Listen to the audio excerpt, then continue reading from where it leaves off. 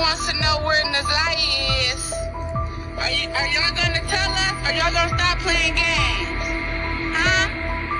How you miss your baby? You don't miss your grandbaby? Huh? You don't care about your grandbaby? Hello? Here, take some cheese balls with your burger ass. Excuse me. Ain't nobody this motherfucker taking off their brand new suit and leaving it right here like this. And it look like it's blood right there. Look at it. I know what blood look like. Definitely giving blood, bro. Definitely a brand new ass suit, man. This bitch ain't got no creature. Clean as hell. Blood on her back. Who the fuck leaving a brand new suit right here? Come on, man. Definitely blood, bro. If you don't think that's blood, you crazy, bro.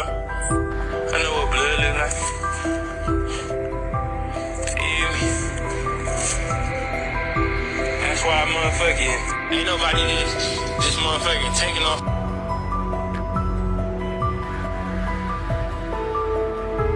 About Nazaya Harris, the 13-year-old who was unalived by her auntie's boyfriend, who she had 5 children by.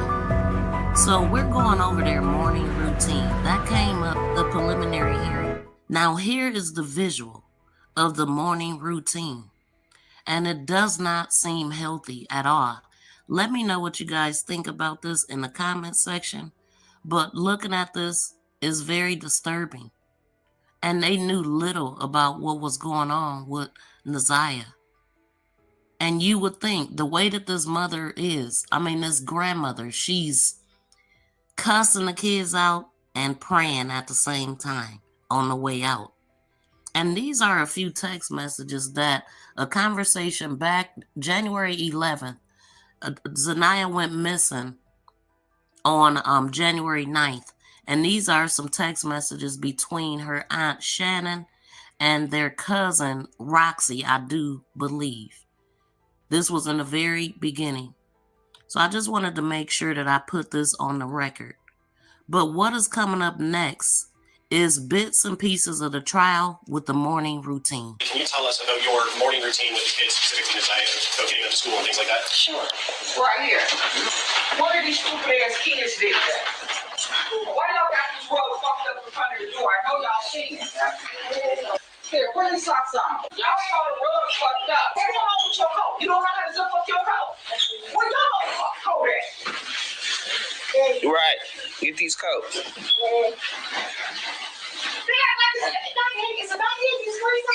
No. It's up under that shirt. It's up under that sweatshirt. Did you? Is you keeping that in school on all day today? They let you keep that on? This is famous here. You pretty ready to get slapped. It's cold as hell outside. You, where your coat? Okay, 6 a.m. That's when I get the children up. And then I get pictures. If you don't take that hoodie off of that motherfucking coat, I don't give a fuck whether you can fit it or not. You're not walking out of here without a coat on. Let's go. You need a coat. And that coat that you wearing ain't yours nowhere. That's the one that was to Ariel broke the zipper on. That's hers. Why are you wearing too small coat? Because she couldn't find her, so she went up there and put that beige. Remember that beige coat that both of them got during Christmas time? Ariel broke the zipper on hers. I never Ain't did. nobody She the one that ran this up there motherfucker taking off their brand new suit and leaving it right here like this. And it look like They usually get up, get dressed, prepare themselves. It's tough for everybody. You ready to say prayers? You too. Her. All day. Say good morning. Say good morning, everybody. Dirty clothes. She ain't got no fucking socks. They take the dirty clothes downstairs. She want to come to me at the last minute to ask me for the socks. I'm telling you. She gonna be leaving out of here. She gonna be barefoot with no damn socks. So whether you let her go to school like that or not, it's on you. But she called me at the last minute when I was getting her some socks. She knew that she didn't have no motherfucking socks. She knew that. And Porter knew he didn't have no damn socks either. Better get these kids together in the morning. They know. So next time, go ahead. You next. Legend. Say good morning, Legend. Say good morning. He is too funky foot. About 7:15, 7:20. We're basically saying prayer. I was in that room for 40 minutes straightening out my clothes. He didn't come in there not one time to say he needed some socks. Look in the mishmash bag. Get you some mishmash socks. So I helped him get some mishmash, so he got mishmash socks. You ready? All right. Everybody in the circle. Everybody hold hands. That's what we do every morning on the way out the door. All right, we're gonna let who said it last time? Porter said it said prayer yesterday. Okay, so Brooklyn ain't said it in a while. Well, you said it in a while? Well, what about I think it's Zephaniah's turn. Yellow. Legend, shut up. Come on, Zephaniah. We come to you, Father, In in the name of Jesus, the name of Jesus, saying good morning and thank you. say good morning and thank you. Thank you for waking us up this morning, Lord, Thank you for waking us up to watching over and protecting us, watching over and protecting us. and no weapon shall prosper against us. And no weapons shall prosper against Against us. up against. Amen. Amen. And we're loading up in the car. I'm dropping them off at school at 7:30. Breakfast starts at 7:30, and they like to eat breakfast at school. Amen, amen, amen. You kids have a good, glorious day. See you guys. You got basketball practice today? The sign open? No doors open. You guys, see you guys later. I don't know about y'all, but this type of morning send-off is not normal. The interactions in that household, period, is not normal. That type of morning send-off and prayer would ensure that I will have a horrible day and probably a horrible week too. Let me know what y'all think about this in the comment section.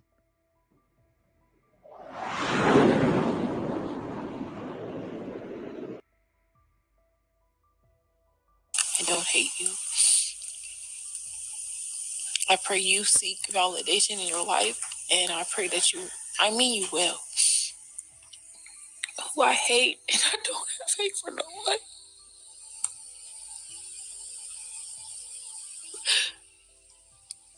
I hate you, Jarvis, because you stripped Isaiah of her innocence. Sierra is a cousin of Messiah.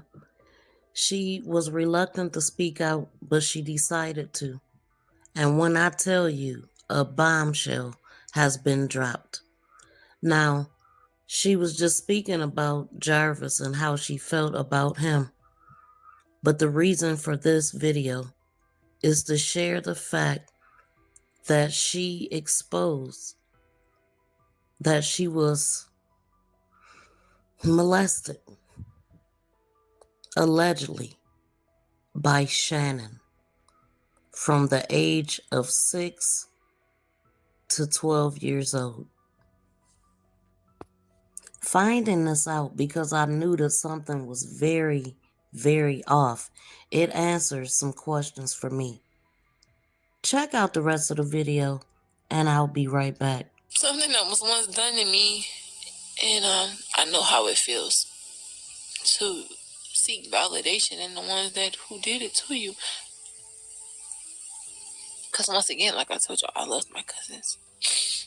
And I seek validation in them for asking them and for still knowing what they did to me and still trying to reach out and still wanting to be around them because it's family.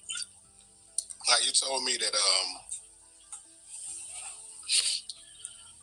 part of the reason or the main reason why it was hard for you to speak about this for so long was because these are your family members and you love them. Yes. And you didn't want to hurt them. No.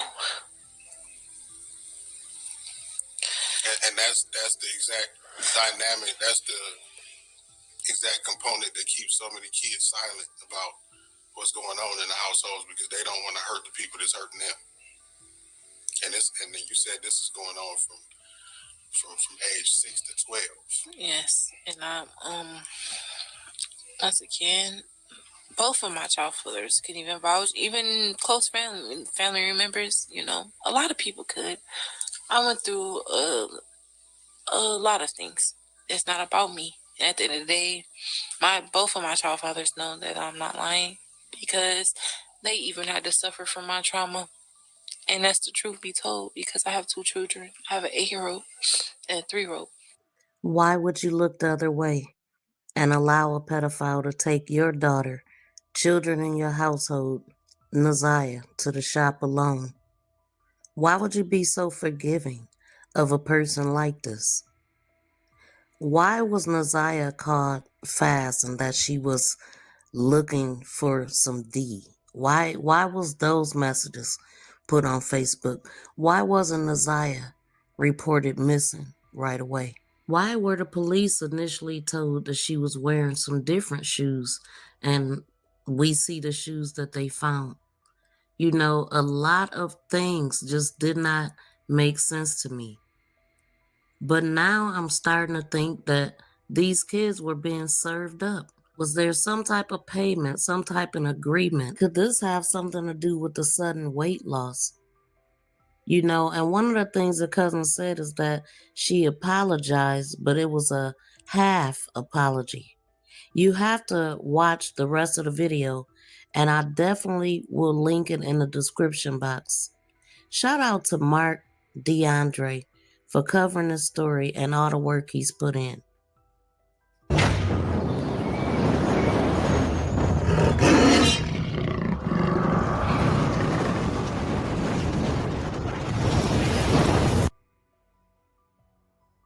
She went missing on the 9th. He got picked up on the 7th of February. So did y'all have any conversations as far as anything in regards to her in between the time she went missing or reported that she was missing and he left? No, we reported her missing. My mom reported her missing. She went up there to the school on the 10th. Did you and Jarvis have any kind of conversation about her in between? I didn't say like her mom and who reported. I'm saying that in between the time did y'all talk anything about it? No, not at all. Now, if he had something to do with it, he wouldn't tell me. January 21st, 2024, you sent some messages to Mr. Butts. Is that fair to say? Yes. Okay, and can you read these last 3 messages? To be honest, these messages I seen into the inbox to you, I really don't know what to believe anymore. Stay away, Ramon, I mean it. The next message is I don't know what to say, or to his own. Since this shit doesn't sit right with me, call it what you want, I'm good, period. It says, this for life. Nigga, I thought about it, and you can pass it. And don't call me, no need to explain shit. I already see it. When I called everybody inside my phone besides a couple of family members, but they seen it on Facebook. Yes, I did. I did contact them out, text them and said, have you seen Tuda? Tuda didn't come home. Text my sister. I called my twin sister. Hey, do you know if Naziah called you or anything? No. Called everybody. Now, at the preliminary hearing, I remember something about still no Tuda as far as that part. And he said something like, man, or something. He said something simple. But we didn't hear nothing about, I mean, she's not telling us about what she just told them in court. So when you told him that, what was his response?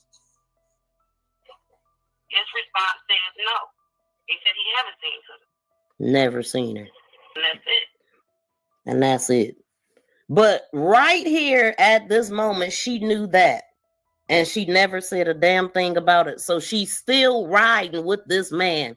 I just have a hard time believing that people who have experienced this in their life don't know what it looks like when it's happening in front of them. I'm gonna be honest, man. Shannon, if you're still watching, you're starting to look like some bullshit in the comments saying how we taking the posters down when we the ones putting in the work. But I want to ask Shannon, like, how are you putting in the work if it's neighbors on your block? Wait. You putting in the work all right to cover the shit up. That's what you putting the work in. Well, I want to ask her, what work is she putting in if it's neighbors on the block, on the same block? Not even the same, same block as you, that's never got a knock on the door about it. And she works from home, so it's not like she's not there, right? And she sees the police over there every other damn day, right? Even when the boy got picked up. And then you got your little sidekick over there that just confirmed that you lying, talking about he don't see them walking up and down the goddamn street. Right. When the neighbors say they up and down the street all the damn time. It's them that's covering it. It's them that's hiding it. Because ain't no way. And then she got the audacity to sit there and say what he doing is on him. Are you serious?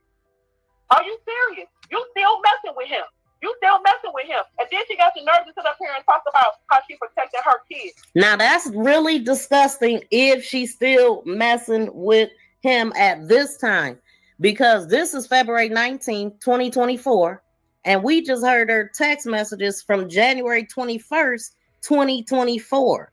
So she messed with him after knowing that he did this to her niece. You wasn't protecting your kids when you left with our brand new cousin that went over there, and that's when he tried to get the girl to perform fellatio on him. Why is you even leaving the kids alone with him? Period. Exactly. Why are you still fucking with him? Period. And you got daughters, and you letting him do that shit to your own motherfucking kids, and you didn't hurt it not once, not twice, but however many times. So come on, man. Like, everybody do need to be locked up if we are to believe what this family member is saying. And whoever else, you know where Nasiah is at. Tell the motherfucking truth. Do your time. Tell the motherfucking truth. It's time for this shit to come to the motherfucking light. Tell the motherfucking truth and tell the police what they need to know. Cooperate with them and tell them where this motherfucking girl is at. Because ain't no motherfucking way you got 5 kids with this nigga and you fucking this nigga every fucking day and you don't know and you ain't got nothing to do with it. Now you talk about it's on him. No, bitch, it's on you too. You know something. So own up to your shit. Save the rest of them motherfucking kids. Have a conscience. Be a real mother for once in your motherfucking life and tell the motherfucking police the truth and what they fucking need to know and get this girl found. And if she dead, tell us where the fuck she at so we can motherfucking pay our goddamn respect to our motherfucking cousin.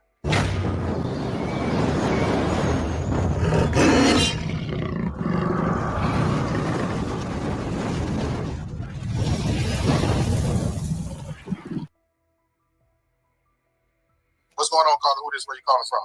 This is Shannon's brother. My name is Florentino. I was calling because I wanted to piggyback on a lot of the stuff that's going on right now, or what's being said. Well, first of all, my mother is not some woman to be made out as a monster. There's 7 of us that grew up in a household. We was all raised under a sound roof, a mother who loves and cares and support each and every last one of us. It's nothing that we could not go to her and talk about. But for them to sit here and to make her out like she condones this, like she accepting somebody to touching or grandchildren. This is some bullshit. I've been sitting here listening to this shit. I'm at work. Been listening to this shit since 9:30. Some of the stuff he talking about has been debunked in court and different other conversations that's been had, out of the horse's mouth. So he just protecting his mother. That's what he doing. And his family secrets, allegedly.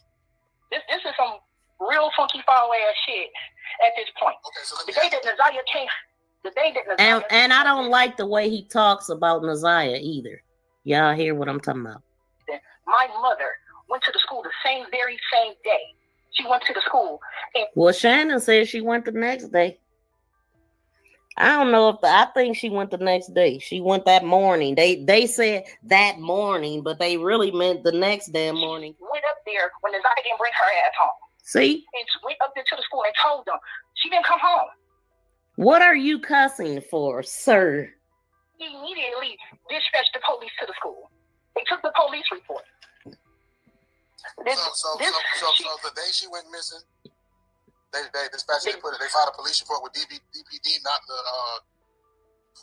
They filed the police report with Detroit Police Department. My mother got up to the school at 7:20. No, they didn't. She got up to the school. They sitting here making her out like she's a fucking monster, like she's sitting back and condoning. The police themselves told us they didn't get the case to February, the press conference, so he don't know what he's talking about, but we gonna listen. That Jarvis is touching or raping her grandchildren. I have sat here and listened to Kenya's ass. I have sat here and listened to Rod's motherfucking ass. I have sat here and listened to all this bullshit. Everybody want to point the motherfucking finger at everybody, but ain't nobody doing a motherfucking thing. Ain't nobody came and did shit. Ain't nobody came and passed out no motherfucking flyers. Ain't nobody did shit. But everybody want to voice their motherfucking opinion about what my mother should or shouldn't be doing. She got on that motherfucking air. She said what the fuck she said to the press. And that's all the fuck it should be. at the end of the motherfucking day. She loves her grandchildren just like she loves us. She raised 7 kids. She will go to the moon and back for each and every last one of us. Ain't no motherfucking molestation going on in that house. Now that's a lie, because the grandmother said her damn self she don't mess with her daughter, so she ain't going to no moon or back for lady. Not Zaya's mom. I wasn't gonna even say nothing, but this whole thing from the beginning to the end has pissed me off. From even yesterday's live has pissed me the fuck off. Yes, my mother didn't want to speak, and that should be respected at the end of the day. She don't feel like she should have to speak, and she shouldn't have to speak. She got up, she did the press, and that should be good enough. Let the police do their fucking job. As far as Shannon, my sister, and Jarvis, she a grown-ass woman. Let her deal with that and let her handle that. I'm not going to even touch off into the subject about that. That's her baby daddy. I'm sure when she got with him, she didn't know that shit off rip.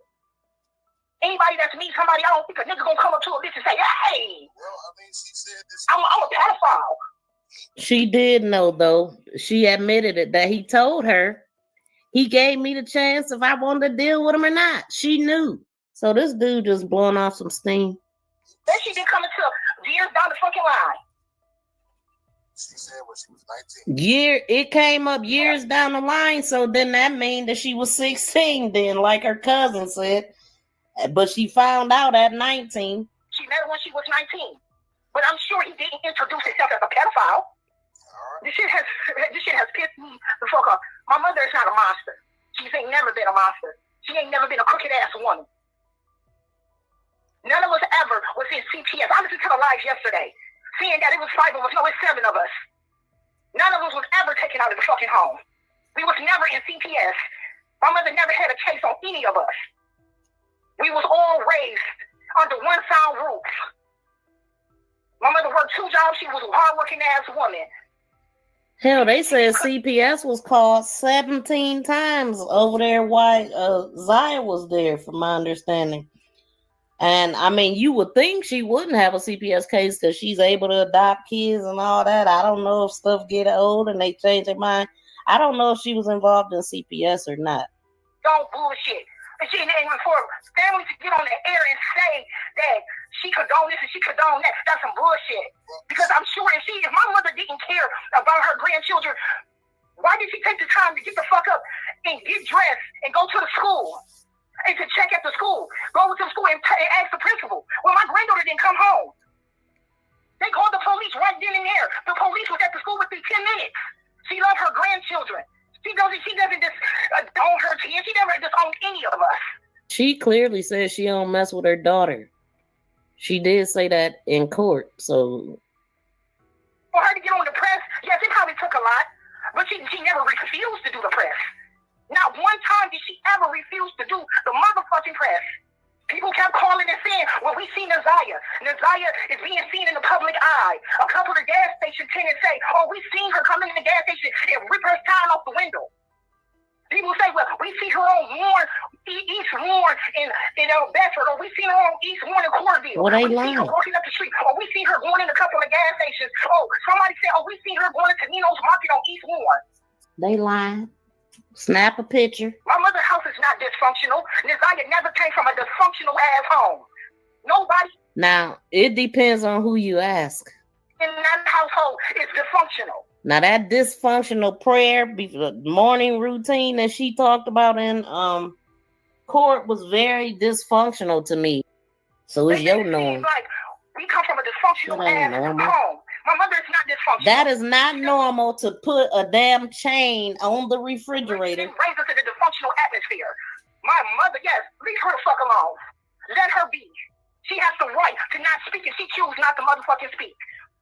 She Well, did the press and that should be it. She's a concerned ass grandmother that loves her grandchildren, and yes, she wants Nazaya to come back home. If my mother was so dysfunctional, I don't think the state would allow her to even adopt 2 children out of the fucking system. I don't know. I ain't too sure. My mother, yes, she's stern, but she's been like that for years. She's a zero tolerance for bullshit, and everybody know not to bring bullshit to her motherfucking house. Yet a bunch of bullshit going on. And I don't give a fuck about any motherfucking family member hearing this or anybody feeling like they need to come. I think Jarvis should be considered bullshit. Ain't no way. I'm bagging my mama up. My mama is doing what the fuck she can do, how she can do it, and what's best fit for her. But she loved her grandchildren just like she loved all 7 of our grown ass mother. Well, just sit that can allow to condone. What grandmother gonna call her granddaughter out? She's doing what she can do. And if she chooses not to motherfucking speak, then that woman should not have to be forced to speak. She doing what she can do. She spoke to the police. She spoke to the detectives. I didn't bring her ass home. She got up like any other grandparent would do, or any mother, or any father, any brother or sister. She got the fuck up. She got dressed. She went to the school. She reported it. The school called the police. They met her at the school. That's not true, sir. My mom didn't wait no 24 hours to report Naziah missing. She reported Naziah missing on the fucking 9th. The detectives and stuff followed up on the 10th. They came to the house. Right or wrong, he's sticking up for him. As it was relayed to me by a member of the family, is that when she was younger, right, she had CPS investigations of her own. And that's there was never no CPS. None of us ever been in the system, bruh. This is what I'm telling you. No, none of us, out of 7 of us, we never been removed. Nobody has ever been removed from that household. I'm not gonna even say that the whole world is wrong, because everybody will pedal to their fucking opinion at the end of the day. But like I say, everything that I've been sitting here and listening since 9:30 is fucking speculation to me. Because who says that Jarvis touched her?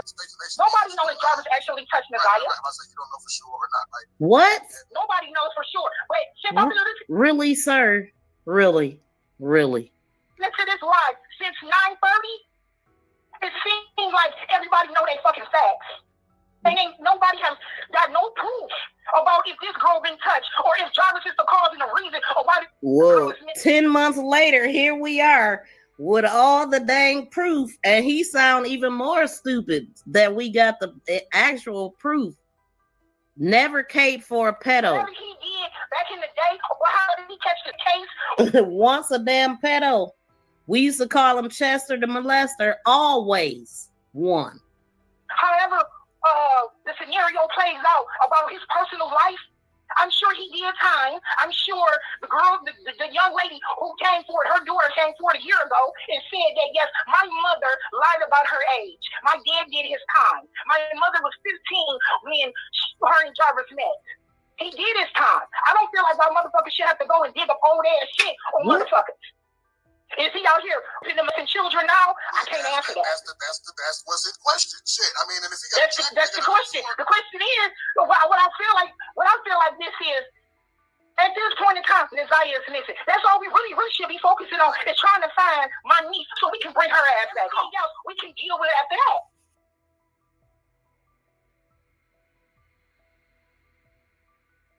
Did y'all pay attention to how dramatic the grandmother was in the courtroom when they asked her if she could see Jarvis? Now, she really stood out to me. And, I mean, she acted as if she couldn't see the man in the courtroom. Is this how she was at home? Is this how she was every time he was inside the house, or every time one of the kids said that Jarvis did something to them?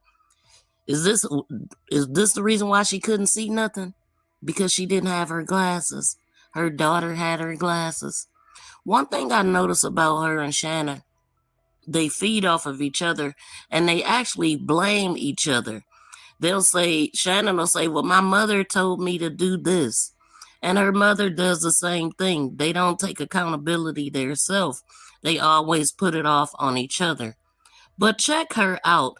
And then at the end, I'm going to play a video to help make it make sense. Maybe, just maybe, this is why she couldn't see nothing or know nothing. Did you know someone by the name of Jarvis Butts? Yes. And do you see Mr. Butts in the courtroom today?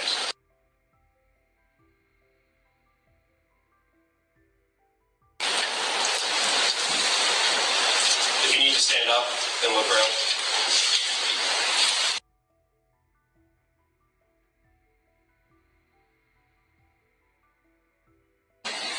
I don't see them. You need glasses, ma'am? Yeah, my daughter has my glasses. Okay, Judge, may I take a moment to go get her glasses? Yeah.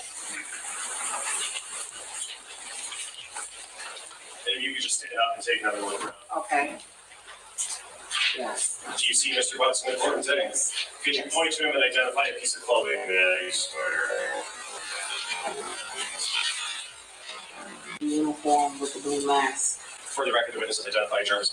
Didn't she know her glasses will be required in the courtroom? I mean, if you know you blind without them, why would you even go up there without your glasses? Perhaps she just didn't want to see it. I would say she just gave us a glimpse into her mind and the way that she thinks. Now, I know that it's already been said that it's a possibility that Jarvis was involved with the mother and the twins, but there was no evidence of that. Well, tonight I was watching Mark DeAndre, and he had this to say.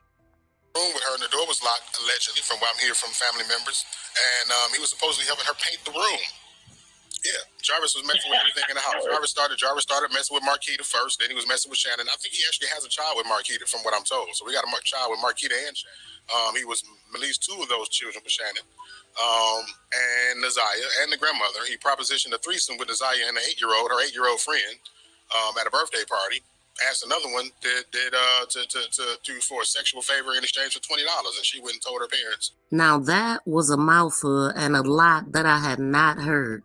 But what he said in the beginning is that Shannon came home and Jarvis and her mother allegedly was locked in the bedroom, and he was supposed to be allegedly helping her paint some walls. But yeah, and then to say that the other twin may have a child by Jarvis too. If this is the case, what was going on when they were teenagers and what was being allowed? Because they were young. And I'm talking 15, 16 years old. So what's really going on? I say a full investigation needs to be open. This is, I am floored. I am a loss for words right now. I never imagined it to be this deep, but this is where we are. I mean, there's no way all of these grown women did not see the signs when they're having kids themselves and acting very suspicious. You know, I went on to Shannon's page and I noticed that in the beginning when Zanaya first went missing, she only made 4 posts about it total.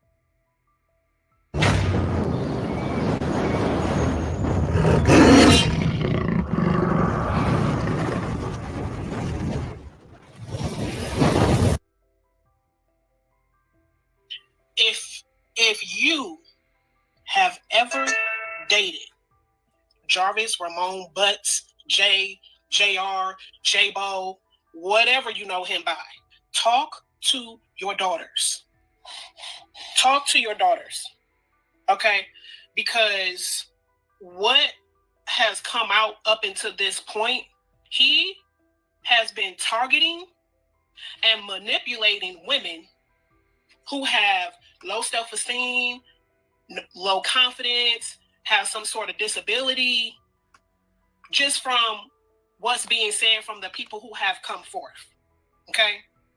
He is targeting these women and manipulating these women to get to their children. As I show these pictures, pay attention to what's next to him.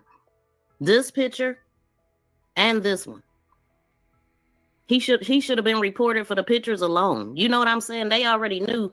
Like, I'm looking at an article that said from 2005 he was arrested for something. But I'm going to get to that. But yeah, that's exactly what the judge said. She absolutely read him. It don't matter what age they are. So this is why I say, if you have ever dated, I don't care if you dated him for 2 days, 2 weeks, 2 months, 2 years, or however long. If this man was ever around you, dated you, ever around your kids, ever around your cousins, your nieces, your aunts, I'm not even going to leave the boys out. Okay. Okay. Talk to your children. Okay. Please do. His daughter, his own daughter, who is 20 years old right now. Okay. She's 20 years old right now. The first time she seen Jarvis was when she was 8. The first time seeing her dad. She was 8 years old. The first time she seen her father when he got out of prison was 8 years old. And the first time he saw her, he violated her. That's his a real own predator. daughter. Everybody knew. If his own daughter Come on, man. wasn't off limits, that means that if you were dating this man or had this man in your household and you have children who are girls, you need to have a conversation with them. Immediate. Have a conversation with your children. If you know somebody who was dating Jarvis, just in case they don't want to come forward, if you know someone who was dating Jarvis and you know that they have little girls, talk to them and tell them to talk to their children. And talk to yours too. Talk to your sons too. Because at this point, we don't know if they was off limits or not. Okay? I understand. Y'all keep hearing me say, come forth and speak up and things like that. I like I said, I commend the brave girls and women who have come forward. I know it's not easy. I understand that it's embarrassing. I understand it's humiliating. I understand that it's scary and it's not an easy thing to do or talk about. I understand that you have probably put it all the way back in the back of your head, right? To the point of where you've just kind of like blocked it out, right? And certain instances may trigger, or you may not even know when the trigger is going to be pulled, and then you may even explode. At some point, you have to draw the line. At some point, the cycle must be broken from sexual abuse, from child molestation, breaking generational curses. They have to stop. They have to be broken. They have to. Because if not, it's going to continue on. So, do you want it to stop with you? Or do you want it to carry on to your daughter? And your daughter's daughter? And your daughter's daughter? At what point is it going to stop? She talking to somebody. Many people wonder why. I'm going to share something with y'all. And I wasn't going to. So excuse me if I get emotional. Okay? I'm like shaking because I'm nervous. I am past the point of embarrassment, right? Past that. I don't care about that. I care about getting justice for my cousin and justice for every single woman that this has happened to. Not only by Jarvis, but by other sick individuals as well. So, to the women who I've talked to, who come forward and ask me for their help with cases outside of Jarvis, I got you. I'm just on this right now. I am so passionate about what I am doing at this point in time in my life as far as breaking generational curses and stopping sexual abuse and child molestation. Not only because this happened to my cousin, but because I am a product of it. A product of it? Wow. That's deep. This means a lot to me because I am a product of someone who did my mother. Wow. When she was 15. I wonder if he locked up or got locked up. And of course, I wonder who he was. How old was he? And does she know him? All of the stuff going through my head, but hugs to her. When I asked him. Oh, she asked about what happened, or essentially how I got here. Oh. Because they weren't in a relationship. His response was his mother had his back. What? His mother had his back. His mother got him off. His mother told him to tell the police that him and my mother were in a relationship. What? And they weren't. Was she? My mother was in foster care. Oh, wow. Look at this. Look at this. And so was Naziah. And noticed something was off about her. And sure enough found out that she was pregnant. By a kid in the house? By her foster mother's son. Oh my God. Look at this shit here. Wow. Now for me, having a conversation with him and asking him why And his response was he got off. He got off. And he was charged with rape. But got off. And how long did this go on? Was it a one-time thing? So I decided that I would not ever be put into a situation like that. So I understand that it's hard to talk about. I understand that it's hard to come forth. But at some point, when do you draw the line and break the cycle? So some people may feel like I'm going overboard, I'm doing too much, I'm just trying to do, no, let's go way deeper than that.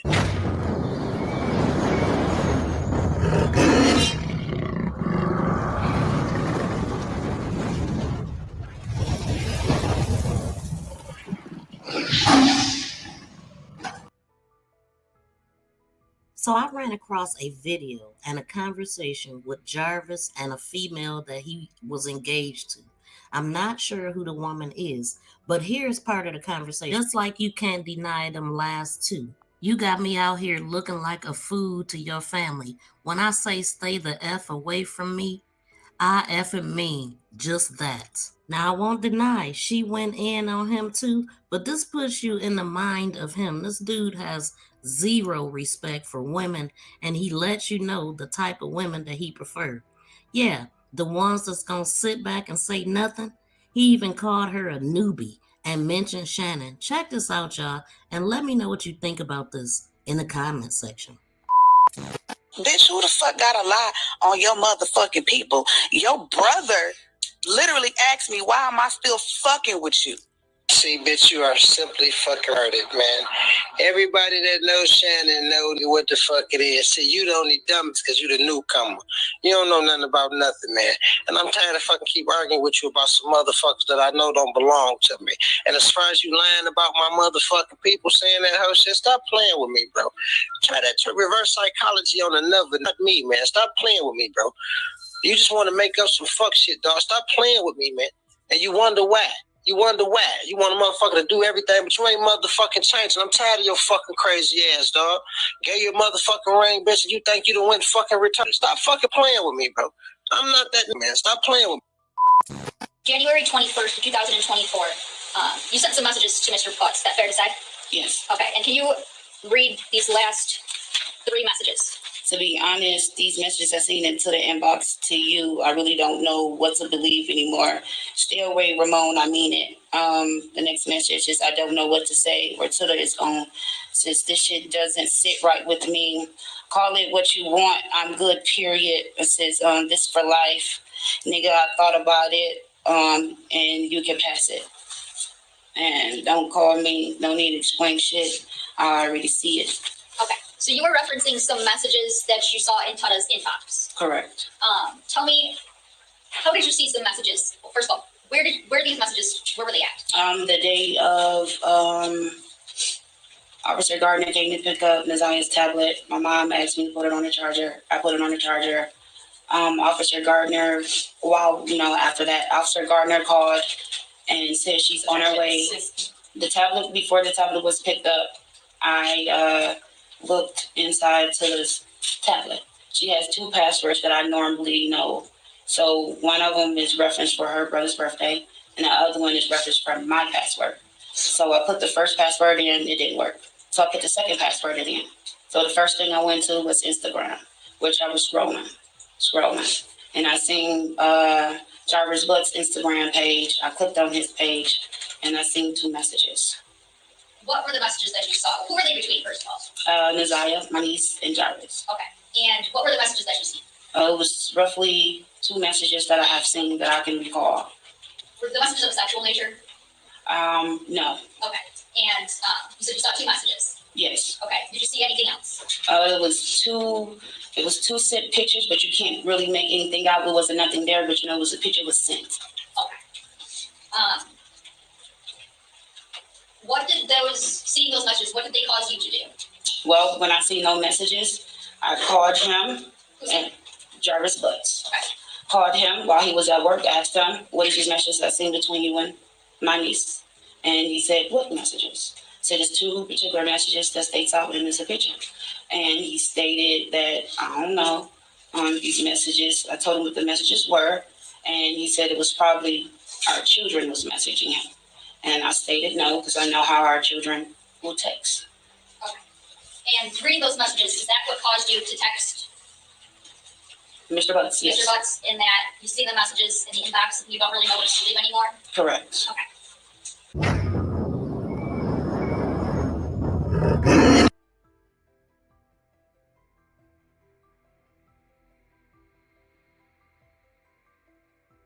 Okay, y'all, so I took a closer look.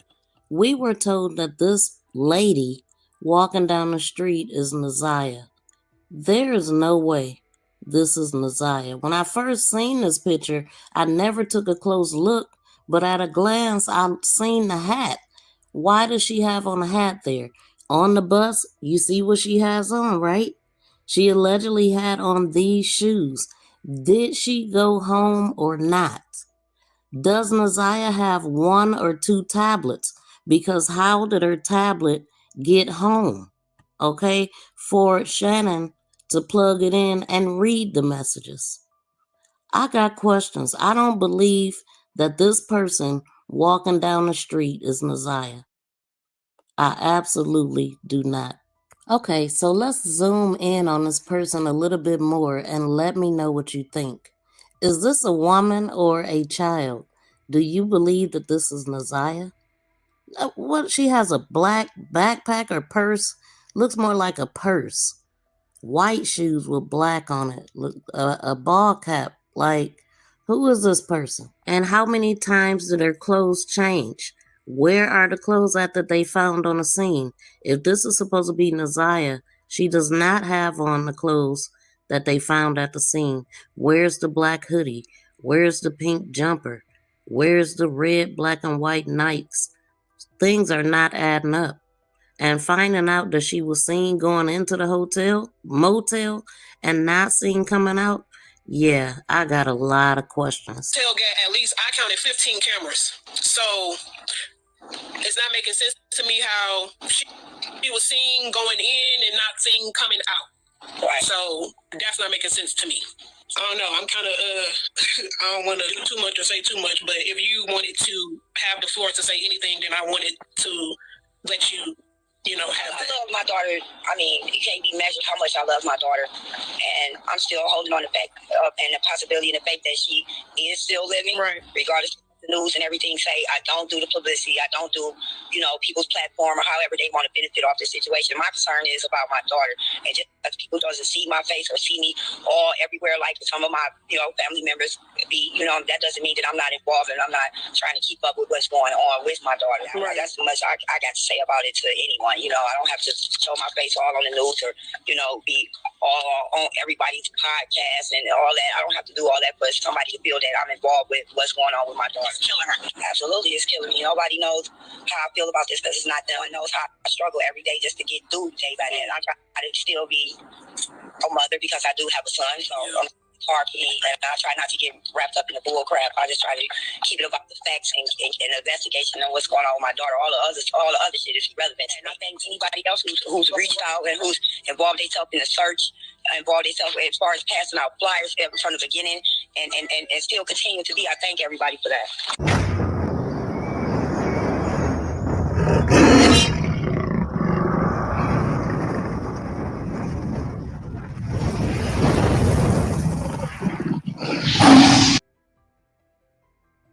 She loved her children. She just had, like I said, she grew up with Annette in a household, and she went through the same thing at 13 as Naziah. So, she had a lot on her, and no one ever got her help.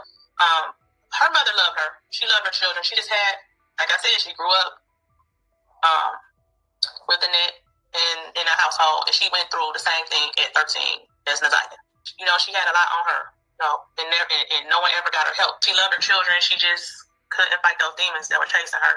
When all this stuff was going on with Naziah, we finally caught up with her because people were lying, and specifically Annette and people in the family were saying that she just left. She never left. She said, I'm staying here until y'all find out what happened to my baby, because Annette was trying to say she had something to do with it. Other people were trying to say, well, actually, she was the first person to give the police the information they needed to try to figure out what happened. There were several indications at school, but the school would call Annette instead of going through the proper channels. You tell me this. If a child is on a playground and a car pulls up to the vicinity where the child can talk to them through a fence. And the child is talking to them, and the teacher goes over and say, hey, who are you talking to? And the guy says, I'm her dad. And the child agrees, yes, that's my dad. Do you call the grandmother, or do you make a report as well as calling her? So who did they think this person was? You got the pred in your house. You got to know who the pred is. What did they do after that? Like, for the safety of not only Nasiah, I feel like some type of report or police report should have been made for the safety of any other child he may have came back and tried to talk to. The other person that's in the family, Kiwana, she's the cousin. She knew the father. Messages on the school laptop. Go ahead, Kiwana. The second half is about her dad. Well, you know, he is deceased. I want to respect that, but I can say that, you know, this started out a working relationship with him and my cousin. We met him together, actually. He spoke to me and we were having a conversation. And I went on to my vehicle and him and my cousin continued to converse and they exchanged numbers. You know, they were talking about, you know, business. My lady works on houses. Kenya, her nickname is Lady. She works on houses and she's really good at it. And so he needed some help as far as, you know, his business. And that's how they met. And so they met a business relationship. She was with him regularly, like every day. And, you know, I wasn't with them on a daily basis, but I do know when she became pregnant with Nasiah. At first, her, you know, being a mother and, you know, dealing with a man in which, you know, he has a family and so on, she was torn between, was she going to, you know, keep her child or not keep her child? And so she made a decision to keep her. So we all know Nasiah's father was a married man at the time, and they decided to give her up. So her child, with the expectation that they would parent her together. And some things happened along the lines. You know, he had a family at home, and things got really ugly with them as far as that was concerned. And so Nasiah, from my understanding and from what my cousin was telling me, Nasiah wasn't seeing him regularly. However, from my understanding and what he told me is that he was trying to see her, and my aunt was making it hard for him to see her because at the time she was trying to get custody of the children. And so not even so much making it hard, but, you know, telling him that it's best for her to be her guardian because she can do the things for her that he can. Because I can get some benefits for being the guardian and cuss him out for before school and all that. Yeah, I need the kid. I'm the best thing for the kid. But so the dad wasn't the best thing for the kid, but Jarvis was. Can't do again. He had a situation, and at that time, his wife wasn't aware that Nasiah was born. You know, and that went on like that. She convinced him to let her. They came to an agreement that she would parent Nasiah, so to say, and they ended up moving. He lost contact, and so many things happened in between when they lost contact. He was consistently paying child support. From my understanding, he told me that personally, that he was consistent with paying his child support. Whether that child support was being spent on Nasiah or not, you know, there were many times where she needed things. Now, in one of my other live streams, the guy, her father admitted that he had lost contact to the point of 4 to 5 years was the last time that he actually seen her. And I said, if you could say 4 to 5 years, it probably was more like 8 to 10. Okay. They lost contact. He had surgery. He had congestive heart failure. He went into surgery. He said his surgery was years ago. He went into surgery. He didn't have a phone. He lost contact with her. The wife found out about it because when he put himself on child support, that paperwork came to his house. Now, if he was working on houses, okay, he probably was an independent type of person. How much child support was he paying after he lost contact? I don't believe he was paying child support all the way to the end unless his wife was paying the child support, if that was his wife. Which was one of the reasons why I would take her clothes. You know, some new, some, you know, I have 2 daughters, and my daughters, you know, they like, you know, nice things like any young person. And so Nasiah's smaller than them, and we will pass it down. And not just me, they have 2 other cousins, I won't say their name, and, you know, the mother of one of my aunt's children, she, same thing, her daughters. So, you know, we were looking out for Nasiah as far as clothing and such. You know, so yeah, that's that story. And then once this came about, with Nasiah missing, he found out about it, and you know, he was out there, you know, like we were, as far as the organized searches is concerned. You know, and passing out flyers. I met up with him a few times, and we were passing out flyers and so on. So there's that. You know, they both made a mistake, but Nasiah was none other than a blessing, and it's unfortunate that all this had to happen like this. It's really sad. This is Kiwana that's talking right now. Her father, and the situation, her mother And she didn't know that she was pregnant. We did not know that she was pregnant until all of this happened. And then we saw the videos and we started kind of like looking, assuming like, wait a minute, it look like she's pregnant. And I personally feel strongly that they knew that she was pregnant. Because mind you, we were no longer allowed to see them. So now that's coming from family, y'all. That is coming from the family. They strongly believe they knew. Phone calls now. It was, I'm sneaking to call you to say hi because they weren't allowed to talk to us. So that's how I was in communication, and that's how she was in communication. It was phone calls. We couldn't see them, so we weren't seeing them visually. Aside from the oldest child, I won't say his name, but yeah, I would text every now and then. She can get a hold of. Here's a video I came across of Roxy and Lady. So this is Roxy, and Lady is gonna pop in on this. Let's listen in on this. CPS and Detroit Public School, and people who seen things and didn't say anything, and just kind of being bothersome with that. So is there anything that you would like to say in particular, or because I don't know when you came in or what you saw, what you didn't see, what you heard, what you didn't hear? I see. Can you repeat the hotel situation? Because it was hotel situation as what I saw when I went over there. Yes.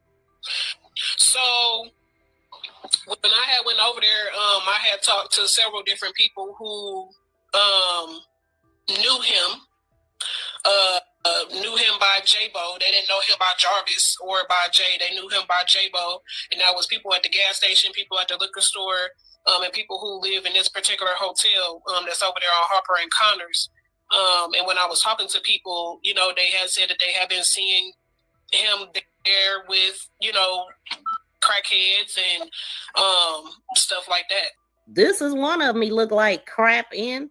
But I seen one even worse than this. He really looked like a clucker to me.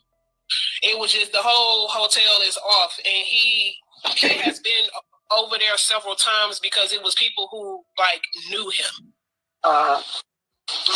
So with me just kind of checking it out, myself and talking to certain people, it was just really off.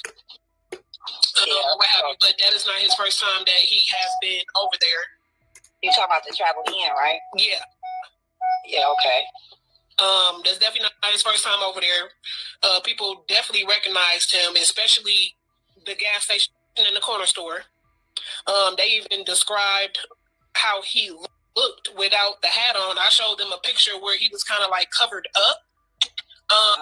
And they described him with long hair and his teeth was messed up and stuff like that. So I found that to be he also worked at the gas station. They had the auto mechanic shop connected to it. Because I had been there a few times, and he's supposed to have been working there. Yeah, apparently he worked a whole lot of auto shops. Yeah, then he worked one down on Annette. My understanding, all of the shops that he worked in was owned by a guy named Frank. And the one that him and King had together, they was leasing that building. Off of Warren and Cashew, he worked at that one.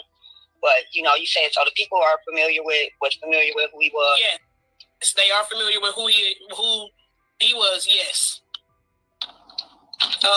What's also not making sense to me is the hotel got at least, I counted 15 cameras. Now, how they don't see that? It's not making sense to me how she was seen going in and not seen coming out. Right. So that's not making sense to me. I can understand that. I'm not making no damn sense. Right. So I don't know. I'm kind of I don't want to. Lady is gonna chime in on this. But if you wanted to have the floor to say anything, then I wanted to let you, have that. My daughter. It can't be measured how much I love my daughter, and I'm still holding on the fact and the possibility and the fact that she is still living, right? Regardless of the news and everything say, I don't do the publicity, I don't do, people's platform or however they want to benefit off the situation. My concern is about my daughter, and just because people doesn't see my face or see me all everywhere like some of my, family members be, that doesn't mean that I'm not involved and I'm not trying to keep up with what's going on with my daughter. Right. And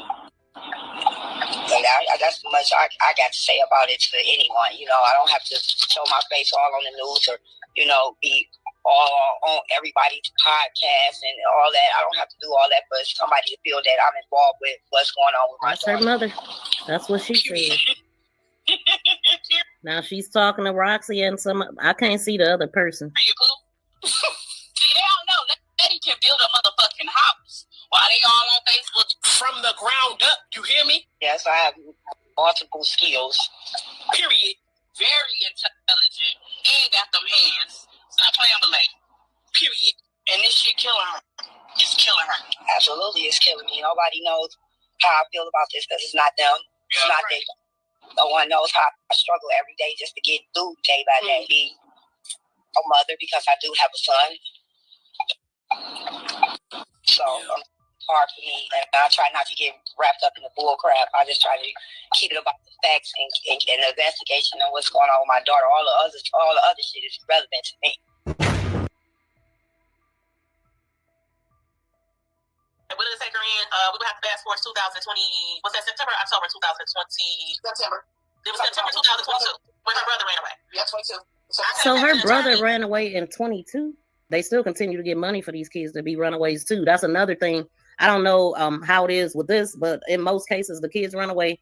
They never get reported missing, and they continue to get the checks. And these be the ones that they be finding all jacked up out here on their own. We were trying to find out why first of all, we were trying to find him. We got threatened by the police saying that we was harboring a minor.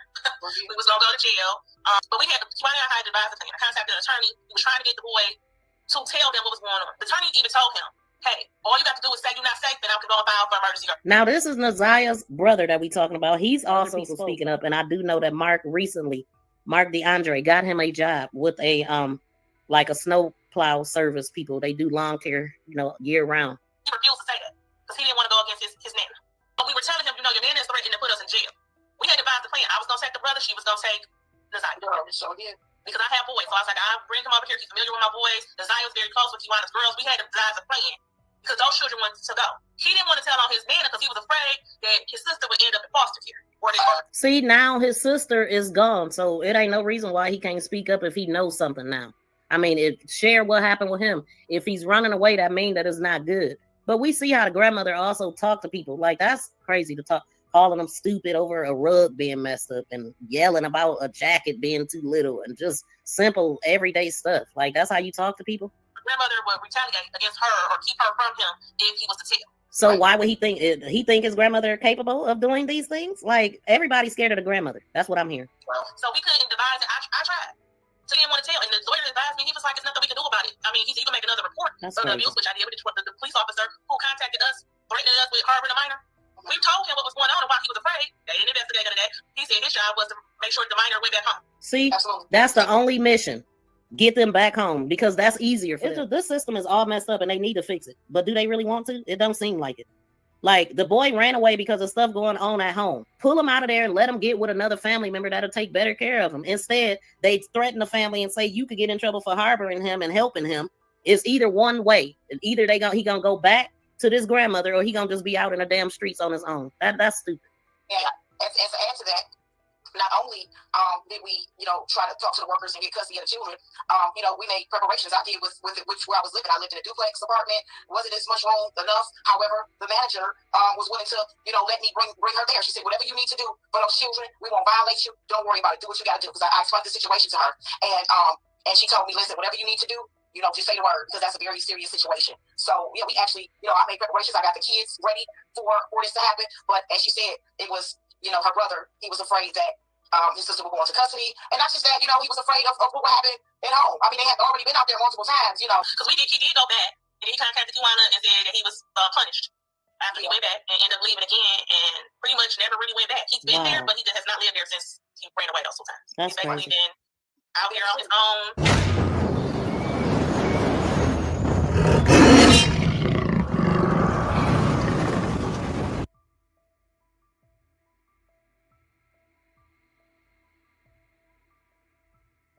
So I was watching a show earlier where this guy was in the comments saying that he wanted to call in. He was trying to get a hold of the host. She ends up letting the guy come up. I didn't know who he was, but come to find out, this guy is the boyfriend of Marquita, Shannon's twin sister. He was saying that he wants them out, basically. Definitely Shannon, who's been hanging out over there suddenly, and he feels like they're hiding out.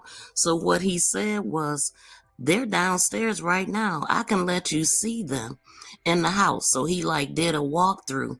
He's walking through, then he's gonna come back to show us them. They never look up. They never say a word. They're both just looking down at their phone, like they're just looking at social media and how people may or may not be talking about them, y'all. So I'm in the comments like, just call Mark D. Call Mark D on his live number. I don't know if they seen it or not, but I wake up and this is what I see.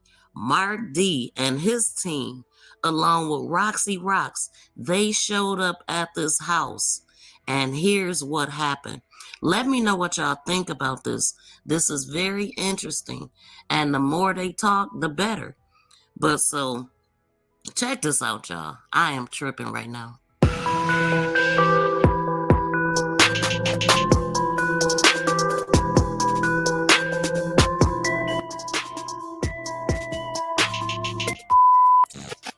Hi, what's going on?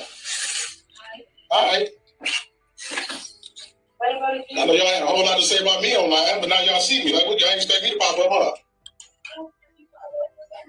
So I know it ain't your place.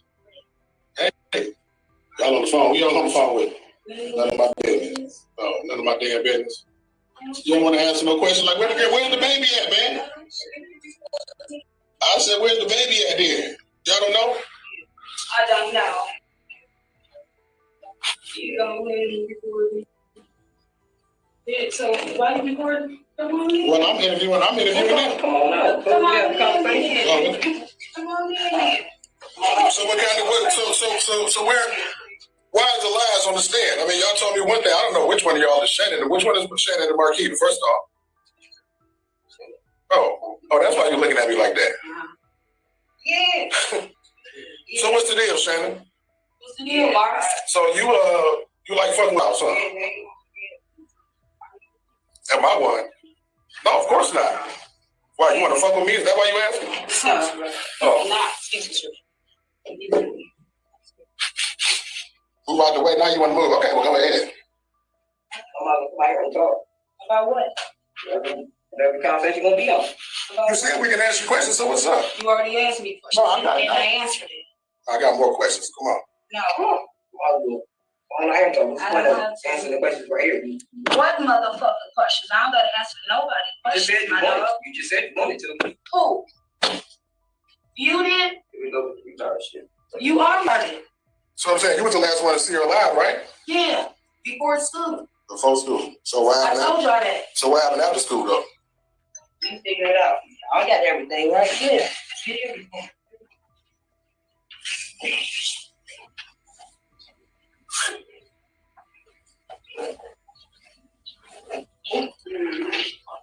So now she's running. So now what you going here for? Oh. Well, you said he wanted you out of here. You ain't want to leave, so that's why we're here. Oh. Your boyfriend. I'm on the phone with the landlord right now. Like, what you need? Like what you need? Like, he should off the check of my love, so it's to me. This is house. Who? This is house. This house. It's our house. See, look, you act like this right now. You come over. Yeah, that's on the lease. You keep talking about the lease house of this, but you live with your mama when he moved here. First of all, he stayed around the corner. You won't even stand here. We ain't gonna do that. I know. I ain't walking towards you, but this is my house towards you. I don't give a fuck. This is my house.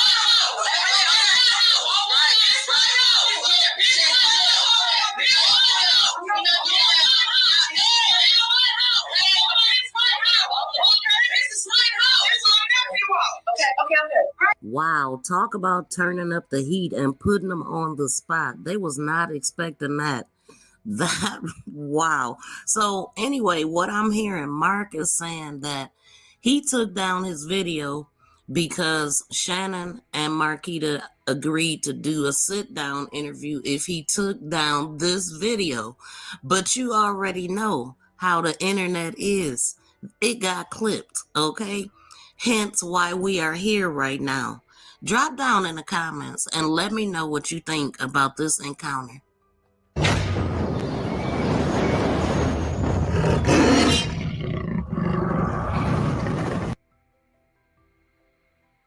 Heart truly breaks for Naziah Harris.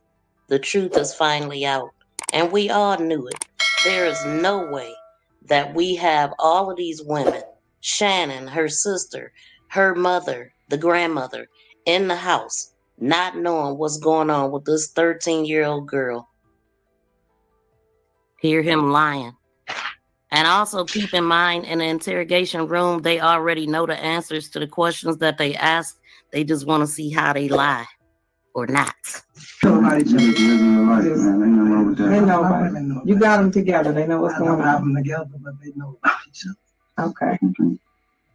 So, the reason I'm asking you that, I'm not asking no questions I wouldn't have answers to, so I'm just trying to understand something. So, this right here is a brief synopsis of Zaza's interactions with you and your phone number that you had since 2019. And so right here on the day that I'm concerned with, you see right here. Don't forget to be there before. Yeah, that was when she sent it. I was supposed to pick them up that day, but I never responded. You did. What I did. So then next one, she responded. And if you send a message, so I can delete your number. No, I don't. Like I said, they told me. Hold on. Before you explain it, just look at the time back to back. And we in school. She in school. And then right here, it tells you to respond, okay. That's you. That's received. I did receive. So, and you said, okay. Yeah. All right. Okay. So those, like I said, those are the numbers they were sending. So, okay. So, yeah, that's what we saw. Okay. All right. So, your original date was in what was your original date? November the 20th, the day before my birthday of last year. That's when it happened? Oh, no, when that case happened? No. When did you supposed to get sentenced? Because we got 2 days. We got January. So what happened was, I was supposed to get sentenced last year, the day before my birthday. We went to court, whatever case may be. They adjourned it to January the 9th. That's the day we got. Right. So I had a legal issue pending. And I asked to get it extended before I could take care of my legal issue in conjunction. That was January the 25th. So after that, then they scheduled it for February the 7th. To go. Yes. Right. All right. So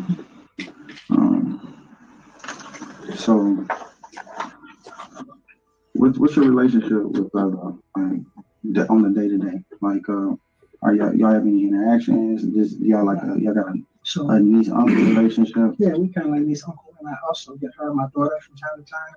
Your daughter who? Janiyah. How you spell it? J-A. Archibald. N-I-Y-A-H. Janiyah. Butts. Go ahead. How old is she? 16. Like female, 16. Okay. No, 16. Oh, I thought you said you soft spoken, brother. Okay. He ain't soft spoken at all. Go ahead. So I get them from time to time. I do cleanups. Okay. Sometimes But he do tell on himself. My old job, Frank says to have them come and clean up my office and my bathroom and stuff like pretty much twice a month, give or take. Okay. And where's Frank's at? That's on East 1 and F. Did you pay him? So she asked him, did you pay him? And when he explained this, it really sounds creepy, especially knowing what he did.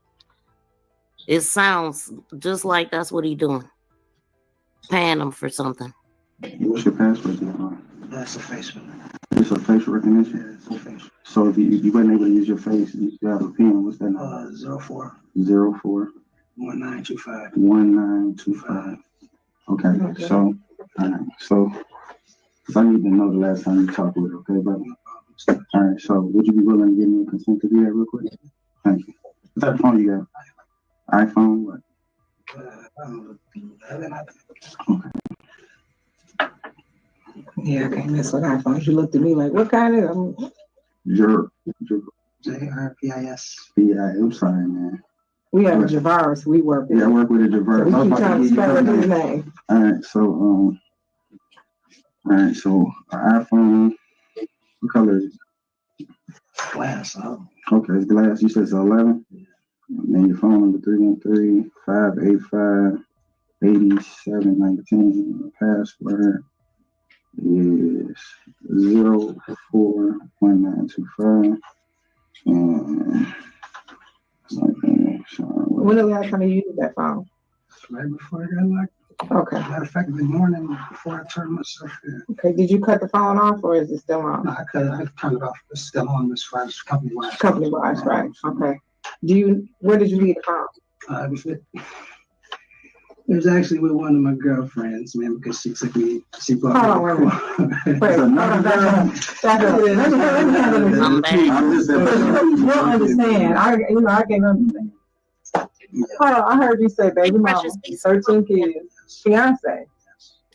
You live with who do you live with? That's the fiance. And you got a girlfriend. Yeah. Okay, player. One of the 5 heartbeats? No, man. Okay. I actually used it before I went to sentencing. Okay. So she has your phone? She had your phone? From my understanding, the police have my phone. Now, who did they get it from? Her. We asked because we don't know this info. From my understanding, they conducted a raid on her house. Okay. Why are they raiding her house? I don't know. That's the same thing. But she had the phone. But the phone was in her possession. Okay. So. And that's where you left it when you got locked up. In my jacket in the car. Okay. Yeah. What type of car? What color? Tan. Okay, I'm gonna go check. Is that your car or her car? Hers.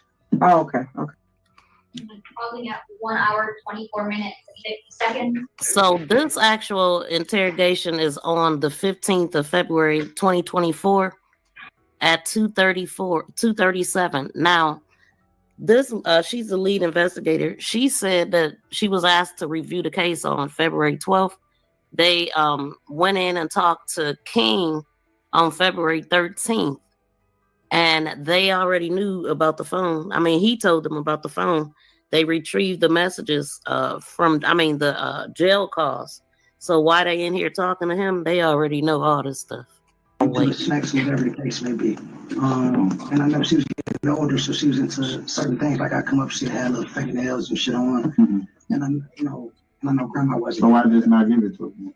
Earn it. Okay. So that's what I'm saying. So the value, so it's a mentor thing. So earn it. So you mentor, would you talk to them about anything? Or? Depending on, certain other things, I would ask them how school be. Nothing serious, like I say, I wouldn't pay too much in family business. That would be my pain. But like I said, everything that you had to do, you had to earn it. Y'all hear that? You wanted something, earn it. Mm-hmm. You appreciate it more. So that was my whole thing on that. So me, I used to just give it to them. Mm-hmm. They would take advantage. And every time I pull up, it's a lot of kids over there, so I can't keep giving. Yeah, not everybody $5, and that looks real bad if I just give you money every time you had asked for it, or she asked for it, and I can't give it to everybody else. So therefore, you guys want something, I got a job for y'all. If I have something for you to do, I'll call and let you know. Mm-hmm. Every time they come in, $25 a piece, depending on. Mm-hmm. Okay. So. Depending on what. I'm gonna ask you about this area real quick.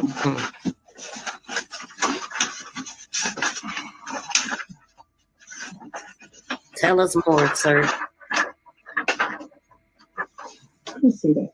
Confirm that photo. Make sure we're talking about the same person. Please smack that thumbs up, y'all, and subscribe to the channel. What's her government name? Messiah. You know about when that picture might have been taken or where? I don't. Did she look like that last time you saw her? Not at all. What she looked like the last time you saw her? She had long braids. Any color in her braids? Notice how he did his hair. His wait, hold on. She was getting her hair did the last time I saw her. Okay. He lifted up his arms like her hair was, though. Kids over there, so I can't keep giving. Yeah, she asked everybody $5, and that looks real bad if I just give you money every time you had asked for it, or she asked for it, and I can't give it to everybody else. So therefore, you guys want something, I got a job for y'all.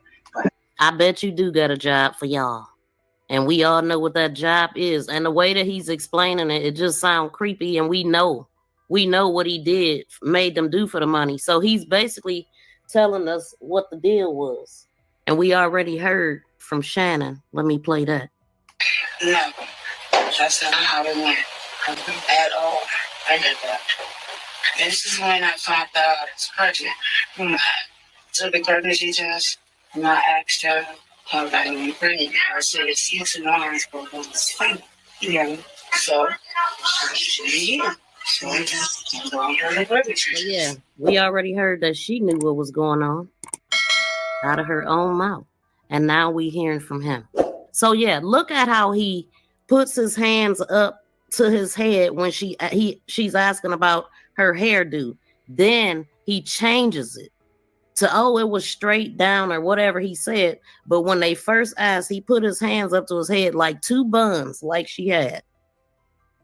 Have something for you to do. I'll call and let you know. Every time they come in with $25 a piece, depending on.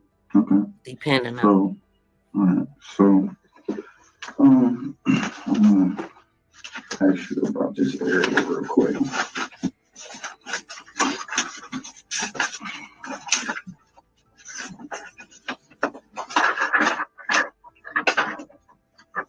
Let me see that. Confirm that photo. Make sure we're talking about the same person.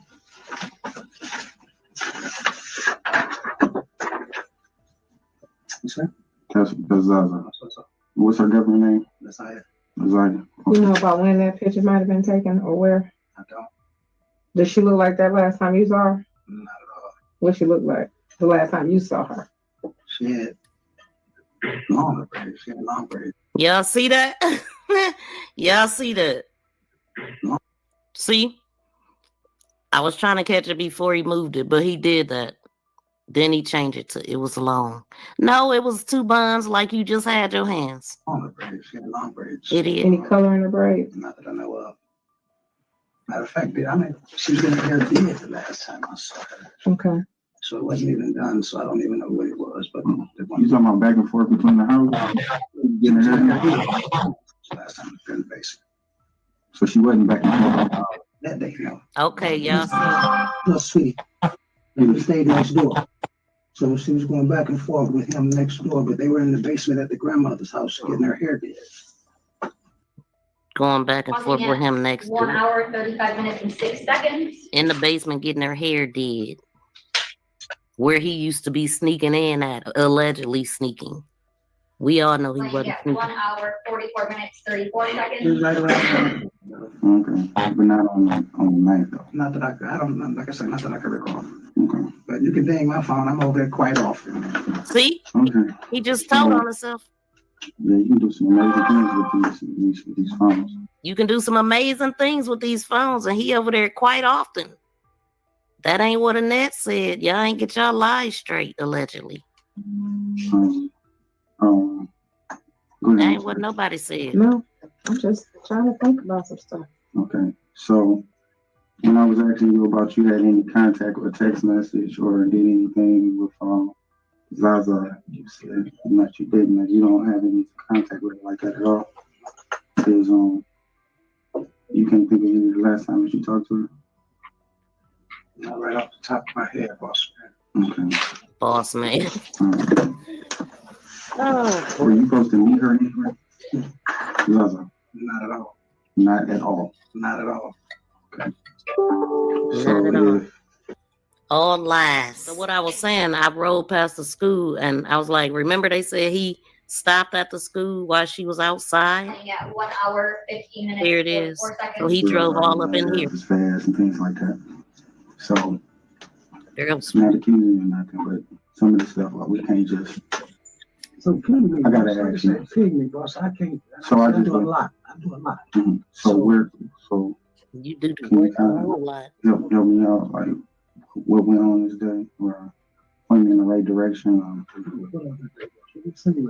I'm not saying no, I'm not saying anything. What I'm trying to say is what happened. Like, I can't tell you what happened. Like I say, why would she be texting you that? And if I wasn't meeting, so he's meeting. I'm supposed to meet them at the house. It's okay to meet her. You're saying them? Who? Her and my daughter. So that's I'm supposed to pick them up at that house, at their grandmother's house on Bedford. Like I say, from time to time, I had jobs with them, and I did tell them the day. Let me see, because the location she didn't put at my grandma's house. Yeah, we're supposed to been at because they got out of school at whatever time. I was waiting on my daughter to get out of school. Mm-hmm. I don't pick them. I don't pick one up without the other. Bottom line. I don't pick one up without the other. So it wasn't. Pausing at 1 hour, 51 minutes and 54 seconds. The lies he tell. And I'm playing at 1 hour, 52 minutes and 47 seconds. Okay. Did she ever confide in you about like having any troubles with, with girls, with boys? Yeah, grandmother knew about the situation she had with some girls. Like, supposed to get jumped on, something like that. I'm not sure, but they knew about that situation.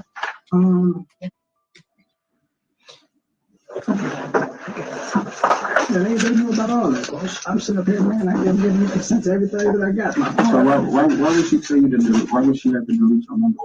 She wasn't talking about my number. She wasn't. She was talking about the number that she called me from. Like I said, they called from different numbers. The auntie, shit. So right. So delete my number. No. So I can delete your number. I can delete.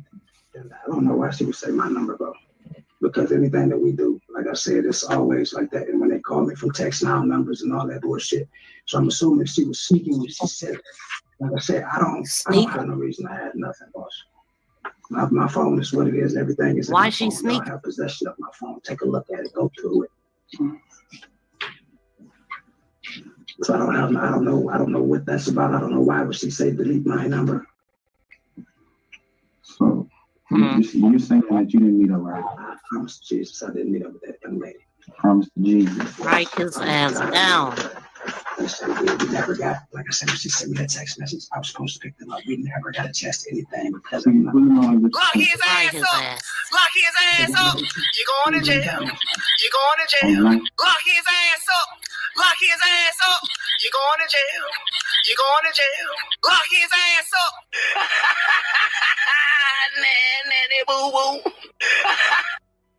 Man, this dude think he's smarter than everybody and he dumb as a box of rocks. He's sitting up here digging a hole for himself. That's all he doing. Y'all hear all these lies? Y'all hear all these lies. Let's get back to it. That you didn't meet up, right? I promise to Jesus, I didn't meet up with that young lady.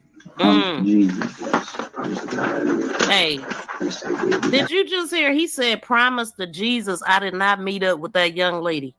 Sounding like Bill Clinton. Forgot, like I said, she sent me that text message. I was supposed to pick them up. We never got a chance to anything because of nothing. He said, "Well, I know Ipsy. We were doing a job next night." On the night? That night, yeah, we were doing a job, mobile job. I don't know who the lady is. He kind of paused a little bit, like, "Wait a minute, they know about Ypsilanti? They ain't supposed to know about that." 9, playing at 1 hour, 56 minutes and 53 seconds. She knew that she was supposed to be calling me. Did you feel the mother or anybody that she had just listen? I told my child's mother that that she had texted me that day. Yes. To meet you. Yeah, no. She had texted me and I asked what number was this. She was like, I don't know. I gave her the number. She said she didn't know what number that was. So you see that y'all had correspondence the day before on the 8th? Yeah, from the same number. What does it say? Yeah. So it said, "What are you doing?" All right, that's you. That was me saying what I'm doing? Yeah, she's saying that she asking you was at work and you responded, "What you doing?" Yeah, what are you doing? So y'all have back and forth conversation. Not like that, boss. I mean, like I said, they called me when I have jobs, and I told you when I have jobs. But I guess the way at the beginning of this, and again, I'm just trying to understand, bro. So I could try to catch I'm not. No. You wait a minute. Listen, bro.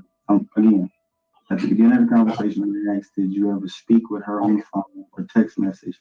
And you said that you either speak with the grandmother or you speak with your child's mother. Or they call me and ask me and harass me, and I call the grandmother and let them know that they did that.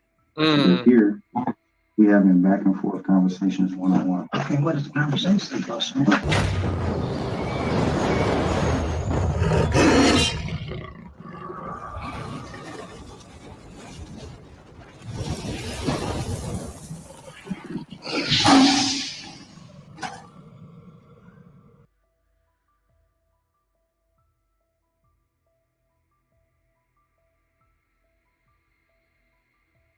how many times was she marked present and she wasn't there? I find that very strange.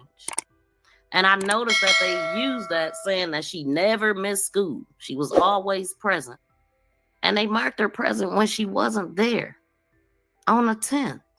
That was strange. And what do you do for a living? I'm still at J.E. Clark School. And how long have you been a substitute teacher at J.E. For like 3 years. 3 years. How long have you worked at J.E. Clark? Like 25 years. 25. I want to take your 10-10 of 2024. During that time, and I guess the months leading up to that, were you familiar with someone by the name of Isaiah Harris? Yes. And how were you familiar with her? She was a student at our school. And how long had you known Isaiah for? Since first grade. So, and what grade was she in? Grade. 8th grade. On the 9th. 8th. So you've known her roughly for 7 years? Yes. Okay. You said you're a substitute teacher at J.E. Clark. How do you get assigned to different classrooms? If the teacher's absent or if they don't prep, then I go to their classroom. And were you in Isaiah's class on January 9th? Yes. And were you in Isaiah's class on January 10th? No. Sorry, were you the teacher assigned to Isaiah's class on the 10th? No. Okay. Who was that teacher? I don't know. But you were on the 9th? Yes. And on the 9th, was Isaiah present in that classroom? Yes. And do you remember, if you remember, what she was wearing? I think she had a plaid jacket on and some blue jeans. Plaid jacket. It was like a winter jacket, but it was like plaid. What she had on the bus, I'm assuming. But it wasn't plaid. It's Exhibit 12. Do you recognize that photo, man? Yeah, Isaiah. And that's Isaiah? Yes. And do you recognize when that photo's from? No. Okay. As part of your, if you are going to be a substitute teacher, do you have to take attendance for class? Yes. And did you do that on January 9th? Yes. And is there a form that you fill out or handwrite in or take in? Yes. Do you recognize that document, Ms. Lee? Yes. And is that an attendance document from J.E. Clark? Yes. And is that for Isaiah's class? Yes. And does that include the dates from the 8th to the 12th of January 2024? Yes. Move to admit he was proposed 31. Any objection? No objection. It would be admitted as People's Exhibit 31. And on that document, does it say that Isaiah was present on January 9th? Yes. And how is that noted on that form? A B. Okay, and that stands for present? Yes. And does it say she was present on the 10th? Yes. It does say she was present? Yes. Was, to your knowledge, she present on the 10th? No. How do you know that? Because me and Isaiah are together every day. She comes to my room to get snacks, and she was not there on the 10th. So you're 100%? 100%. Why would they mark her there? Just as clear as day. And who did that? That makes no sense to me. How do you accidentally mark somebody present that wasn't there? 25 years. No, I was in the school for 25 for like 4 years. I've been in the field for 25 years. Okay, so what are the rules before you start? My J school facilitator, a parent educator. Okay. But you reference seeing Isaiah almost daily? Yes. Okay, so even though you're a sub, you're always present. Oh yeah, I'm always in the building. Okay, and she comes to see you every day? She said she was always in the building and she come and see her every day. What are those interactions usually like? Most of the time, me and Isaiah, she comes to pick up her breakfast. We talk in the hallway for a few minutes. She go to class, then at lunchtime we see each other again because I have a snack bar in my room. And she usually come in there and gets the snacks up the bar. Okay, so when you say pick up her breakfast, is that part of your role? No, that's not part of my role. That's in school. They have some breakfast in the hallway and they just pick breakfast.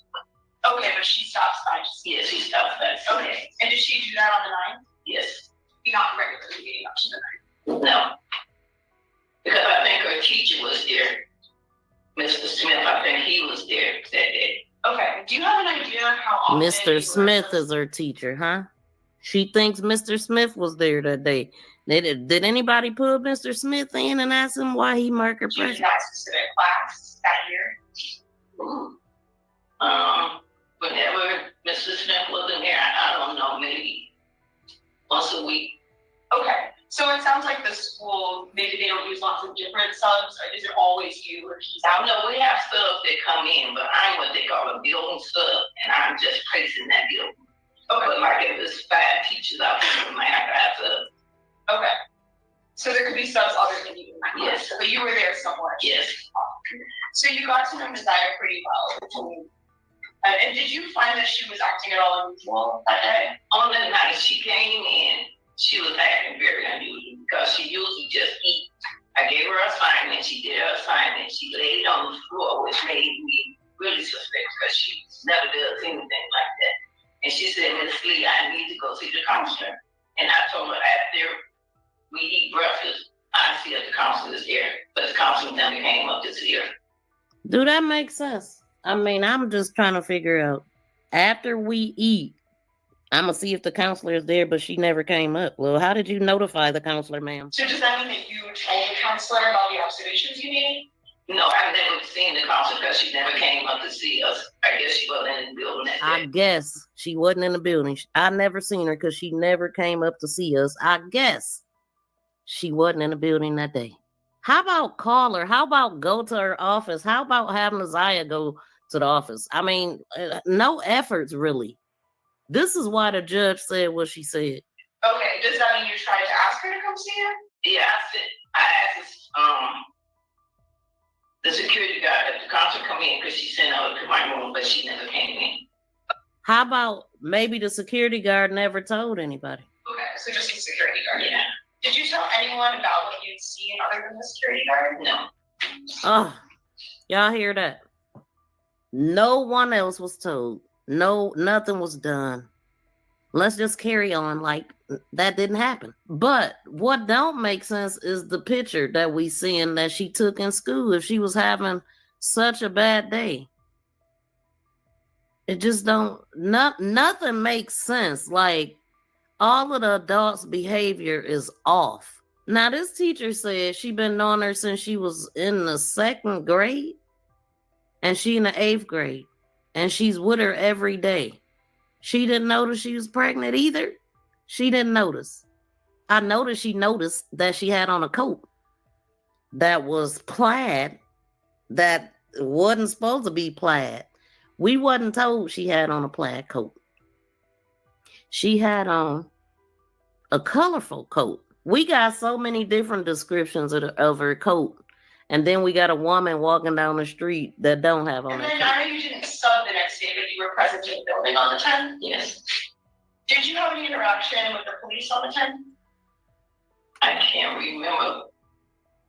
On the 10th, I can't remember.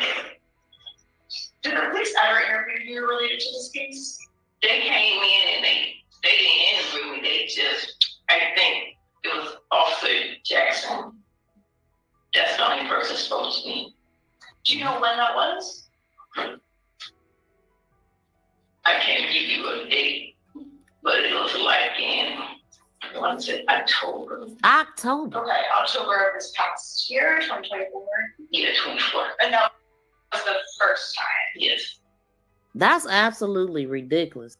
Why is it ridiculous? Because that should have been the first person they talked to. The teacher that taught her the day that she went missing. And they ain't talked to her to October. Okay, and the only time. They failed her. Everybody. Yeah. Okay. And you're saying it wasn't really an interview? Well, no, it wasn't an interview. She just told me that I would have to come to court. That's all she said. She didn't even know anything. Dang. Just to let you know. Yeah. Just told her she go. What? They never interviewed her. Okay. Dang. That's insane. Okay, no further questions. Thank you. Did you do it? Yeah, very good. You said in October-ish of last year, 24, an Officer Jackson talked to you? Yeah. Do you know, does Officer Jackson work for the Detroit Police Department or Detroit Police Department? I think Detroit Police Department. She think. And that was the first time you were contacted? Ridiculous. Y'all hear that? She was totally, completely failed by everyone.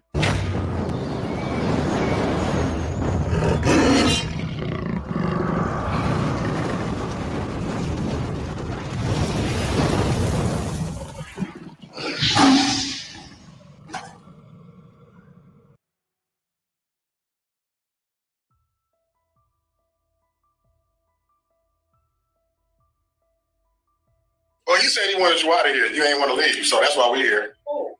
Your boyfriend. I'm on the phone with the landlord right now. Like, what you need? Like what you need? Like, he should off the check of my love, sister to me. This is house. Who? This is house. This who house? It's our house. See, you come upstairs right now.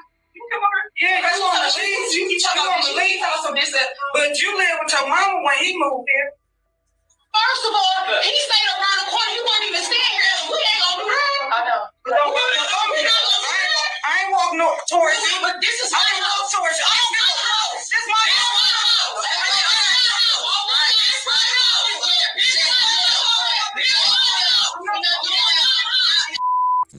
I know you talking ignorant. That's the one calling you. No, I can hear that. Who's she on the phone with? The brother just got out of prison. Justice for Naziah. Mark DeAndre was contacted by Marquita Harris's boyfriend, which is Shannon Harris's sister, twin sister. They are the aunties of Naziah Harris, who went missing January 9th, 2024. This situation ended up really bad, and it could have been worse. The landlord ended up being arrested and in court. Here is the proceedings and also the incident leading up to these proceedings. Listen to this, y'all. Really going around. Like, this shit is to the point where I'm about to talk to the landlord and literally talk some sense that makes sense on she don't need to be here. Yeah, because it's dangerous. It's dangerous. Very. Very. And the way this shit acting, I already know I'm going to have to deal with some shit when y'all leave.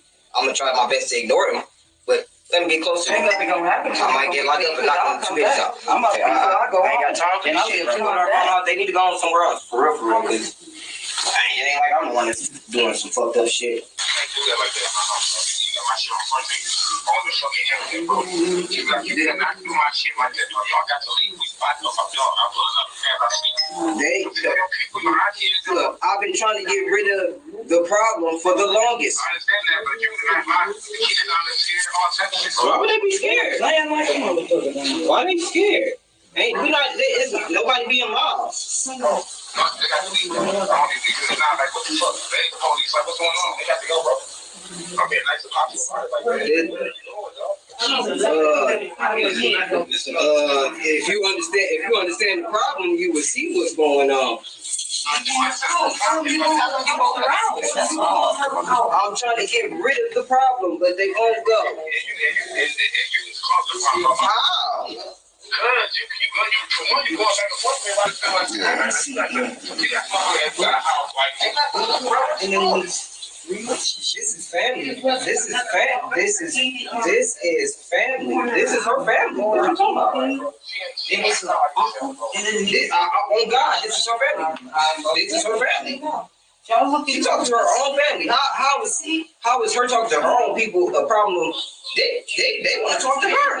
Got there. All right. I see your messages.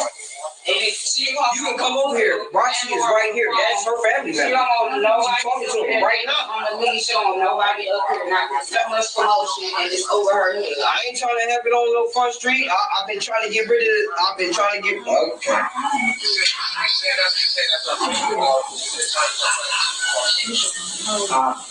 So it's definitely looking like this podcaster call for help just blew up in his face. Listen in to these proceedings. Johnson waived formal briefs and you've been advised of her rights. Court ordered a guilty plea on behalf of Ms. Johnson, bond recommendation from the people.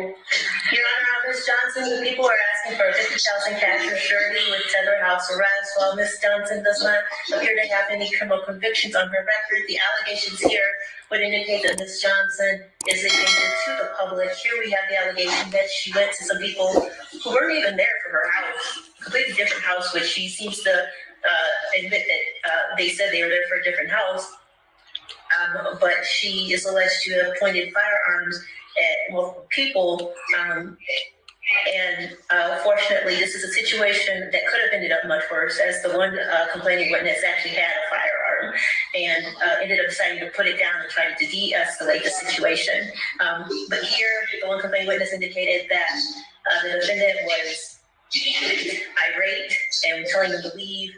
saying that if they didn't leave, they would shoot. And Your Honor, it wasn't just these two complaining witnesses. There were workers there as well who were doing the eviction, Your Honor. And then we have that when police arrived there, they see Miss Johnson in the street, and she does have a firearm on her. So, Your Honor, we have concerns for the safety of the public here. The one complaining witness said Miss Johnson was going on about a missing 13-year-old girl, and he had no idea what she was talking about. So it's unclear what exactly would have made this make sense. But Your Honor, there was a third-party witness who indicated that he saw this defendant pointing a gun at other individuals. He corroborated that she shot a round into the air. And so, Your Honor, given that we have some individuals who apparently were not trying to be hostile to Ms. Johnson, were not even there for anything having to do with her, they had firearms pointed at them and threatened to be shot. So given that there's this danger to strangers, we think there's a danger to the public. Given that one of those complaining witnesses is the landlord for the nearby property, it is likely that he will be near there in the future as he continues to do things with the property. And so we think that this is an ongoing threat. We're asking for $50,000 cash and surety to cover house arrest. Mr. Reagan? I'm glad Ms. Douglas said, it doesn't make sense. Let me make it make sense. Let me make all of this make sense. So I just want to know, I don't want you to make it make sense. I want your bond argument. I'm about to give you my bond argument. It's going to make sense. So, Judge, my client lives at a residence on Grand Street. She lives in a two-family flat. Above her, she's a landlord. Above her is the aunt of Josiah Harris, who lives with her boyfriend. So the boyfriend wants to get Miss Harris's aunt out the house because he's been getting a lot of threats and different things happening because of the case, the publicity that's going on with the case. He calls a podcast over to do a podcast that day. So this is Wednesday. So my client's also been getting a lot of threats based on the fact she hasn't put this out the house and all this other stuff. So fast forward to Wednesday, she takes her daughter to school. She comes back home. There's 6 different cars sitting all around up the alley in front of her house with different men. I'm assuming it's the whole armor squad removed. Whatever that is, Judge, I have to with the whole armor squad removed. I guess people feel like they can just remove people if they think the squad. Regardless, Judge. So what happened? My client's a licensed CPO holder, has a gun on her hip. Never once takes the gun off her hip. Never once. She starts to ask the people that are sitting in front of her house. There's several cars. What are you guys out here doing? They start to get aggressive. She calls the police. My client does. They come out, right? Never find any shell casing anywhere on the ground because she never removed the gun off her hip. In fact, they took the gun off her holsters. I didn't say remove it. It was on her hip. Still shot the gun. These guys had to get their story together. They all came up with the same story saying, she pointed a gun at us. This way they can get her locked up. She's been getting thrashed, Judge, and things that happen based on these other cases going on. She has a license to carry guns, never shot it one time. I'm asking for a personal bond, for her. I don't think she's a threat. I think this is all made up. I sat here and listened for an hour, and it all made sense. It all made sense, Judge. And I'm just asking you to take my bond argument into consideration when setting bond. And Your Honor, if hers was the only house on the street, it could make sense. But when you have a residential block, people might be there for other houses, and that's what they indicated. So, Your Honor, there's a third-party witness who says this also happened. It's not just these complaining witnesses. You bring up some good points. Whenever I look at these type of matters, there's various factors I look at. One, where the incident occurred. 2, one of the factors that points to your client's favor is she's a CPO holder. And 3, the argument could be made that she was acting in self-defense. The report indicates she fired a shot in the air, and I can understand being a woman by yourself, seeing gentlemen and people around the house, you can be fearful. And I'm like, for her safety, I get it. That's why she's probably CPO holder. And like I said, both witnesses really said that the defendant fired one round in the air. than the verbal altercation, which means she could have shot at somebody, which means she meant business. So I'm going to give her $100,000 personal bond in this matter. While this case is pending, ma'am, you're not possessing handguns, firearms, or other dangerous weapons. No contact with Anthony Jones nor Anthony Pollard. Probable cause February 11th, preliminary examination February 18th. Both the If you could put yourself in the place of any of these people, how do you think you would have handled the situation? The best thing we got out of it all was what came out of Shannon's mouth. That's not how it went at all. I never liked it. This is when I found out I was pregnant. I took the pregnancy test and I asked her how pregnant. I said it's C2 lines for one state. Yeah. So she here. So I'm going to her the pregnancy test. And this is really, John, I don't want to be the parent.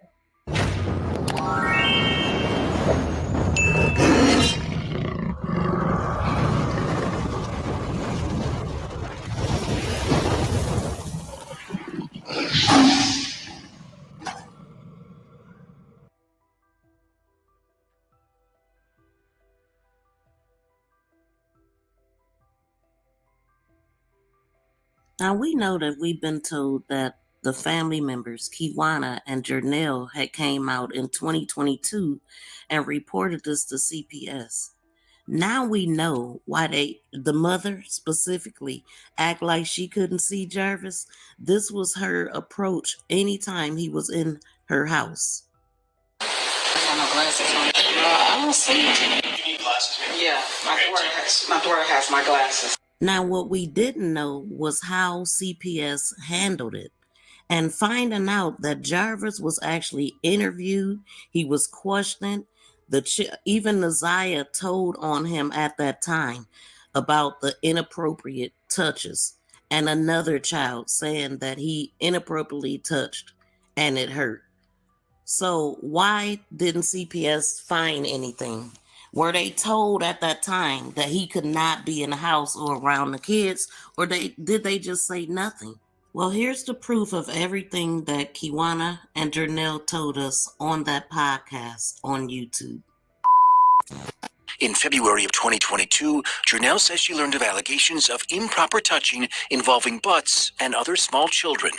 She says she was told about the claims while talking to her niece, Jarvis Butt's girlfriend, and that the alleged victims were Naziah Harris and 2 other children. I was just like, oh my God, I was not crazy.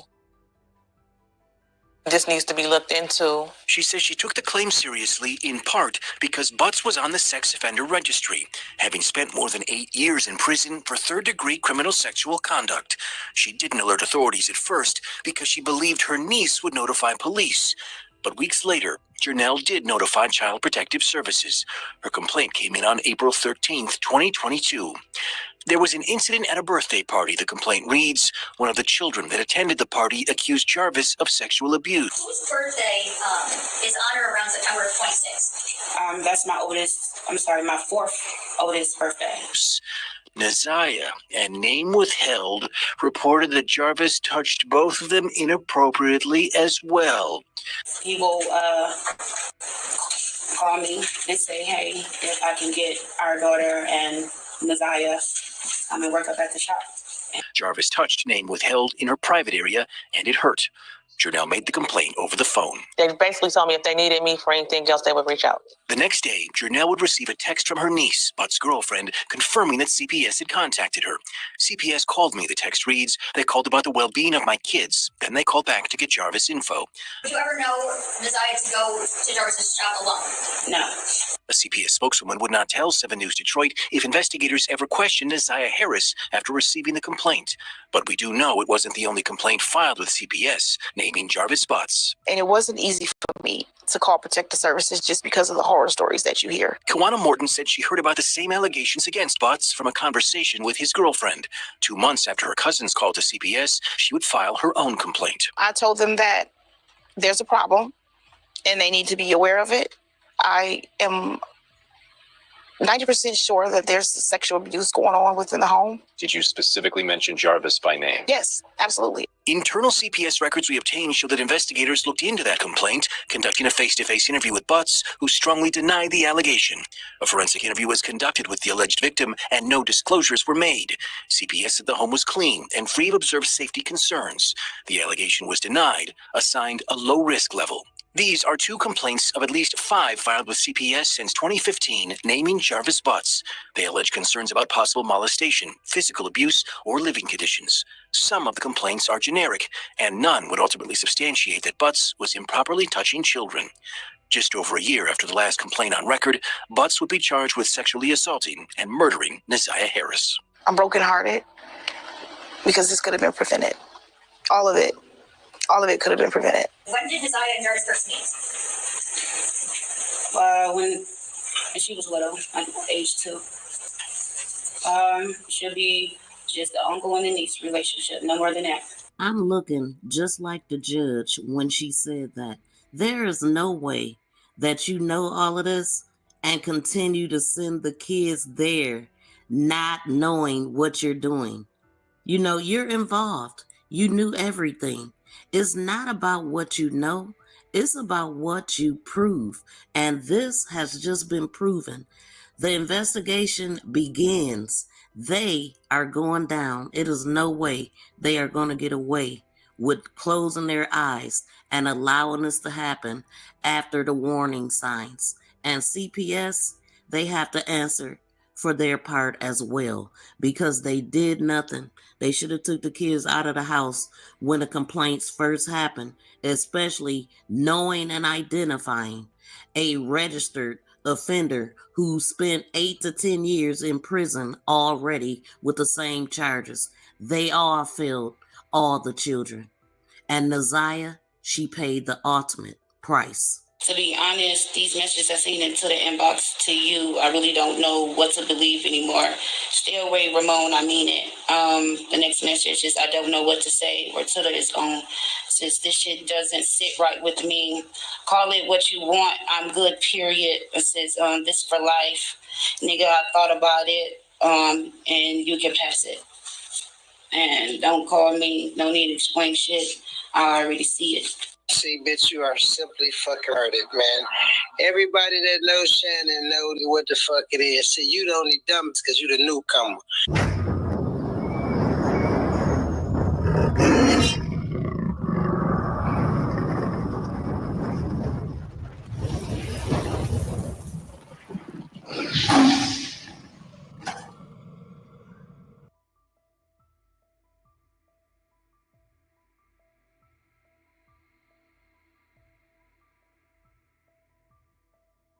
I had asked Shannon about this area called Outer Drive in Balford. Before January the 9th, you had a conversation with Neziah about a location on Outer Drive in Belfort?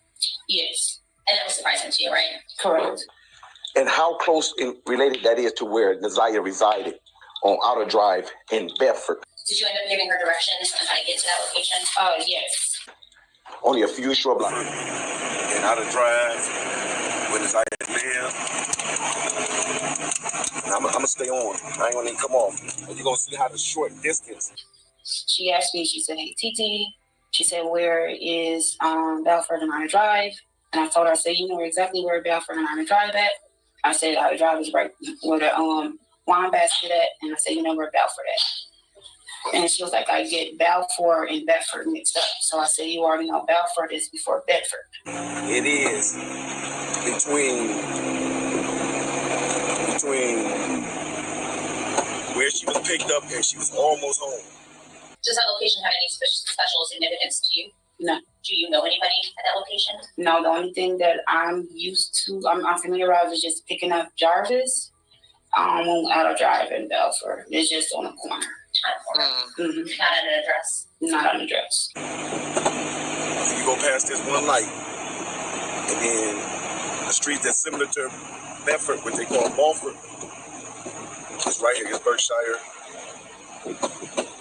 This where Jarvis and his partner had to be traveling down this street to see right there. I'm gonna slow down. Just in a quick few seconds, you on Balfour. She was almost home. They could have took her around the corner and dropped her off. In a matter of 30 seconds, she could have been home. But no, they had sinister plans for this young lady. Went to AutoZone, got the water pump. On our way back from AutoZone, I believe we forgot something. So we ended up turning back around, going back to AutoZone, grabbed whatever we forgot, came back. And on our way back, we was coming down Harbor. Driver said, I see my niece right there. She walking. We pulled into Angel's liquor store. I still didn't see her. He pointed across my face, said she right there. She was coming across the street at that time. Harper. She got in the truck with us. She spoke. I King, I Jay. And we proceeded back to the shop. This video answers a lot of questions for me and help make things make a little bit more sense. I was wondering the walking distance of these places that King spoke of. I was not able to find an Angel's liquor store on Harper. I was able to find an Angelo's Party Store, which is a liquor store in Harper Woods, not far from the Park Crest Inn where he checked into on January 9th, 2024. Another thing that I learned in this video is that the store is actually connected to the shop. I mean, there's a door that you can open to go straight into the shop from that store. So now I'm wondering, and the shop is not that big, how did King not know or hear anything? How did people in the store not know or hear anything? Check this out, y'all. 1,000 block of Connor, where the infamous store that Naziah here walked into the day before she was turned up missing, is where you see that this door was originally connected to the car shop that Jarvis was owned and operated out of. Naziah had asked Shannon about this area called Outer Drive in Balfour and how close in related that is to where Naziah resided on Outer Drive in Bedford, only a few short blocks. And Outer Drive, where Naziah lived. I'm gonna stay on. I ain't gonna even come off. And you're gonna see how the short distance it is between where she was picked up and she was almost home. So you go past this one light, and then the street that's similar to Bedford, what they call Balfour, it's right here, it's Berkshire. This where Jarvis and his partner had to be traveling down this street to see right there. I'm gonna slow down. Just in a quick few seconds, you on Balfour. She was almost home. They could have took her around the corner and dropped her off. In a matter of 30 seconds, she could have been home. But no, they had sinister plans for this young lady.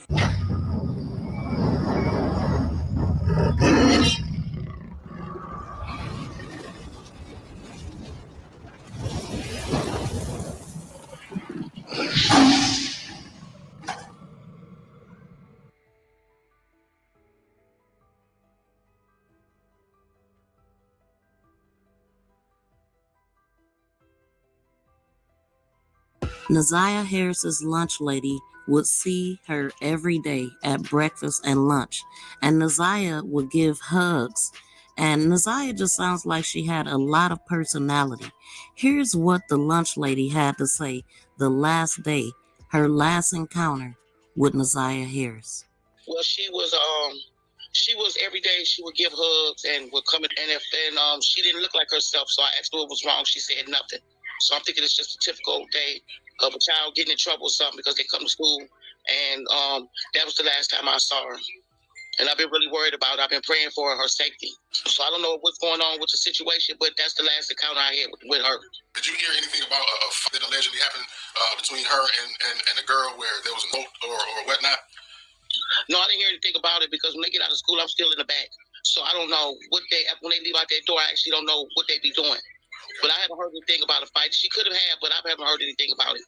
Right, but you said she was off that last day though. She wasn't her normal self when you spoke to her. She wasn't. No, she wasn't. Now, did you ever hear anything about abuse in the house or nothing?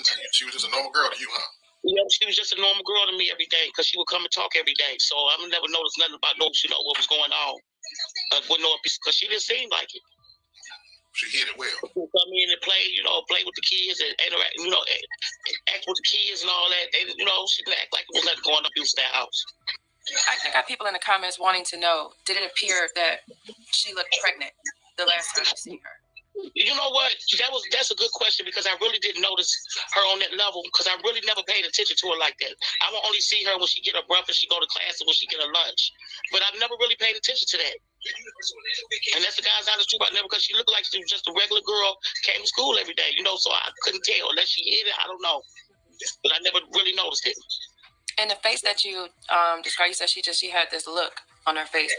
If you can describe it, what would the look? What would it look like? An upset look. Just a weird upset look. But all I'm doing is just praying for her and would like for hopefully that she come back because it's just been a long ride. No one's saying anything. No kids are saying anything or nothing. Nobody's speaking on it. Now we heard. Now I say the reason I guess we was asking that because we heard something. I don't know if it's another lunch lady or what, but we was hearing something about the lunch lady was hearing that the school kids were saying that she was allegedly going to run away because she was pregnant. Now again, I don't know if there's, if you're the only lunch lady there, if it's, somebody else in the staff that they was mixing that up with, but that was something else to be heard coming from out of the nucleus of the school. So I don't know. They may have. I don't know. They may have. So I'm just pray for her. Hope she come back safely. I hope there's nothing wrong or anything with her because it's been, like I said, a long ride. And I love kids, so I worry about her because I have a daughter and a granddaughter of my own, a 37-year-old daughter and a 20-year-old granddaughter. So I totally understand. I've never had to experience that, but I never had to experience that, but I could just imagine what the family is feeling like. Is there someone in the school that you know of that you may have, like an administrator, have seen maybe she's been comfortable with or anything like that? Like, is the school putting up any flyers or offering support to the students concerned? Well, I guess the kids probably see it because it's all over Facebook. So I'm not for sure about, if she was comfortable with them, talk to her. Because like I said, the only time I seen her really was at breakfast and lunch. And sometimes I see her walking up the hallway, but that was it. That's the only time I saw her. Now, as far as the classroom and anywhere else that goes on in there, I couldn't tell you. Say it with the teachers or anybody. Right, but like I said, I'm praying for her. It just seems so hard to believe that people that saw and hugged her every day, seen her face every day, missed everything. I mean, we could see from where we're sitting at, where we're looking at the pictures of her dancing and the visual of the last videos that she was taking. You could clearly see. Now, I could definitely give them that she probably seemed like a normal child just based off of the videos that we could see. She had the smile on her face. She was singing. You could clearly, if they even paid attention to her there, they would have noticed with the songs and things that she was singing. So we've heard from the substitute teacher who said Naziah laid on the floor and asked to talk to a counselor who never came up to talk to her. And now we have the lunch lady who says she hugged her every day and would see her every day for breakfast and lunch, but didn't notice anything. And shout out to Mark DeAndre and his team over at 7 Mile Radio for doing this interview. It was a phone call last year.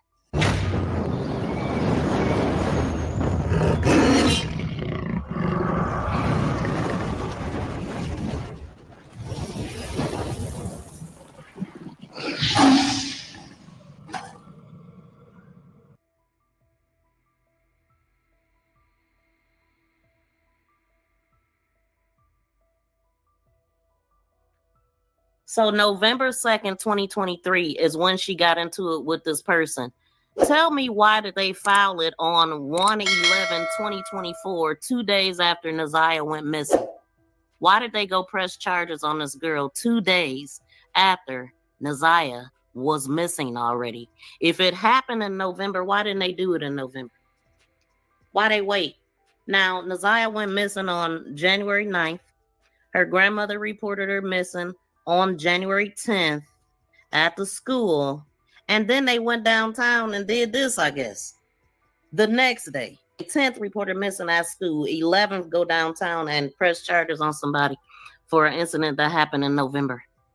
that shady and try to point the finger and make it look like this female may be involved with her disappearance. This is actually from 11 months ago, y'all. I have government documents. I have documents from someone who works for the government that sent me that shows proof of a report and bad report.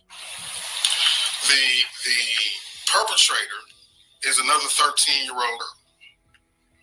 The victim is Neziah Harris. The report was filed on 1/11/24, but it is alleged with an inbox conversation saying that Shannon is the person that took her night. Yep. Yes. Y'all remember hearing that, right? Roxy, am I telling the truth? He's very much so telling the truth.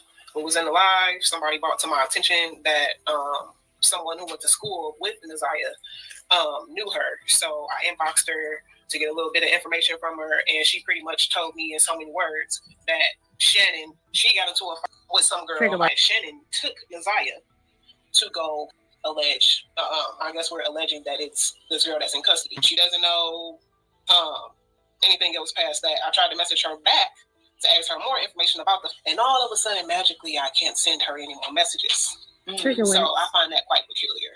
So, Aaron Booker, if you ain't here, I would love to hear the rest of your story. Woo!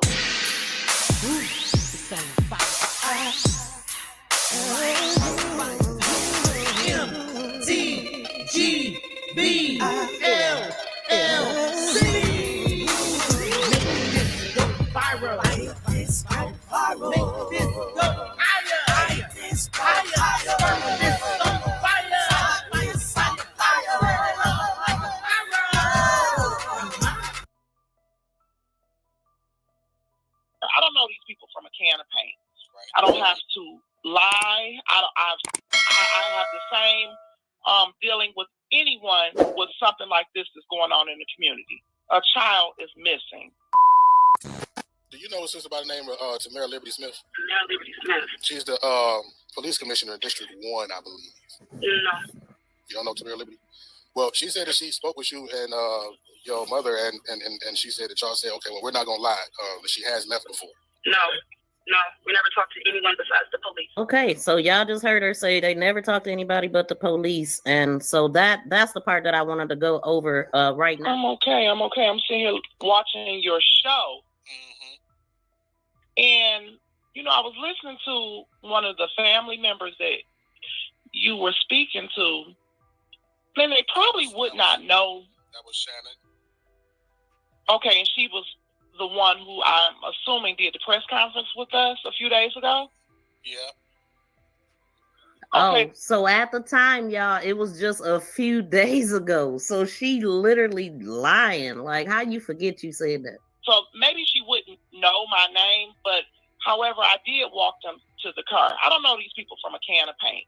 Right. I don't have to lie. I have the same dealing with anyone with something like this that's going on in the community. A child is missing and has been missing for well over a month. We are extremely concerned in the community. And my question that I ask to the grandmother, which I would ask to anyone, because oftentimes here in the city, we see females, young girls coming up missing. I ask, has she ever done this before? Has she ever left? The answer to me was, I'm not going to lie. She has left before. Now, who y'all believe, the commissioner or Shannon?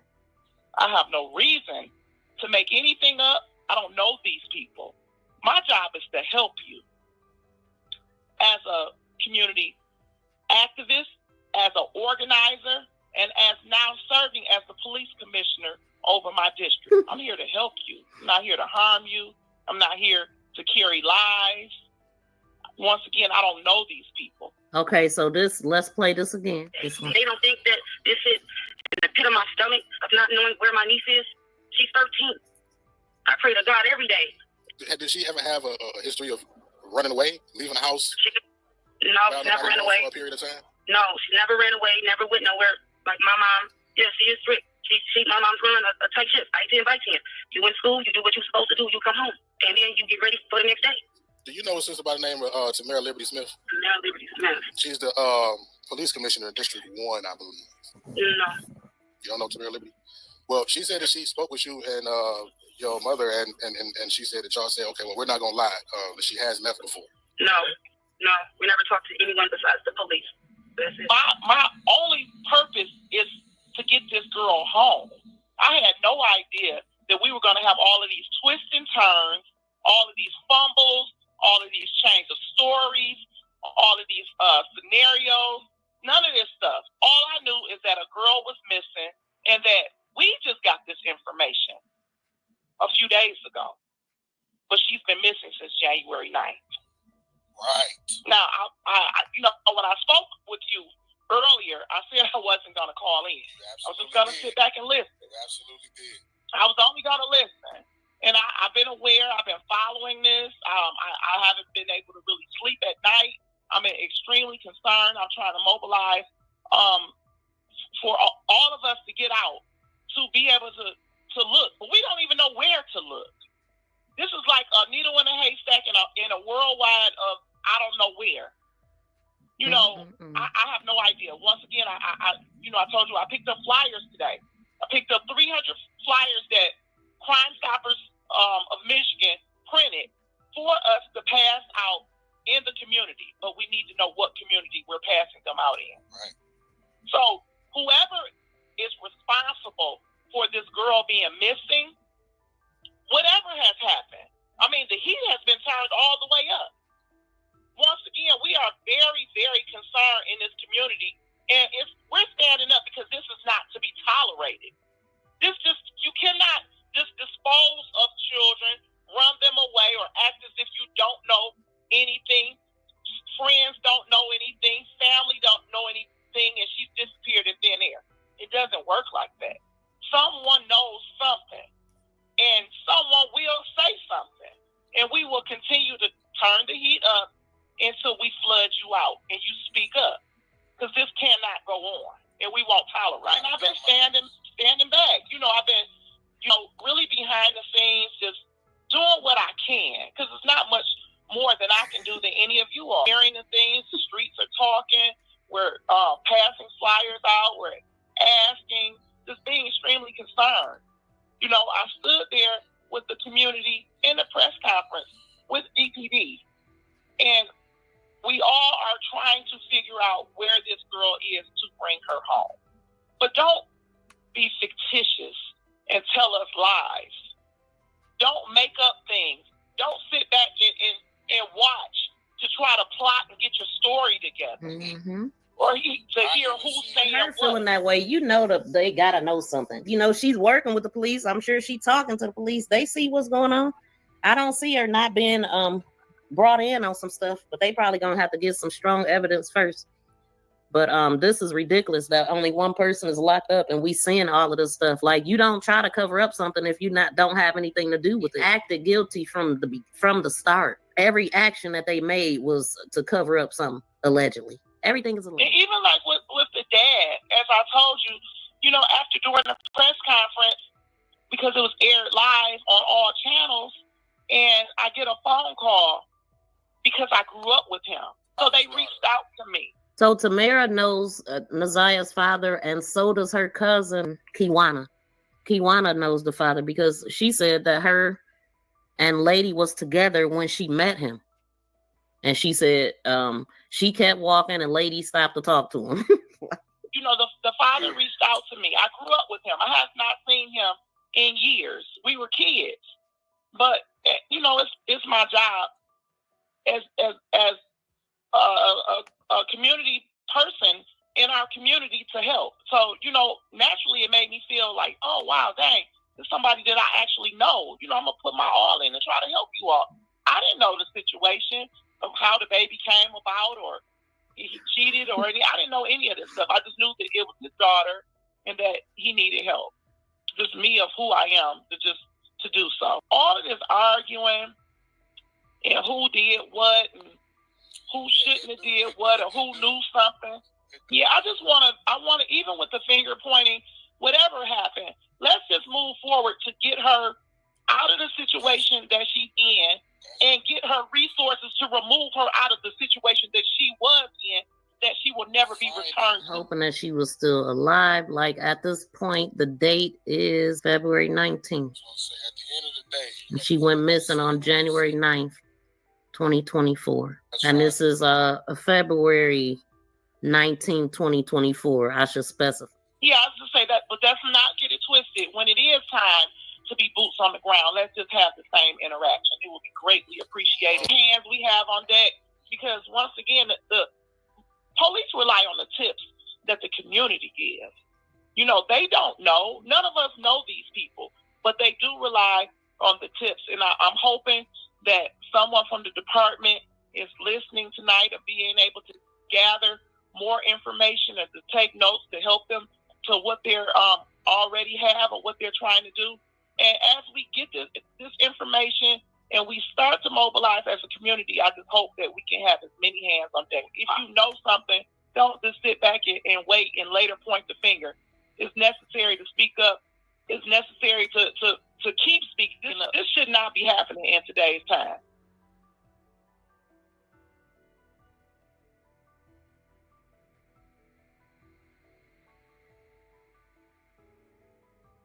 Look, when Jarvis was 13, he had a child. He had older females on his ass. Grown-ass women. Cool my mama, and he had a baby with her. Justice for Naziah. I had mentioned that there was a guy on social media saying that his mother had a child by Jarvis at the tender age of 13. Here's that conversation. Look, when Jarvis was 13, he had a child. He had older females on his ass. Grown-ass women. Cool my mama, and he had a baby with her. Thank God they didn't take, thank God he didn't touch my sister because they took her away. You feel me? Even though the shit fucked up and it's wrong, but females play a part in that shit too. Potato, what they call that shit? A couch potato player or whatever. So he lived off females. He take advantage of females. What happened to him? It happened, and he do got at least almost like 30 kids out here. My sister is firstborn. Yes, I'm from Detroit. Born and raised. But yeah, my mama did that shit. Like, ain't no telling who did it before my mom had a baby 13. That was 19, what year was that? 1990 something?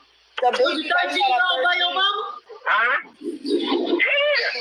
That's your sibling. I'm telling you, yeah. My mama had a baby by a 13-year-old. I don't fuck with my mama. in jail? I'm telling y'all the real deal. He was so young. Look, put it like this. He was so young that CPS picked up the case and took my sister away. You hear what I'm saying? So even though he did, it's fucked up. Motherfuckers were doing that shit to him too. Is your mom in jail? No, she ain't in jail, but they took her kids away from that shit. I mean, I feel like, hold on, because that ain't enough. She should have been in jail. Yeah, no, they didn't. They took her kids away. It was enough for us. He need to go to hell if you ask me. Or females did too. Not only her, it's more than her. Most of y'all females look like him. Wow, he said a mouthful, and a lot of things we were already thinking that something had to have happened to Jarvis when he was younger. And also, what stands out to me is the age of 13. I've said in previous videos that is something about the age 13 and 31, which is still 1-3.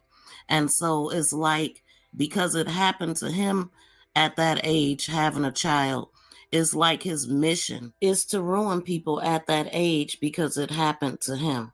I know it sounds crazy, but I don't believe in coincidence. It stood out to me at the preliminary hearing that Shannon is 31, Letitia is 31, Naziah was 13, her mother was 13 when she left home and was pregnant, according to what we've heard. And allegedly, Jarvis was 13 when this happened to him at the hands of a grown woman. Jarvis is a grown man, and he chose to do this. I don't give him an excuse because this happened to him, because he could have got help, but he chose to prey on the weak, and now Naziah is missing. Naziah deserves justice, and she deserves to rest in peace and love, something that she did not get on earth. but I pray she finds that peace in heaven. Justice for Naziah. Woo!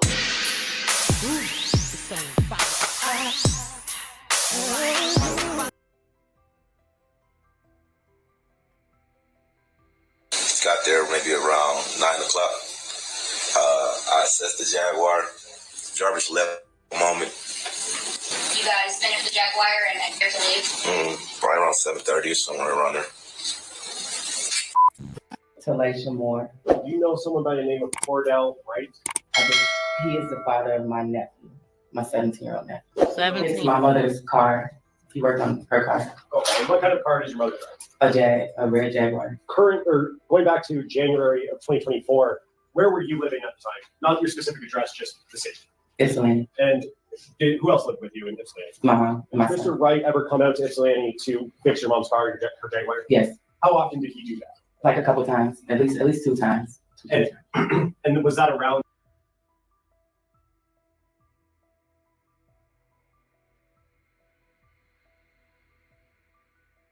Excuse me, ma'am. The people of the public wants to know where Naziah is. Are y'all gonna tell us, or y'all gonna stop playing games? Huh? How you miss your baby? You don't miss your grandbaby? Huh? You don't care about your grandbaby? Hello? Here, take some cheese balls with your burger ass. Excuse me, ma'am. The people of the... Ain't nobody this motherfucking taking off their brand new suit and leaving it right here like this. And it look like it's blood right there. Look at it. I know what blood look like. Definitely giving blood, bro. And definitely a brand new ass suit, man. This bitch ain't got no crease in it. Clean as hell. Blood on her back. Who the fuck leaving a brand new suit right here? Come on, man. Definitely blood, bro. If you don't think that's blood, you crazy, bro. I know what blood look like. Feel me? That's why motherfucking ain't nobody this motherfucking. Thank you for sharing. Thank you for sharing. Thank you for sharing. For sharing. For sharing. For sharing it. Thank you for so much. Please subscribe and press that notification bell and thumbs up. Please subscribe. Are you a true crime sleuth looking to binge watch great content? Come on into my channel where I have a variety of videos, shorts, live streams, podcasts, playlists, members only videos, and also we have posts. Posts is a place where I share upcoming live streams, videos, calls to action, polls, quizzes, pictures, and ongoing conversations. Stand out and become a member with badges and special members emojis. Thank you for your like and subscription. Are you a true crime sleuth looking to binge watch great content? Come on into my channel where I have a variety. Go out there, would you bring anyone with it? This last time, he did. What about the last 2 times? So before January 9th, him and someone else came, and then on January 9th, they both came. Okay. And the person that he brought with him, do you see that person in the courtroom today? Yes. And could you point to him and identify a piece of clothing he's wearing? Well, I can only see the top of his head right now. Are you 100% sure that it's that person? Could we have everyone remove their masks, Judge, just for a brief moment? If everyone in the courtroom could remove their mask if they have one on, please. Ms. Moore, do you see the person that Mr. Wright brought with him? You said Mr. Butts came out how many times with Cordell? At least 2. So this last time in January and the time before that. Okay, the time before that, who was anyone else with the 2 of them? No. And what were they doing the time before January 9th? Working on the car. I can't remember. It was a couple of things they had to fix on it. And they came out and did it in the driveway. And sorry. No. I was just gonna say the last time when we got the car towed to the shop and they drove it back up. Okay. And so in between the most recent time before January 9th, the Jaguar, correct me if I'm wrong, was towed to Detroit? Correct. Okay. And then on January 9th, did you see that red Jaguar again? Yeah. Okay. Who brought that Jaguar out to Ypsilanti? Cordell and Jarvis. Okay. And was anyone else with Cordell and Jarvis? Yes. Who is that person? When the detectives came to the house to question us. that's when I found out who she was. Now, let's talk about when they came out on the 9th, January 2024. What was that interaction? How long did it last? Can you kind of take me through start to finish their visit and delivering the car? So they came, they delivered the car. They were talking to my mom about what was wrong, gave her the invoice. It was just like a regular day. When they came in, they sat on the couch for a few minutes. Messiah was sitting in the chair by the TV. We spoke, very brief. Asked her if she wanted something to drink. She didn't. My 6-year-old son ran up to her, the dog. Just. I'm thinking about like the route that it would have took them to get from that house back to Detroit, and she could be anywhere along that stretch. Because ain't nobody see her no more after that. Besides, after this woman, after she left that house, didn't no other person see her. So they could have just, as soon as they left there, they could have got rid of her. And then came back in town without her and stuff, which is why they were searching all out in Ypsilanti and everywhere else, because they following his phone pings. And I truly feel like he did something shady with that phone. And the fact that they asked Shannon, like, is Jarvis known to like go one place and walk, like to have somebody else pick him up? Is he known to do that? Because they knew. They sat there, we talked about the car and stuff. We talked about my nephew. Cordell was trying to wait till my nephew got out of school, but because he was on tether, they had to leave. So they didn't get to stay long enough for my nephew to come. And your nephew would be Cordell's son. Cordell. When they left, whose car were they leaving in? Cordell's truck. And all three of them were in the same car? Yes. And you said that they were delivering the Jaguar to your mom or to your house, right? Yes. Did you see them pull up? Do you know what the driving and seating arrangements was? I do not. And you said that there was a time prior to January 9th that he came up and worked on the car, correct? Correct. And you said that my client was with him that time. Correct. Do you recall when that was? It had to be in the summer. I cannot recall the exact date. But it was summer of 2023? Yes. And that was the first time you had seen Jarvis Butts? Yes. Clarkson, when did you have the car towed down to his shop? I think we had it towed maybe like the 4th or the 5th. So it was there from the 4th. Wait a minute. That was the other part. The 4th, that part. I forgot about that, y'all. Now, that car had been sitting there from the 4th or the 5th. Why did they pick that day to actually do the car? Why do we think they picked that day to actually work on that car? That car had been there for days. On the 9th, same day he had court. Why would you pick that day? So on January 9th, Clarkson, when did you have the car towed down to his shop? I think we had it towed maybe like the 4th or the 5th. So it was there from the 4th, okay? And it was 9th that they brought it back? Correct. Okay. Do you know approximately what time the car was brought back? Had to be before 3:30 p.m. Y'all hear that? It was no. Then she gonna check change it to before 5:30. 5:30 because my sister got to work at 5:30. So mid-afternoon. See? So how the hell, right there, she said 3 something, then she said 5. Either way, both of those days would have been light outside. This is the same day that what's his name, King, said that they left the shop at 7:30. His sister testified that she was at the shop that day because Jarvis had to fix her car, and she told the wrong time, but then her phone told the right time from 3:45 until 5:16. We going by the sister. The sister's time is calculated by her cell phone, so we can believe that. Either way, y'all, it ain't looking like they left the shop at 7:30 like Jarvis said. I mean, like King said they did, because it would have been dark already. And there's no way he would have made it to Ypsilanti 30, 40 minutes there and back and got back by 9 for his tether. He actually said they got back before 9 because they had, I think he said about 8:45, he had time to split the money and all that. He said when he left, Jarvis was still there. He did not see him leave, although Jarvis's phone was clocked at a woman's house at 9 o'clock, which means that could not have been correct. These people lying. Somebody lying. Okay, let's go. But you're not sure the exact time. I'm not sure the exact time. Was it light or dark outside? It was still light out. Still light out. It was still light out. So they couldn't have left at 7:30 like King. And if you don't know what I'm talking about, the last video will show it because I was showing King's testimony, what his sister, Jarvis' sister said, and the times wasn't timing. They wasn't lining up at all. And how long did this conversation last?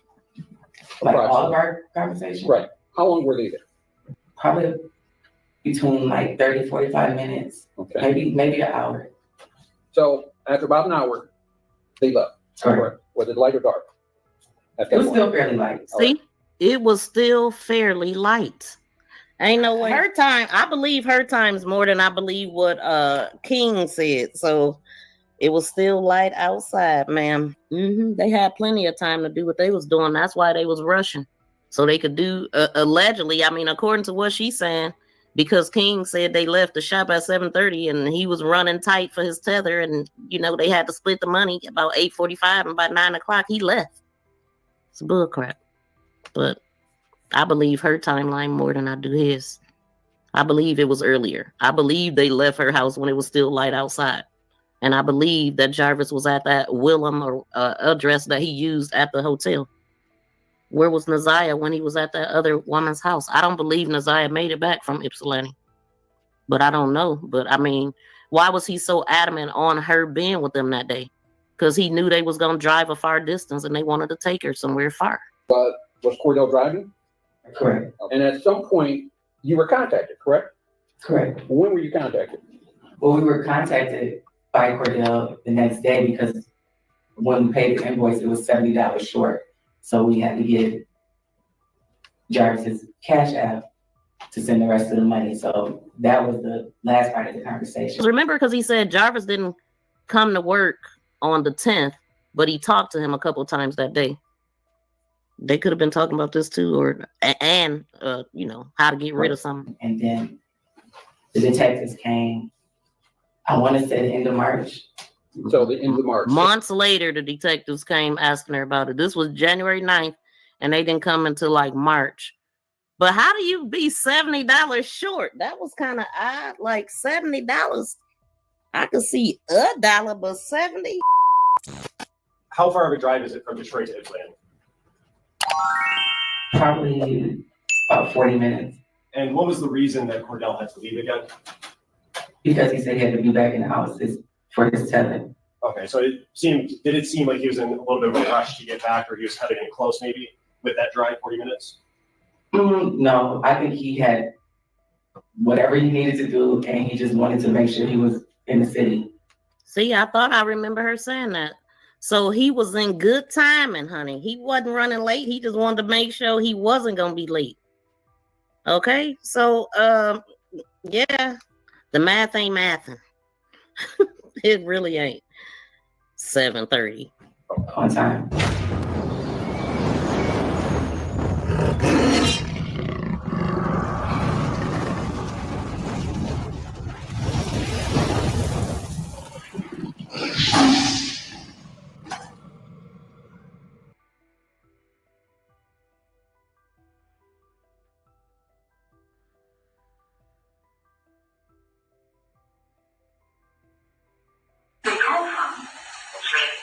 Forget what she said. Wayne County Jail. This call is subject to recording and monitoring. The inmate has requested that you pay for this call. If you don't wish to talk, hang up now. Thank you for using Tony.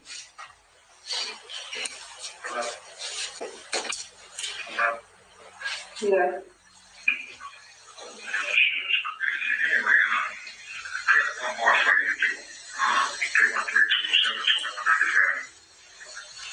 Hello? What is it?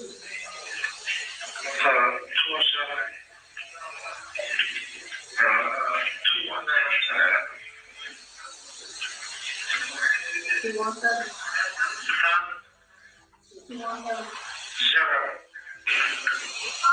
Hello? Hello? Yeah, can you hear me? Yeah.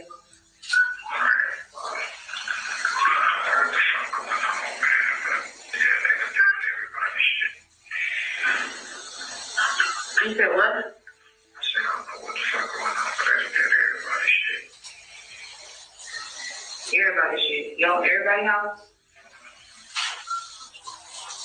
They come to my shit? I mean, they can't know of me. Anything that I had, anything that I touched, that's for yourself, man. And then anything about me, man, that's for your goddamn self. You feel me? Yeah. Clearly. Yeah, so just go to my house. Go on. Yeah. Go to my house, man. Sorry. How you calling me?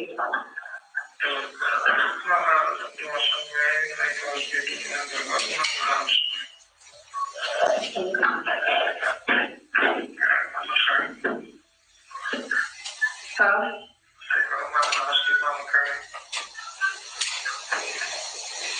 You in her car? Yeah, go home, use her car. Okay.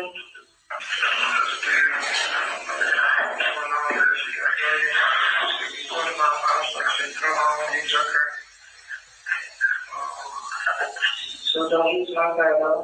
I don't know what's going on, bro. They're taking that back out, bro. Use your mama car. Drive around and try to do something with your mama car, man. Your brother carries somebody's car. This shit is beyond.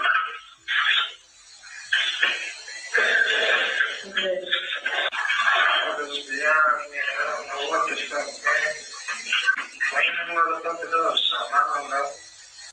My car? They got my phone, they got my car, they got their cars, they got their guns, I don't know what the fuck they do, bro. Yeah, but what the fuck that got shit to do with me is what I'm saying. That got shit to do with me, man, and I'm not understanding what the fuck is going on, you feel me? I'll call you later, man. Like, I don't know what the fuck is around this shit, though. This shit's starting to piss me off.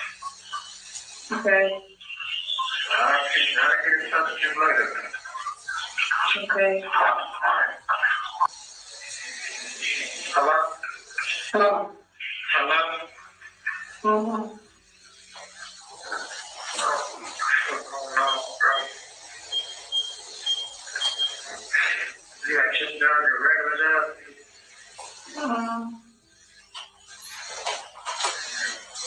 Yeah. My regular job. 6:45. I'll call you about 7:30. Alright. It's a lot to be noticed about that phone call, but I'll start with this.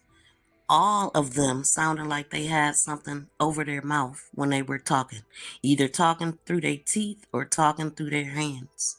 Notice this was a situation where he had one female call another female. In the interrogation room, he said they all knew about each other, but clearly he didn't let them one know about the other. And in this call, Latricia Johnson actually asked him, "How did you call me?" And his response was something to the effect of, "I'm doing something I'm not supposed to be doing or shouldn't be doing." And then he went on to, "But go to your mama house or get your mama car." Why do you think she sounded like she was going to do exactly what he asked her to do? Would you let a man call you from jail or anywhere else and tell you to wipe down everything that he touched without having any questions? I find that call highly suspicious, and also a smoking gun. Another thing I noticed about this case is that she found Nazia's glasses in her car and he snatched them away from her.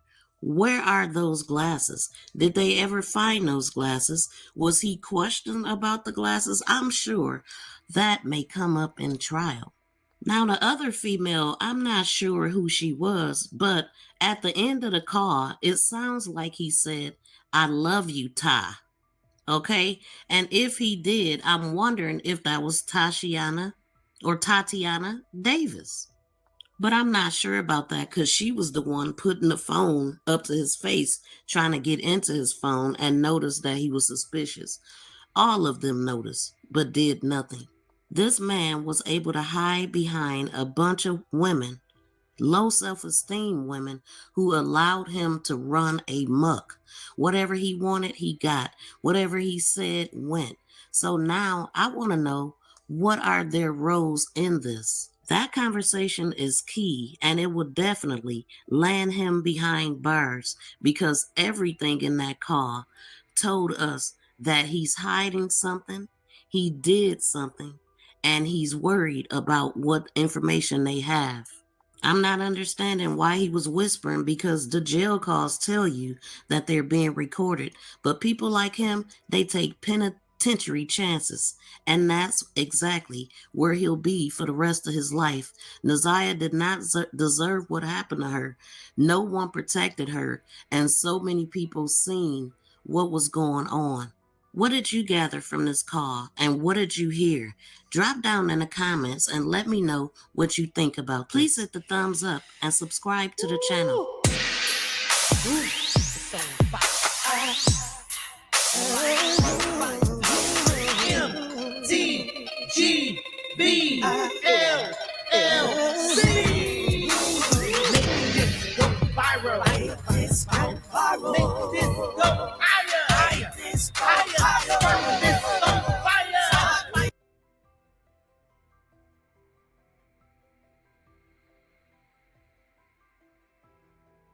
Does Naziah's hair. Devin,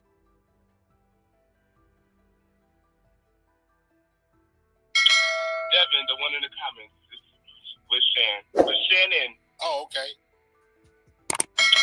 Devin, the one in the comments, is with Shannon. Oh, okay.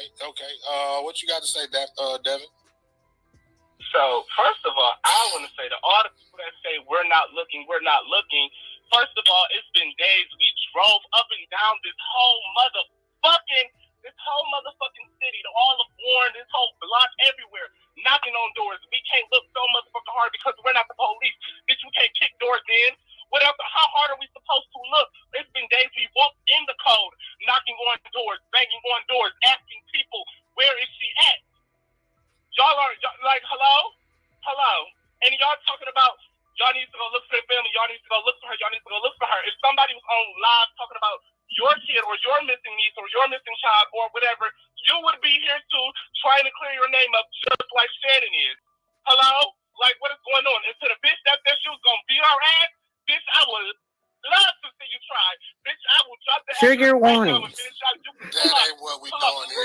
That's not what we're doing here, but. And it's not what we're doing here, but that's what I have to say. Because that's what she has to say, so that's what I'm going to say.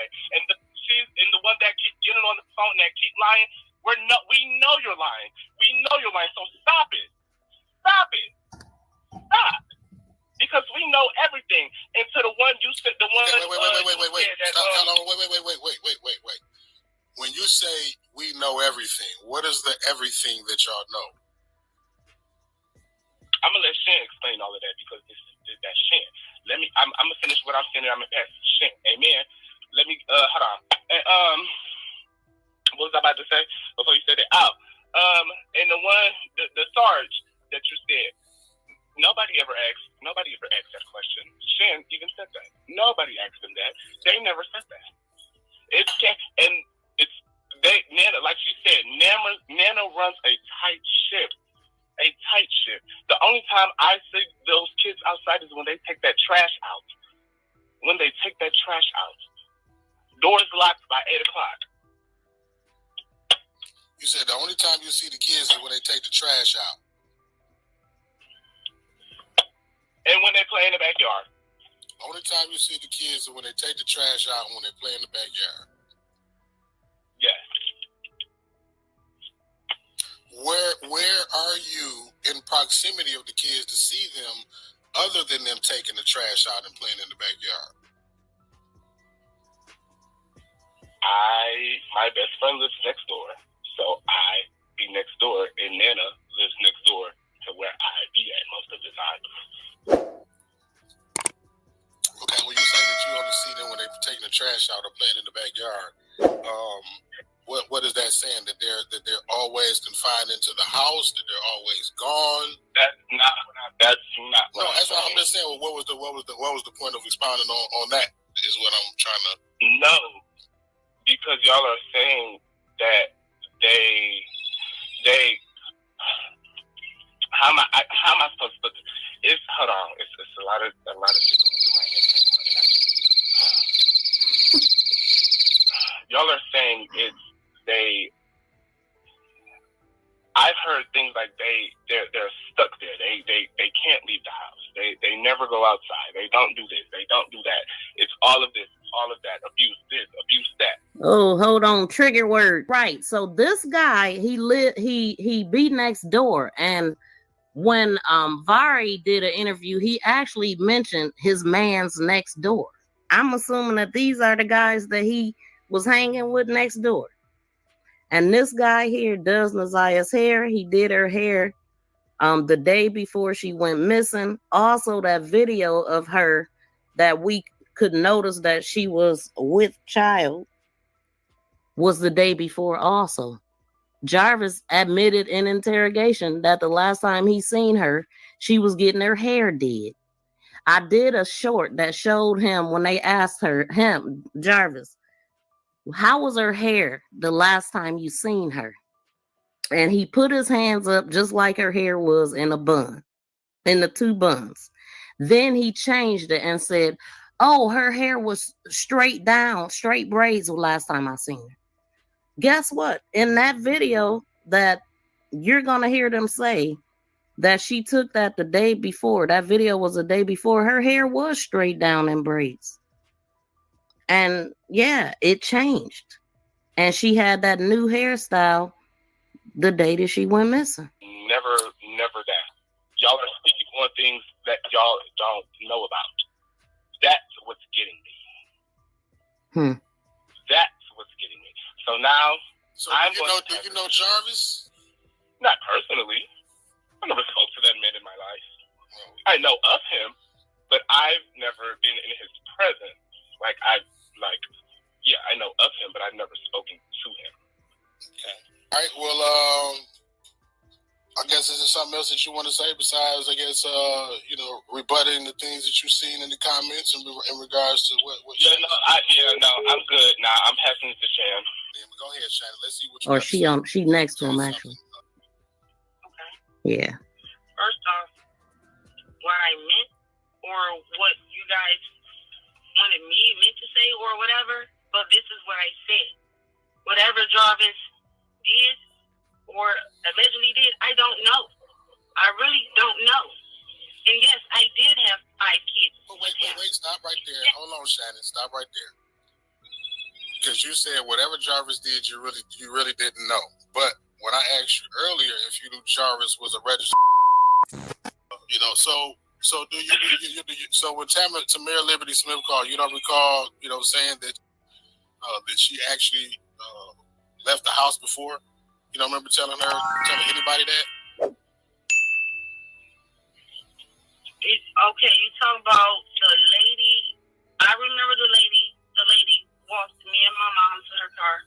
Yes, I do remember the lady, but I don't know her by name, by Tamara. No, what I'm asking you is, do you remember telling her that at some point of time that she acted, that Nazia left the house? Because when I asked you originally, you said that no, she never left the house before. But Tamara commented and said that when she interviewed y'all, you said that she did. She said, I'm not gonna lie to you. She had left the house before. So when she called in and said that, she will walk up and down the street. Like, she will walk up and down the street. She can only go so far.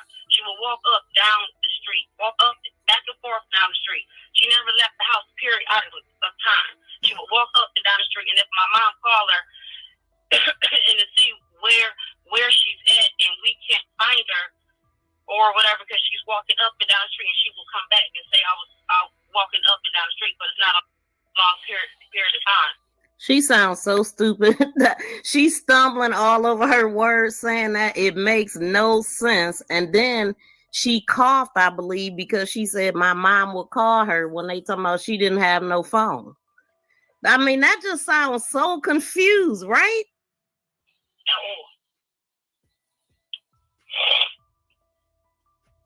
Because leaving the house is you going somewhere. Once again, just like I'm saying it. My mom runs a tight ship. Yes. The kids be more in the house because they got the video games and TV. They be outside when they want to go outside. And yes, you will see them, but you will hardly see them because they in the house. That don't make no sense. They not stuck in the house.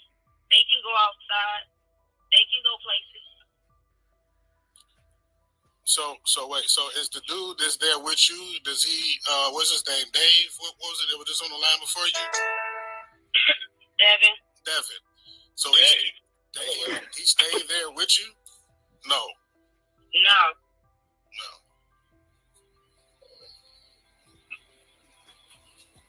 Notice how she don't volunteer no information. Notice the long pauses. Like Mark is you supposed to do that. Like that's what the in interrogation videos they do that. Like when you give that long pause, so it's like a uncomfortable pause, and then that make them say something. Another thing I noticed with Shannon, she double speaks. Like when she lied, she'll say it twice. Oh, me? Do I stay there? No, I don't. I was just wondering because she said that she sees them leaving. My best friend stays next door, so most of the time I be next door. Oh, okay. So she sees them leaving the house, walking up and down the street from time to time, and sometimes Mama have to call her and come back. But you said you don't see them doing nothing but taking the trash out and playing in the backyard. Yeah, baby, I ain't never seen her walk up and down the street. Me personally, me. She would maybe come next door, see her brother. See her brother. Vari used to hang out with these guys next door. And if you remember when he did that interview, he said that him and Nazaya got into it because she was sitting in a truck with a grown man. And she told him to get up out the truck, told her to get out the truck. He was trying to talk to Jarvis. He jumps out the truck, get all in his face, like, what's up, lil' Inga? You know what I'm saying? Like he was ready to fight him. And that was him and Nazaya's spat that they had gotten into. And he said, we got cool after that or whatever, but he was feeling a way that Jarvis jumped in his face. He's like, I just wanted to talk to him, but he really wanted to do something, but he was intimidated by Jarvis. So like, yeah. That's like really it. I don't think we personally gonna get shit out of nobody's story out of this situation. As far as I'm concerned, it ain't gonna be nothing to come out of that. We gotta just try to figure out where she at. However we figure it out. And that's the main goal, is trying to find my niece.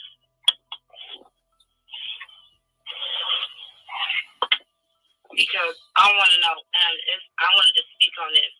How can Merv speak on anything to where he did not want to be involved inside Nazaya's life?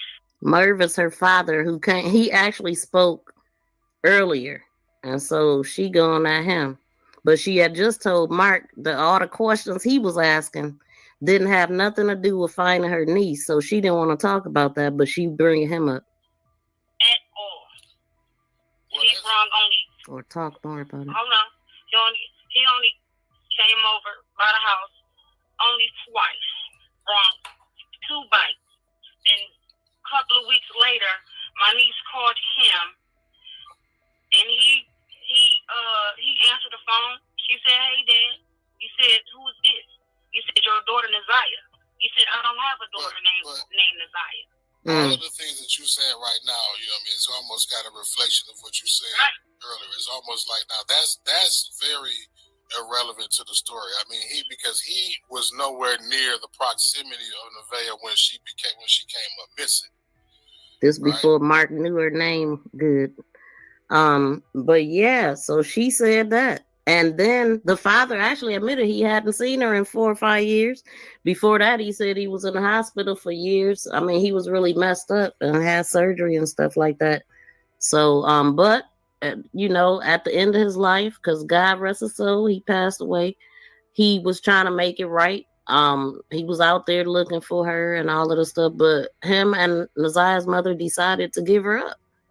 You know, so I didn't understand why he was coming around doing anything. If you either you're gonna be in or you're gonna be out. And so Naziah was like, she was going through a lot, not having her father there, mother there, not understanding everything that she was forced to do there, allegedly. But that's what it's looking like, and it's really disgusting. Because I remember her saying to Jarvis in one of those text messages is that park down the street because people be watching the house. And he's like, what people? Who watching? People be watching the house. I don't know if she was talking about these guys that be next door or just people in general. So we know that he was sneaking through the back door allegedly. But I don't believe he was sneaking. I believe they knew. Maybe had her thinking she was sneaking. Maybe they was that kind of sick. I don't know. So you're right. My whole point of was opening the platform to him is because he never had a voice to be heard from his perspective. I mean, he said what he had to say, right? But the central focus is on the people who are immediately around her. Now I do want to say that the father said that he would go to the house and fix on things and stuff. So he said I would do work for her. And then even Marquita's boyfriend said he did work for her.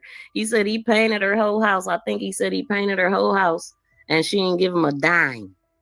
To her, that's what you're supposed to do. So also it was said that Jarvis was doing stuff around the house. The mother was in communication with him and dropping her the kids off to him. Allegedly. At the time that she went, at the time that she disappeared. Now, if I'm not mistaken, correct me if I'm wrong, did they not say that you were the last person to see her? No, the school was the last person to see her. Before I sent her off to the school. Before school, yes. So you were the last person in the nucleus of the family to see her, correct? I didn't say the last time she was seen. You were the last person that everybody in the family knows that seen her. Correct. I just hope and pray my niece come home. I hope and pray nothing happened to her. I want her home. And before she went to school, she was all jolly. She was happy. She texted my phone while she was in school. But I noticed this didn't get mentioned in court. She had your phone when she was in school? No, she didn't have my phone. Oh, what did you just say? I said she texted me. She texted me from a computer because they have computers in school. She texted me. She said, hey, TT, what you doing? I said, minding. She said, what's Nana doing? I said, Nana minding. I said, do some work. She said, we on break. And I said, okay. And that was the last time I heard from my niece. So she seen her before school, and she also was the last one to talk to her, according to what she just said there. So she had been missing how long in between the period of time Jarvis got picked up? What was it? Probably at least 3 weeks, right? Almost it's like a month because she went missing on the 9th and he got picked up on the 7th of February. Okay, yeah, almost a month. So did y'all have any conversations as far as anything in regards to her in between the time she went missing, or that y'all knew or reported that she was missing and he left? No, we reported her missing. My mom reported her missing. She went up there to the school on the 10th. But I'm saying, did you and Jarvis have any kind of conversation about her in between? I ain't say like her mom and who reported. I'm saying that in between the time did y'all talk anything about it? No, not at all. Y'all hear that? Not at all. Not at all. We know from the preliminary hearing that it was a conversation and it was still no to the.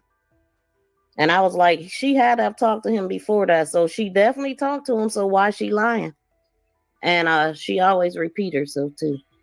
And she liked to say not at all. So does Jarvis. Now, if he had something to do with it, he wouldn't tell me.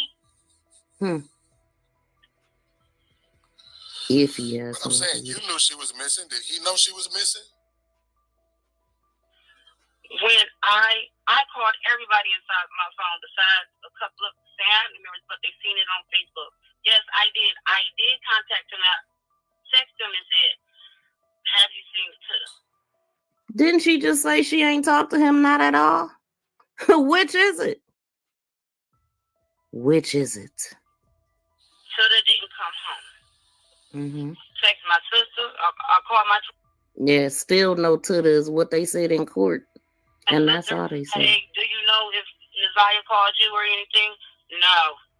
He called everybody. Do you know if Naziah called you or anything? No. The boyfriend, Marquis, the boyfriend, said they ain't went out looking. The daddy said they didn't go out looking for her, handing out flyers or nothing. And also the neighbors said the same thing.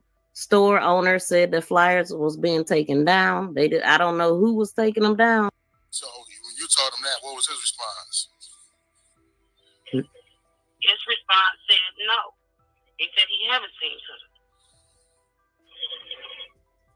But in the interrogation room, Jarvis said that the grandmother, no, they knew.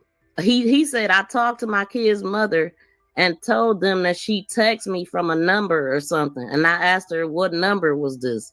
And then he said they knew that I was supposed to be picking them up from that house on Bedford, their grandmother house. And when they confronted Jarvis with the text messages, when she said, I'll be there at 3. You know, if you're not there, I'll wait for you. And when they asked him about that in the interrogation room, he tried to weasel his way out of it. He's like, yeah, I was supposed to pick them up at the grandmama house. I was waiting on my daughter to get out of school that day. I was supposed to pick them up from the grandmama house. So, yeah. That's it. That's it. She say that too. Not at all. And that's it. All right. Well, yeah, like I said, I'm gonna open up the phone lines, man, because you know, this is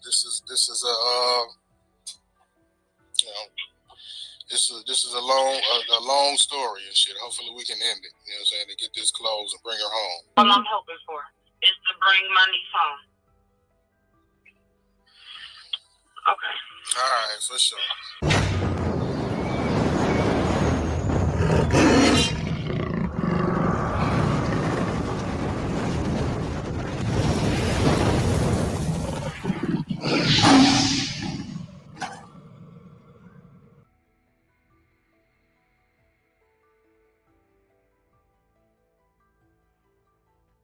But I can't nut inside you, so it's different. At 16:25, she replied, why you can't? Didn't you do it before? Justice for Naziah. So I wanted to put these two testimonies together, Shannon Harris and Shannon Jones, the lead investigator, to find out what text messages was she actually reading. She seemed like she wanted to read more, but she didn't have time. But I also wonder if she already seen these messages, being that she had Naziah's password. Check this out. I'm going to direct you to messages on or about June 27th of 2023. Do you recall those messages? Did you send any of those messages to Jarvis Butts? No. Okay. And do you know, I believe there's a phone number here that's highlighted. Whose phone number do you know that to be? Jarvis Butts. Okay. And you don't recall ever sending any of those messages? No. Okay. And now I want to direct you to messages from June 28th of 2023. How about any of these? Did you send any of these to Jarvis Butts? No.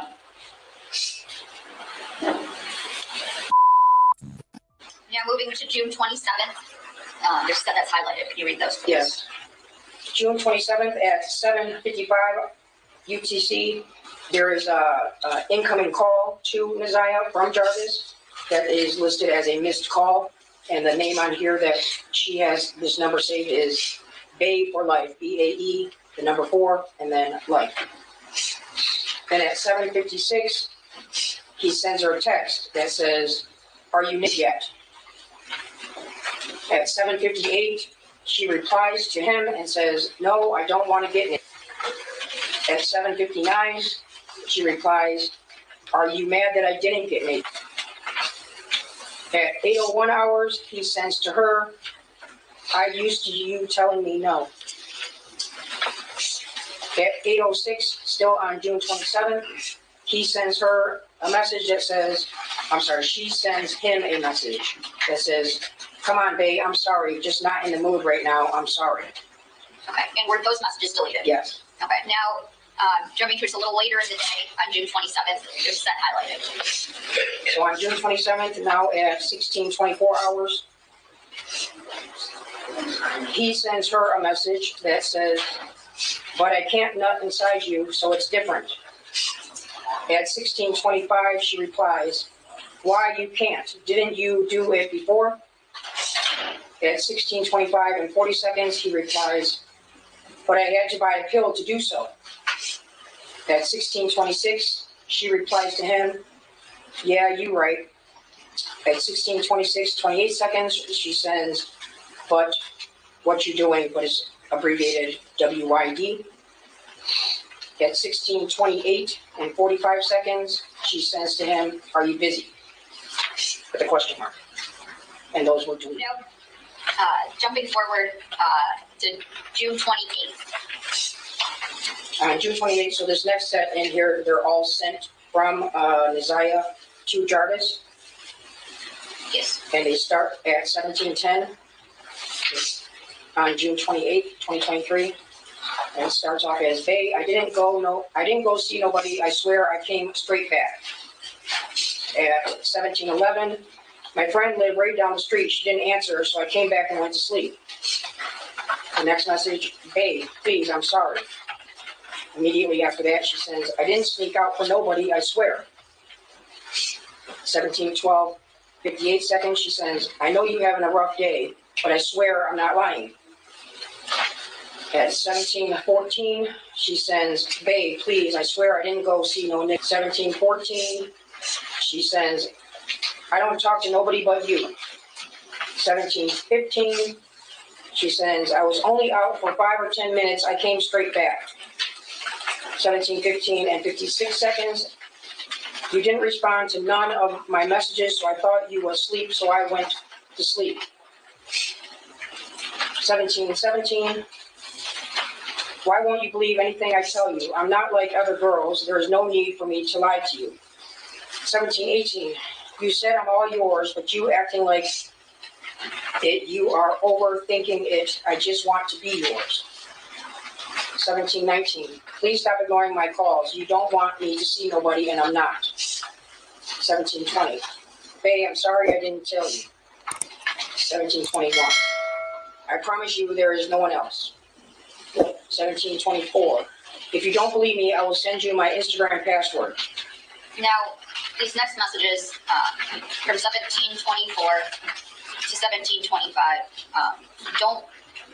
don't read what the username and passwords are, just that they sent. Okay, so the next message is she's sending her Instagram username and the password along with her Gmail email and giving the password to that as well. Okay, and now starting again with 17:26.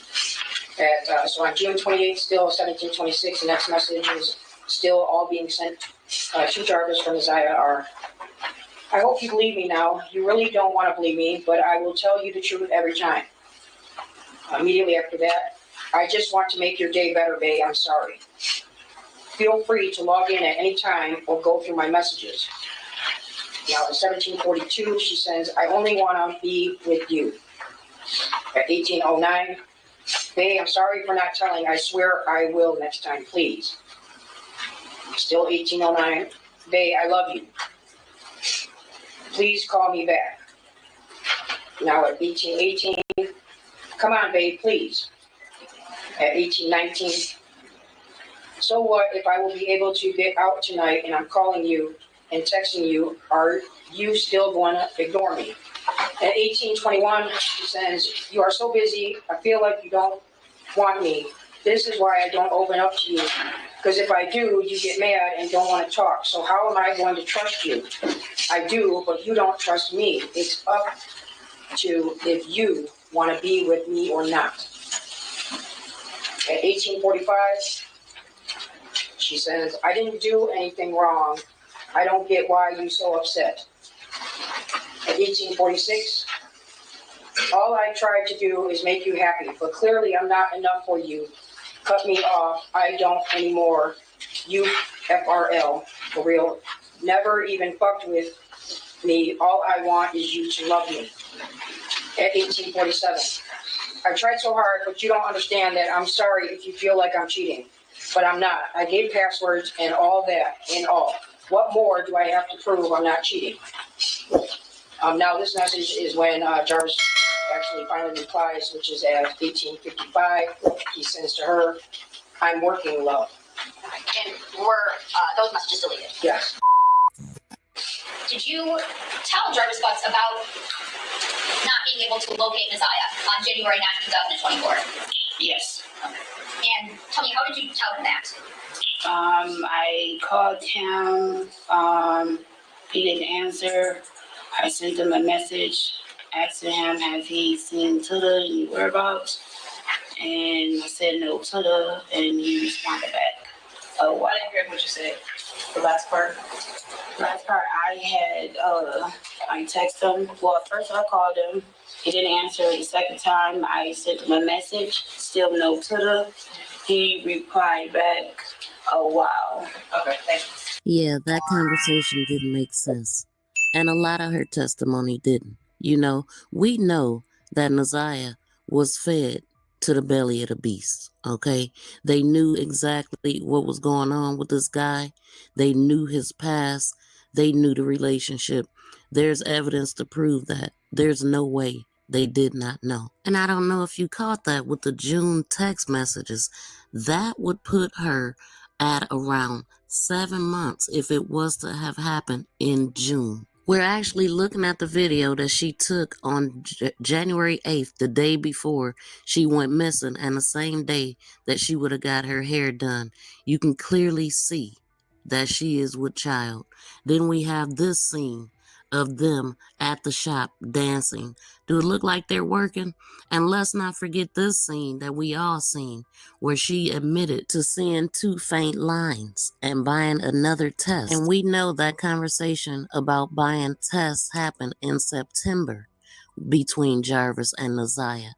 So that, if we go by September, that will put her about 4 months. If we go by June, it will put her about 7 months. Let me know what you think about what you just heard. Please be sure to like, share, and subscribe to my channel. Make this go viral.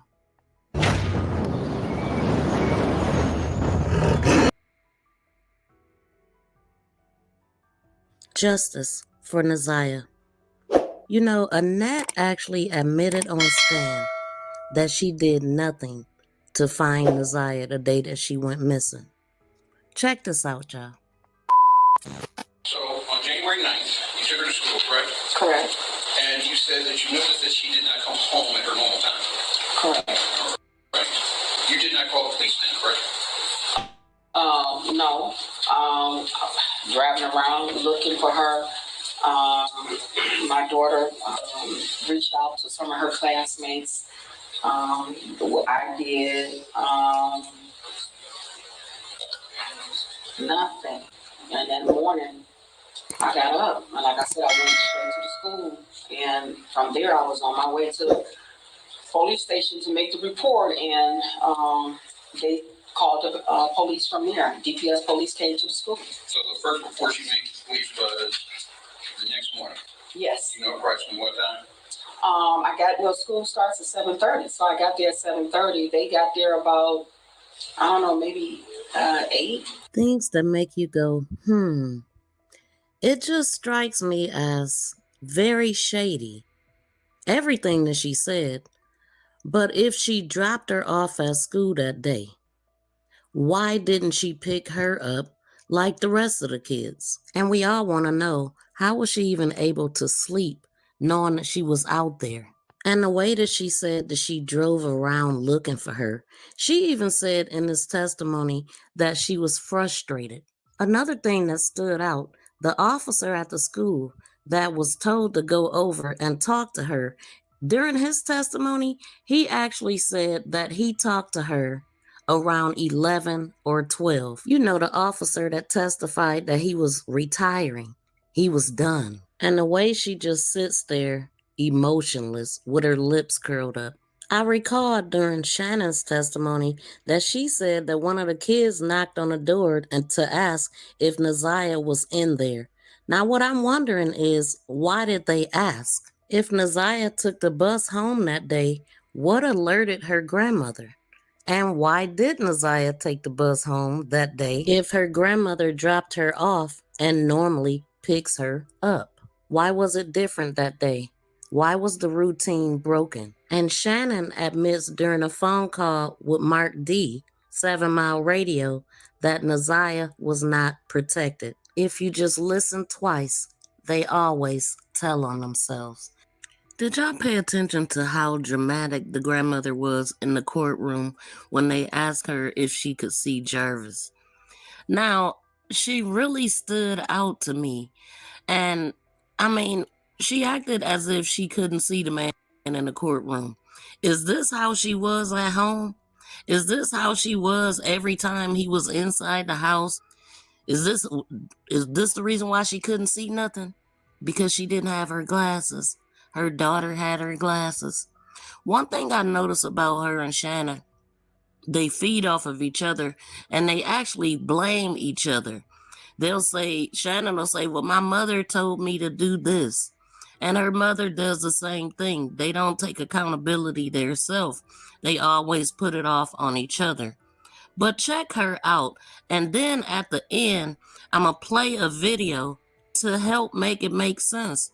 Maybe, just maybe, this is why she couldn't see nothing or know nothing. Did you know someone by the name of Jarvis Butts? Yes. And do you see Mr. Butts in the courtroom today?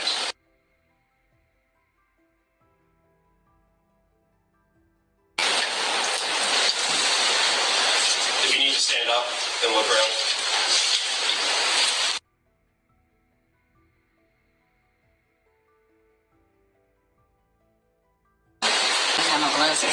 I don't see them. You need glasses, man? Yeah, my daughter has my glasses. Okay, Judge, may I take a moment to go get her glasses? Yeah. And you can just stand up and take another look around. Okay. Yes. Do you see Mr. Butts in the courtroom today? Could you point to him and identify a piece of clothing that he's wearing? The uniform with the blue mask. For the record, the witness has identified Jarvis Butts. Didn't she know her glasses will be required in the courtroom? I mean, if you know you blind without them, why would you even go up there without your glasses? Perhaps she just didn't want to see it. I would say she just gave us a glimpse into her mind and the way that she thinks. Now, I know that it's already been said that it's a possibility that Jarvis was involved with the mother and the twins, but there was no evidence of that. Well, tonight I was watching Mark DeAndre, and he had this to say. Room with her, and the door was locked, allegedly, from what I'm hearing from family members. And he was supposedly helping her paint the room. Yeah, Jarvis was messing with everything in the house. Jarvis started messing with Marquita first, then he was messing with Shannon. I think he actually has a child with Marquita, from what I'm told. So we got a child with Marquita and Shannon. He was at least 2 of those children with Shannon, and Naziah, and the grandmother. He propositioned recently with Naziah and her old friend at a birthday party. Asked another one to do for a favor in exchange for $20, and she went and told her parents. Now that was a mouthful. But what he said in the beginning is that Shannon came home and Jarvis and her mother allegedly was locked in the bedroom, and he was supposed to be allegedly helping her paint some walls. But yeah, And then to say that the other twin may have a child by Jarvis too. If this is the case, what was going on when they were teenagers and what was being allowed? Because they were young. So what's really going on? There is no way all of these grown women did not see the signs when they're having kids themselves and acting very suspicious.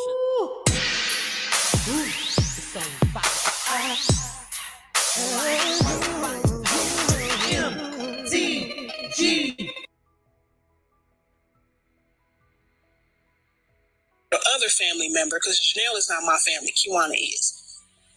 But at the time, I didn't know that Janelle was not connected to me until later. Justice for Naziah. I ran across this video, a conversation that Roxy was having with some people online. This might help answer a few questions you may have had concerning some details of the case and to gain a little more understanding of the family fallout. One of the things that stand out to me about this conversation is the confusion of Naziah's shoes and clothes. That confusion originated from the family. And obviously it trickled down to the investigation and the fact that the police did not come in a timely manner when they were alerted that they may have found something belonging to the missing girl. Did you find the clothes? Because I know that you or your mother said that you guys were the one who found the clothes that I guess Naziah had. And I wanted to clarify that as well.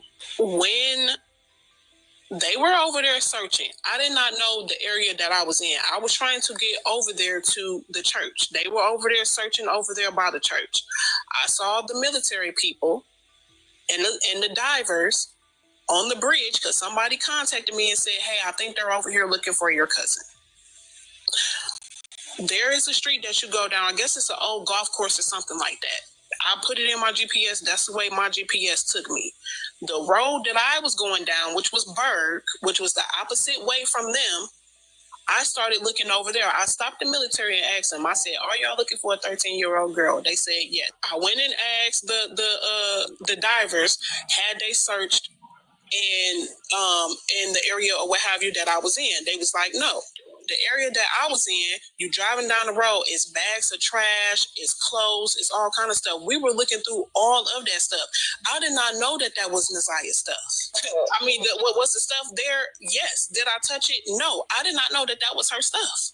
What was the reason for y'all saying there is no need to search for her anymore? Because that is what the police told me. If you did discover the clothes or whatever like that, as the lady discovered the ID, why aren't you like in the trial? Why aren't you included in the? Because the police didn't want to come over there and get it. When I called the police, because it would look like it was teenage clothes, I did not know that was her stuff. I did not know that was her stuff.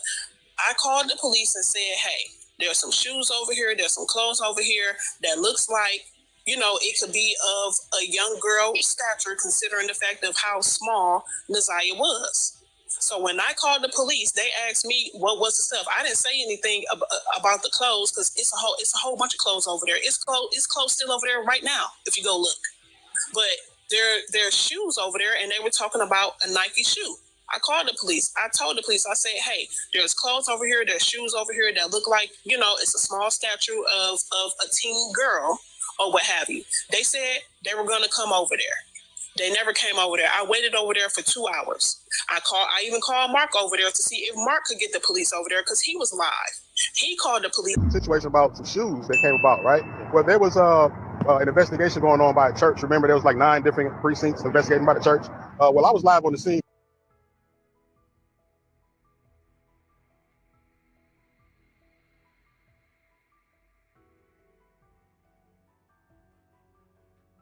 Ain't nobody this motherfucking taking off their brand new suit and leaving it right here like this. And it look like it's blood right there. Look at it. I know what blood look like. Definitely giving blood, bro. And definitely a brand new ass shoe, man. This bitch ain't got no crease in it. Clean as hell. Blood on her back. Who the fuck leaving a brand new shoe right here? Come on now. Definitely blood, bro. If you don't think that's blood, you crazy, bro. I know what blood look like. Feel me? That's why motherfucking ain't nobody just motherfucking taking off they brand new shoe and leaving it right here like this. And it look like it's blood right there. Look at it. I know what blood look like. Definitely giving blood, bro. And definitely a brand new ass shoe, man. This bitch ain't got no crease in it. Clean as hell. Blood on her back. Who the fuck leaving a brand new shoe right here? Come on now. Definitely blood, bro. If you don't, and there was a lot of information being said on my live. They told me to shut my live down and go live somewhere else, right? Because the information being shut, right? So I went live to somewhere else, was across the street. Me and Roxy went live and we found a pair of shoes. Right? We went live on a pair of shoes, and then the police called me back and said, "Hey, well, where are those shoes at? They said, what's going on with the shoes?" I said, "Well, we're right across the street." So they said, "Where you at?" So we waited there for an hour, waiting for them to pull up. They didn't show up. Long story short, they went and recovered the shoes, and I found out I got intel about 2.5 months later. They did an investigation on the shoes, a DNA test on the sweat, and they found out that those were actually her shoes after they did a DNA test on the sweat from the shoes. I know what blood look 2.5 months later, they did an investigation on the shoes, a DNA test on the sweat, and they found out that those were her. And definitely a brand new ass shoe, man. This bitch ain't got no So we're right across the street. They said, "Where you at?" So we waited there for an hour, waiting for them to pull up. They didn't show up. Long story short, they went and recovered the shoes, and I found out I got intel about 2.5 months later. They did an investigation on the shoes, a DNA test on the sweat, and they found out that those were actually her shoes after they did a DNA test on the sweat from the shoes. Right? Detective literally said in the thing, on the stand, that the police, that they did get called, but they didn't come over there because that wasn't the shoe or the description that they were looking for. They never came over there to get it. Then it wasn't until another clout chasing person that nobody stood up to except for me, and he was using Nasiah to get community service hours because he was on probation. So I had to fight that battle by myself to let him know that he on the stand that the police, that they did get called, but they didn't come over there because that wasn't the shoe or the description that they were looking for. They never came over there to get it. Then it wasn't until another clout chasing person that nobody stood up to except for me, and he was using Nasiah to get community service hours because he was on probation. So I had to fight that battle by myself to let him know that he wasn't going to use my family member for his community service hours. He was making the big fuss about the shoe because apparently he got in contact with Vari, and Vari verified that was her shoe and sent her a picture. Then that's when the police went over there and got it. But when the police was initially contacted, they said that she said that they wasn't coming over there because that's not the description of what they was looking for. And they never came. And I was over there for 3 hours waiting for them, still searching, but waiting for them. And they never showed up. But the white man in the preliminary hearing said that they were searching and he came across. Right, but they weren't over there in the area. There were people that was searching. They were searching in the water at the beginning of Berg. There's a bridge. They were in the front. I asked them, I said, "Have y'all came and searched over here by this building, by the abandoned building?" I just called it abandoned building. I didn't know it was an old golf course. I said, "Have y'all came and searched over here by the abandoned building?" They said no. When I called Mark over there, I said, "Mark, do you know if they came over here and searched it?" He said no. There was nobody over there in the area. Nobody. And when I even asked the military people, they was acting nonchalant like they didn't give a damn. Can I ask you a question? Did Shannon tell you, or did she not say when y'all was having that conversation inside the house that Nasiah was pregnant, or she gave pregnancy tests? She was not talking about Nasiah. She was talking about herself. Okay, who was the other girl? She was talking about being pregnant with Janiyah, which is her oldest daughter. She did a pregnancy test for being pregnant with her oldest daughter. She's done a pregnancy. She's done a pregnancy test or a maternity test on all of her children. At that point, her oldest daughter was like, why? Was she comparing it to her oldest? We were not talking about Nasiah at that point. People just wanted to hear what they heard, and they took off with it. She said she was pregnant with Nasiah. She said Nasiah was pregnant. She said that's not what she said. That's not how it went at all. I neglect. This is when I found out I was pregnant. I took a pregnancy test and I asked her how long pregnant. I said it seemed too long for one state. You know, so yeah. So I'm going for the pregnancy test. Yeah, okay. This is really, John, I don't want to be the parent. Well, I seen in this text, like, it was between you and Naziah's brother, and it was like, he was taking money from his niece, and Naziah, like, his baby niece. You got a baby niece. Corrected that. There's a whole lot of nieces. I said I made a mistake and said niece. I've said that. I've corrected that. Okay, well, all of us don't get to see everything, so I think exactly. How would you feel if your family, if you go against your family, right? You already hurt and frustrated about the situation that's going on with your family, so you speak up and you go against them, and then you have your other family member, because Janelle is not my family, Kiwana is, but at the time I didn't know that Janelle was not connected to me until later. Then you have individuals who you thought that we were all working together, right? We all had a position. And then you have people coming to you and saying that these two individuals have been going around telling people and not trust them. Referring to Janelle and Kiwana. If you wanted to find Naziah, if you wanted to keep it about Naziah, why were you not doing interviews, but you have the time to do interviews a year later? It's not making sense. You're coming to do interviews about quote unquote lies and all of this and that, but you wouldn't do an interview about telling anything about Naziah.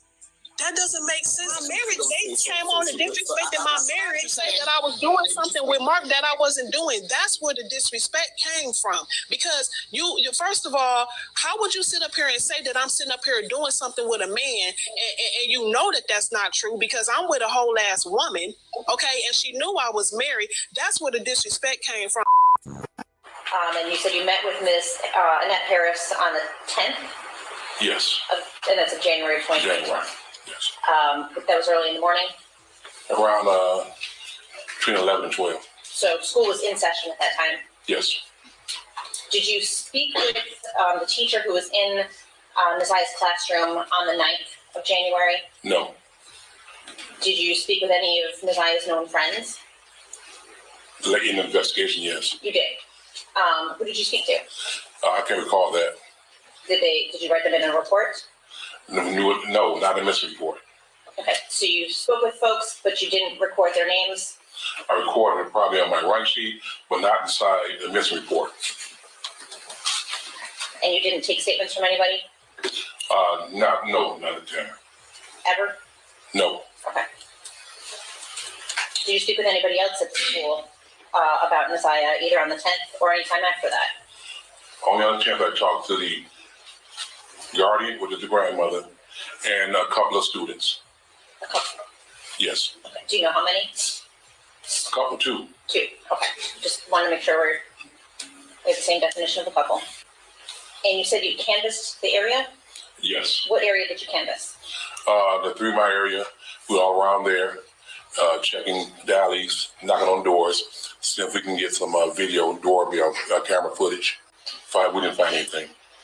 In her classroom, does she have a locker or a cubby or anything where she stores items?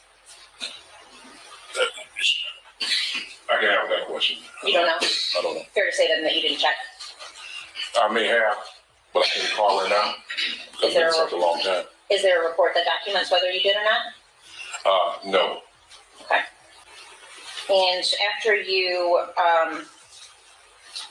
did the canvass of the area of 3 Mile Drive in Cornwall, what else did you do? I went back to the station, advised the lieutenant of what we came up with. Which was what? Which was, I talked to the parent, the grandparent, talked to other students, We didn't find anything from doing our search of the area. So did you do anything else in regards to investigating? No, I did not, because I was getting ready to retire, so I was done. You were first notified about this on the 10th, correct? Yes. And how long did you stay involved in the investigation? That day. So much went wrong with this case, so they give it to someone that's done before he even got started. So with that being said, we definitely didn't need the family fallout. It definitely is a distraction from what's important, and that's Naziah. Drop down in the comments and let me know what stood out to you the most concerning what you just heard in this video. Please be sure to like,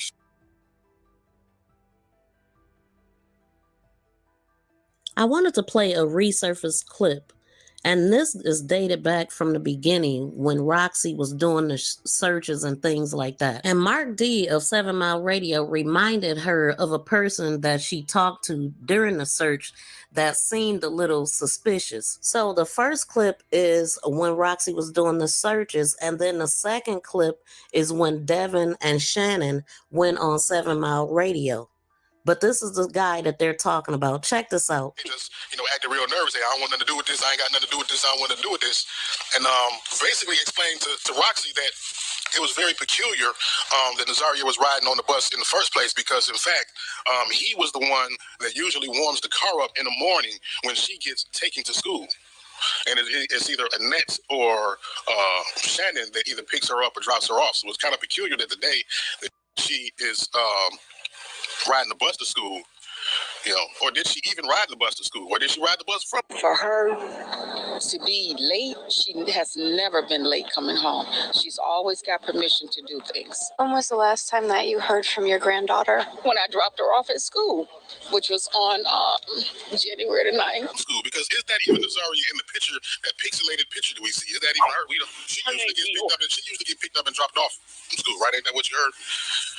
Yeah, the guy said when we went up to him, he was very frazzled, didn't want to, he was very frazzled. I'm like, hey, can I talk to y'all for a second? He like, I don't want nothing to do with it. I ain't even get to say anything before he said, I don't want nothing to do with it. So when he said, I don't want nothing to do with it, that automatically let me know, oh, you know something.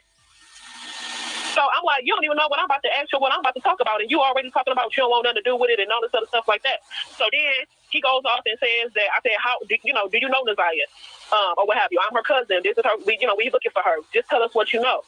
Do you know Shannon? He said he with Shannon every day. I said, okay, when does Naziah go to school? When the last time you seen Naziah? He said he did Naziah hair at 8 o'clock the day before she went missing. The first story he said was he was walking up and down the street. I said, at 8 o'clock at night? He said, well, yeah. Well, and then he changed it and said, oh, well, I think she went to bed. I don't know. Well, Devin who? Devin, the one in the comments, is with Shannon. Oh, okay. What you got to say, Devin?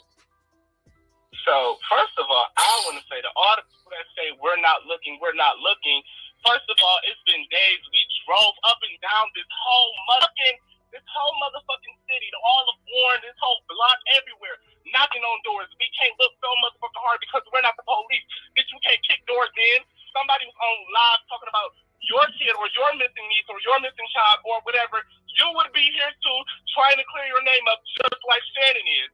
Hello? Like, what is going on? And to the bitch that she was going to beat our ass, bitch, I would love to see you try.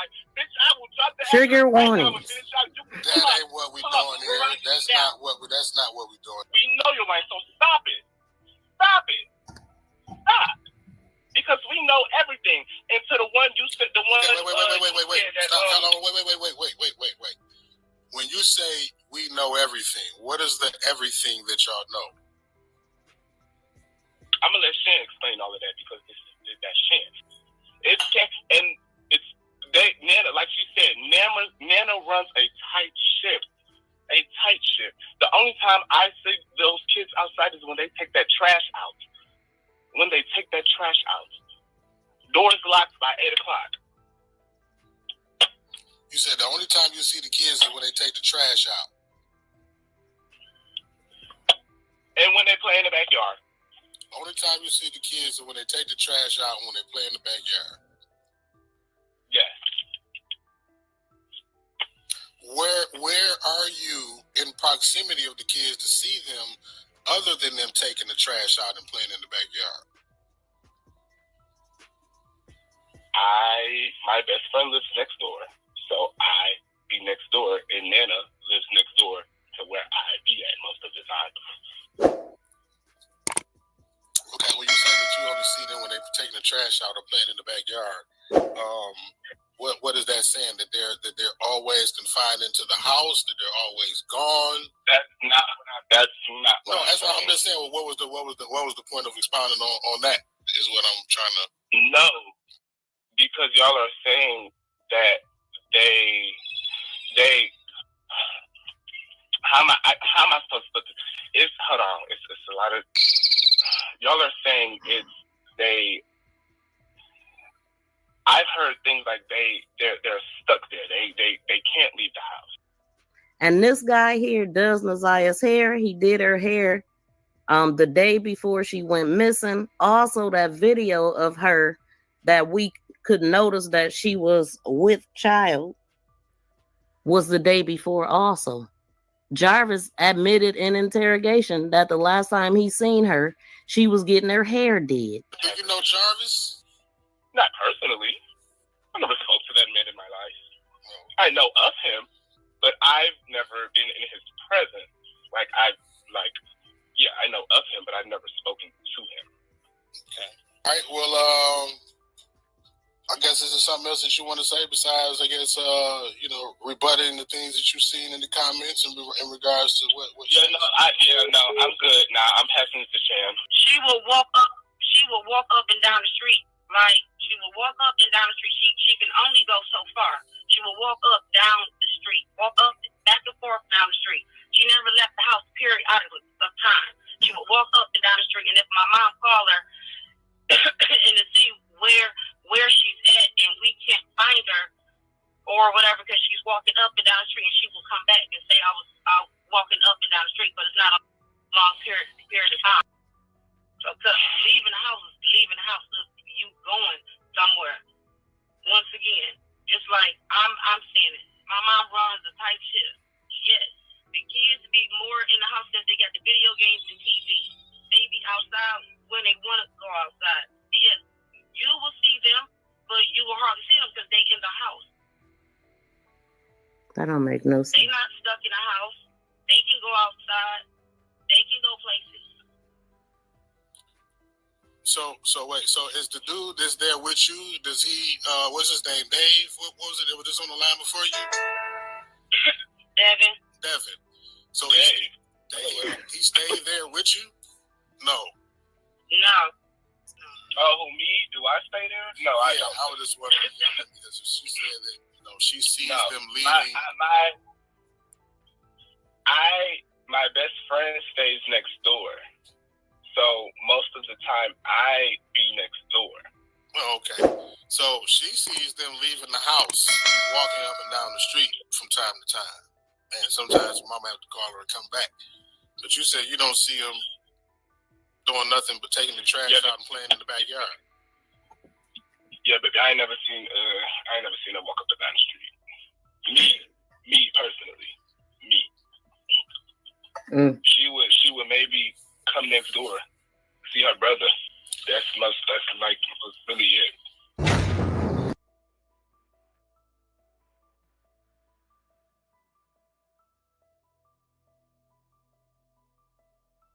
Several videos have resurfaced, and this video with Annette talking to Jarvis. This very well could be the birthday where the incident happened, where they had a family member, a child, visiting for the first time, and old Jarvis touched her inappropriately. And in the next clip, check out Naziah just trying to live a normal life.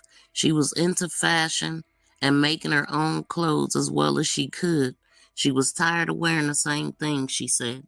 But listen at what's being said in the background of everything.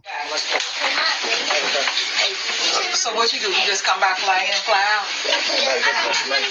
missed her birthday. I was trying to get there, but I thought she was supposed to be part of the family. You supposed to stop. So, hey y'all, I got this chick, got this thing off of TikTok. I know it's old and stuff, but it just clicked into my mind like, bro. So, what's up, y'all? It's literally nighttime. And I like get my clothes out at night, but this time I will be designing them with some old clothes because I'm tired of wearing the same clothes over and over again.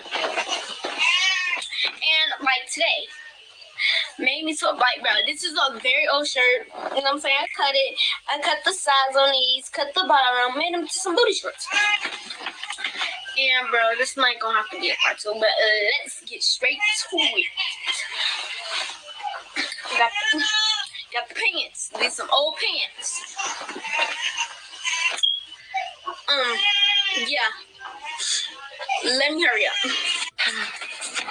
Okay, y'all. Part two. I got the pants ready and done, bro. I was wasting all that time. So I don't care how uneven cut it is, but I put the marker line on it, so come back when I'm done cutting it. So I'm done. I have to change my place. So here you go. This is what they look like. And her. And wait, we're not even done. And then we go like cut them like down, like kind of like this. So I'm about to cut and you come back once I'm done. I'm not trying to make a part 3. Okay, y'all, I got them done. Cut them at the bottom, and then we're gonna cut the sides. Okay, I got both sides done. I'm making them a part 3. Who's supposed to be fixing their hot pocket? I fixed things for this morning. Oh, you did fix it? Oh my God. We got the belly shirt. I'm about to try it on first, see how it looks. Okay, if it's like a belly shirt like it's supposed to, so we're only going to cut the top. So I'm not trying to make a part 3, and I'm still going to show you the outfit. So I'm going to cut the bottom, and I'm going to come back, and then y'all will see the results. I'm done. Okay. I'm going to tell you a style, because Nana said, make sure cut the bottom. Don't mind that crackhead. Actually, I cut the bottom and the sides. So the bit is almost done. I'm going to show y'all. Just give me a minute. Okay, first you got the socks. I got the white ones, though. Then you got that pink and white tie-dye shirt. That was designed by me. And now you have the shorts designed by me. Now you got the white pink. Justice for Naziah. So we could see that Naziah was mostly a normal child, just trying to be normal in a house full of children. And we see that she jumped into fashion because, like she said, she was tired of wearing the same clothes. So as I watched this video, I pictured the text messages and the things that he would say to her. Come outside. Who's up? The basement or the shop? The bathroom? This is a house full of people, and I believe somebody is up at all times. And I also believe that somebody knows where she is. Naziah was a good kid who did nothing without permission. But pay attention to what's going on in the background and check out what Nana had to say. For her to be late, she has never been late coming home. She's always got permission to do things. When was the last time that you heard from your granddaughter? When I dropped her off at school, which was on January the 9th. Naziah is an 8th grader at Clark Elementary School in Detroit, described as being incredibly sweet and a rule follower. Annette tells me when Naziah didn't come home from school on January 9th, she knew immediately something was wrong and reported her missing the next day. Naziah is a very sweet child. She really is. You know, and my biggest fear is somebody hurting her. She got off the bus with her schoolmate and walked up to the corner of Warren and 3 Mile Drive. And one of the school kids said that she turned right instead of turning left, and that's all I know. Naziah's life may be in danger, and you don't even know it because you're keeping information or trying to keep her hidden because of what you think. Naziah needs to be home with her family, and we love her. Because Shannon said she was the last person. They just, acted real nervous. I don't want nothing to do with this. I ain't got nothing to do with this. I don't want to do with this. And basically explained to Roxy that it was very peculiar that Nazaria was riding on the bus in the first place because, in fact, he was the one that usually warms the car up in the morning when she gets taken to school. And it's either Annette or Shannon that either picks her up or drops her off. So it's kind of peculiar that the day that she is riding the bus to school, you know, or did she even ride the bus to school? Or did she ride the bus from school? Because is that even Nazaria in the picture, that pixelated picture that we see? Is that even her? She usually get picked up and dropped off from school, right? Ain't that what you heard? Yeah, the guy said when we went up to him, he was very frazzled, didn't want us to, he was very frazzled. I'm like, hey, can I talk to y'all for a second? He like, I don't want nothing to do with it. I ain't even get to say anything before he said, I don't want nothing to do with it. So when he said, I don't want nothing to do with it, that automatically let me know, oh, you know something. So I'm like, you don't even know what I'm about to ask you, what I'm about to talk about, and you already talking about you don't want nothing to do with it and all this other stuff like that. So then he goes off and says that I said, how do you know Nazaria, or what have you? I'm her cousin. This is her. We looking for her. Just tell us what you know. Do you know Shannon? He said he with Shannon every day. I said, okay. When does Nazaria go to school? When the last time you seen Nazaria? He said he did Nazaria's hair at 8:00 the day before she went missing. The first story he said was she was walking up and down the street. I said, at 8:00 at night? He said, well, yeah. Well, and then he changed it and said, oh, well, I think she went to bed. I don't know.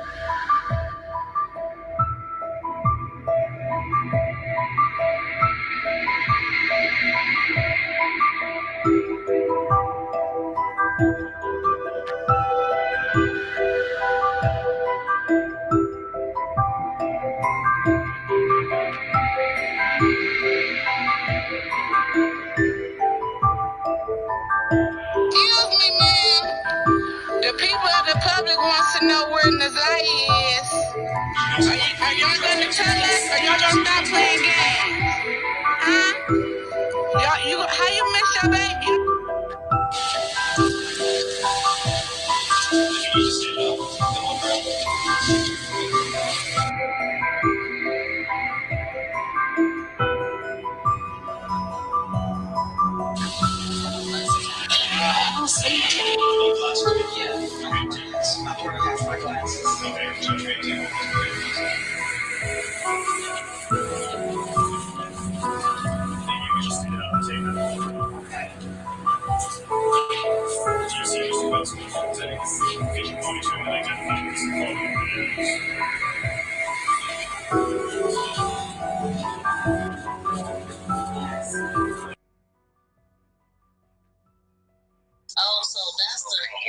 So that's the house that she moved from that was next door to where Devin be at?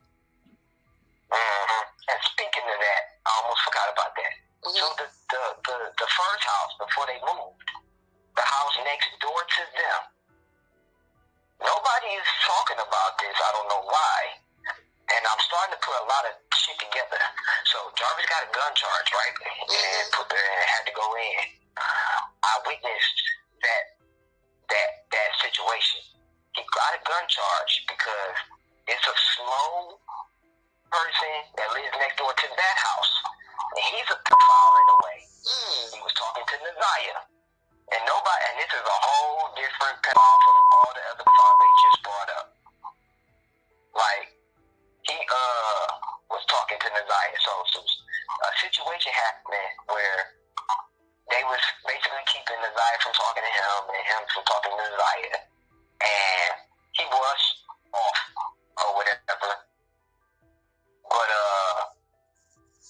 it was a situation where he ended up messing or saying something inappropriate to one of Shannon's daughters, or the youngest daughter that she has.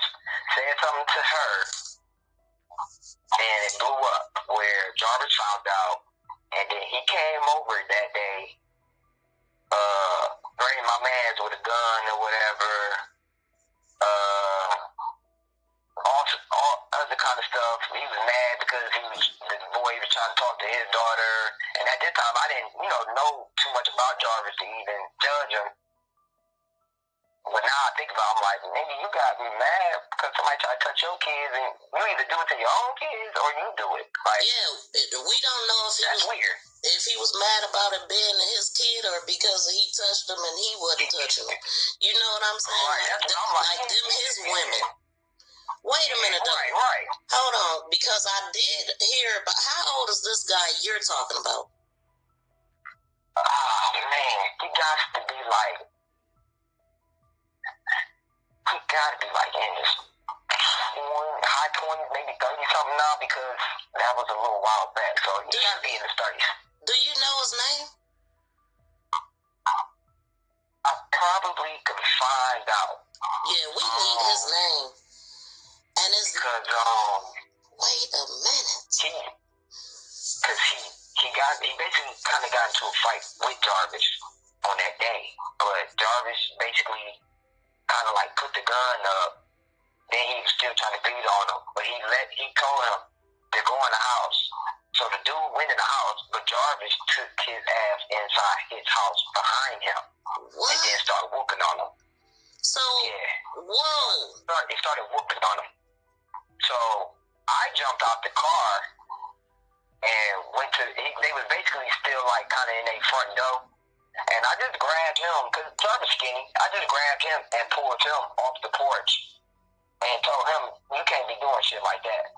I can understand you mad, but you're not about to go in a house. Like, you told him to go in the house, you know, like, I don't care who you is. If I see something wrong, I'm going to at least try to put my part in there." But yeah, I felt like he was being highly disrespectful when he went in the house. So I didn't even have to really go in the house to get him out, because that's how close they were to the front door. But you step past that threshold. No, you can't do that, bro. And you told him to go in the house, and he did it, and you still want to go in after him. So I yanked him on out of there. And by that time, the police came. He got his name, took it down, and he, like, low-key disappeared on some slick shit. Like, he got on that same block. He knows some people that live across the street from there, a little farther down towards the corner. He got, like, family members, either they family members or they just long-time people that he know. But we all sitting there on the porch because they trying to figure out what's going on between these two houses and what happened or whatever. They tell him that he had a gun, so that's how he got the gun charge.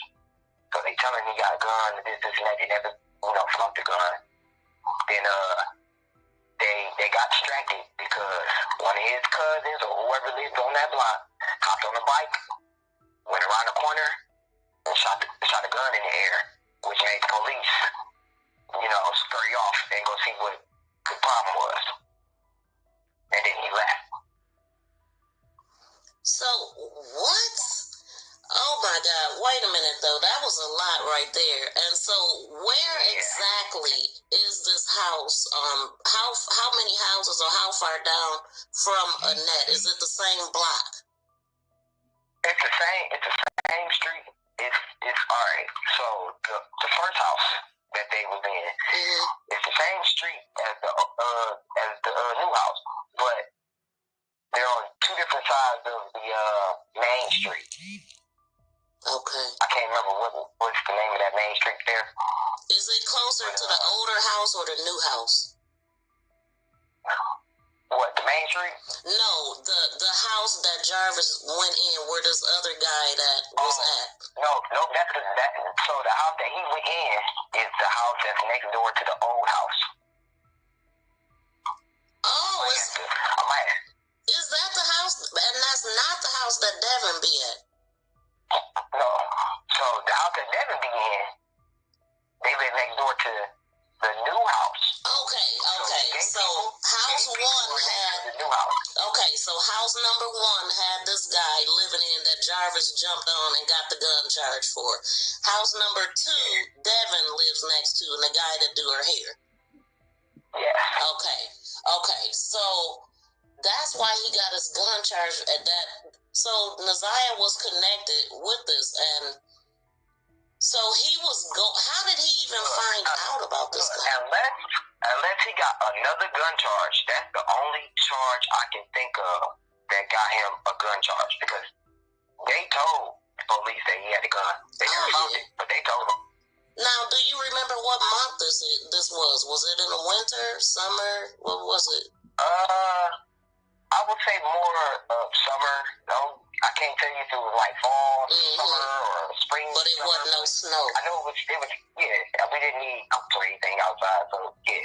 What year was this? This had to be at least almost 3 years ago. Oh, so it was a couple years before Naziah went missing. Yeah. No. All right. Yeah, you're right. It was like at least a year.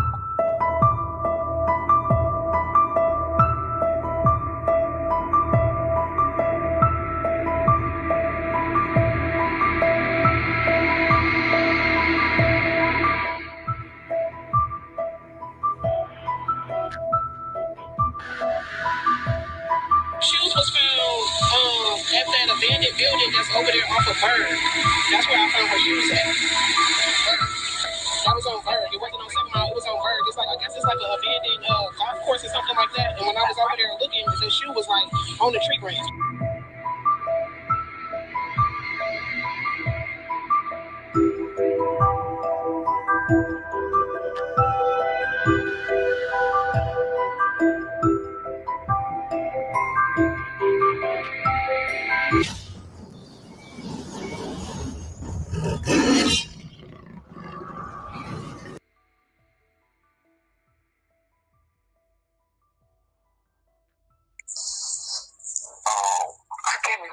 Exactly what you said. Well, I know that I had said something like y'all was living with Annette for a year, because that's kind of how you made it sound. And and that's the thing, I didn't go into detail on it.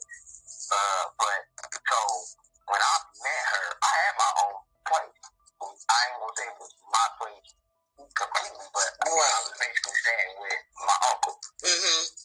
But that was a few blocks away from my job.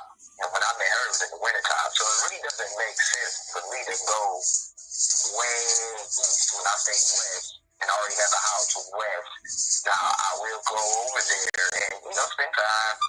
And then before you know it, but I didn't instantly just start going over there. He was, when we met on the Facebook, she went to the hotel, and then that's another thing. I think I got a little mixed up due to the information that's been put out there. I'm just now figuring out that it was a crushed hotel. If I'm saying that right? The Park Crest Hotel. Not the hotel. Yeah, I'm guessing now that's the hotel and not the hotel that was next door from that auto shop. Right, across the street is a travel lounge or something. They call it a trafficking inn, and then they had a Park Crest lounge that he actually checked into on Harper Woods. Yeah, see, at first, at that time, I thought he was at the other hotel. Not saying he don't go to that one, but we didn't go to the Park Crest Hotel. We went to the one that's across the street from his shop. Oh, okay. So when you first met them, you said on a Facebook thing, but was that a dating app through Facebook then? Yeah, at that time, I do nothing really at this moment, nothing but work and go home, take care of my life business.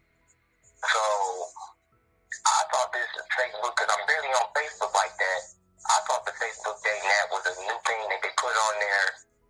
Because when I checked it, they got a little dating app on there. So let me see how this is. I don't think really out about meeting nobody, so maybe I'll meet somebody on here. Never tried the little dating thing out before, so I've already been on Facebook for years. I feel a little comfortable trying that out. So that's what I did, and I ran across a lot of people, but ran into her, and it would seem like it was like hitting off. I don't really look at people and be like, you ugly, or, you're not my type. I try to look past that, look for other things, how you treat me, how can I treat you, what can we do to do better in life. But, things was kind of like hitting it off in a way. You know, we chilled a lot. She would come over my place if she could. If she couldn't come over my place, if I felt like going that way, I'll go that way. Well, maybe a month or two of just coming to my place.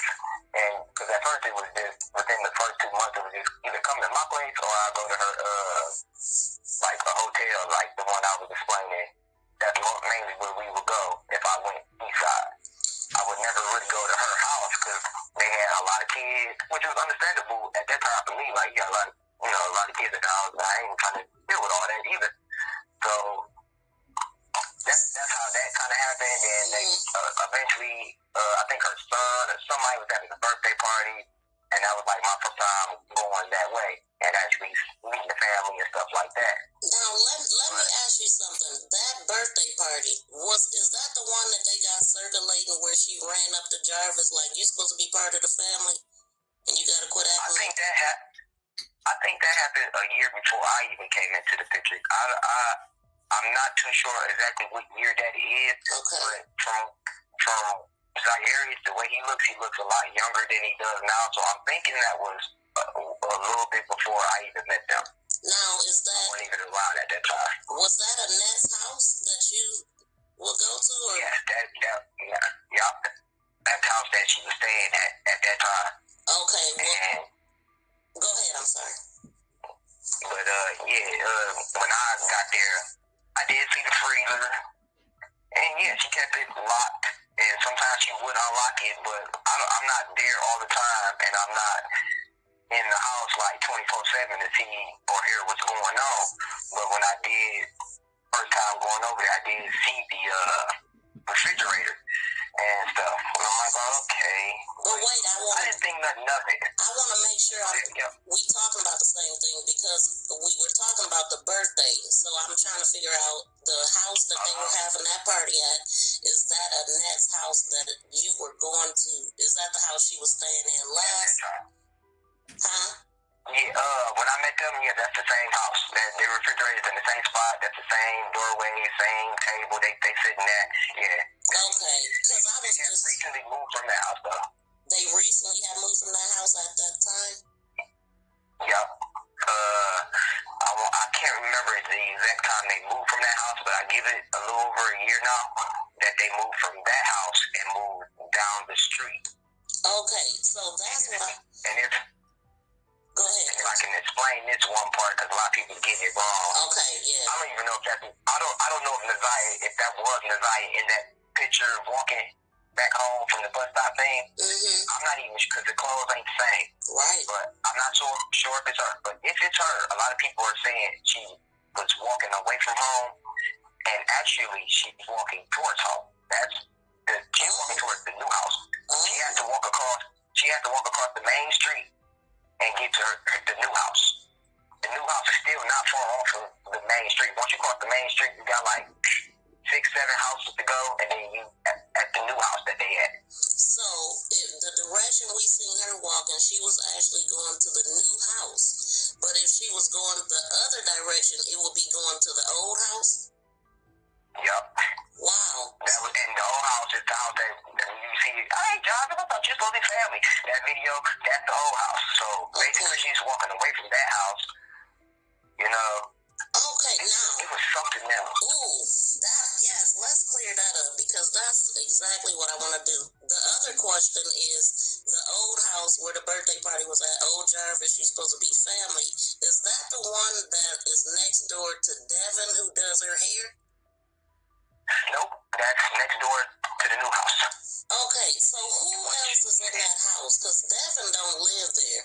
Whose house is that? No, when they moved to the new house, I only been to the new house one time. Thanksgiving, whatever. I was only been there one time. So I don't know exactly who bees there, but from what I've learned, there's like multiple people that comes over to that house. I think it's Devin's house. The guy that's been on the podcast. No, Devin said that's his friend's house. He just visits there. Or it might be his friends. Like, yeah, it's something like that. It's so much going on with them. I don't know who actually owns or lives in the house. It's just a lot of LGBT community type of people going in and out that house out here. Exactly. That's what I was thinking. And Devin was actually said that, I mean, pretty much act like Shanna's best friend. Because he went for bat on Mark D's podcast that day, talking about he was going to beat up people that's talking about her and talking about jumping on her.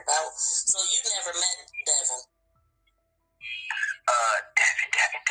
They say Devin does her hair. He allegedly did Nazia's hair. You know what? I met Devin. So ever since we moved, well, when I met her and then we finally got our own place.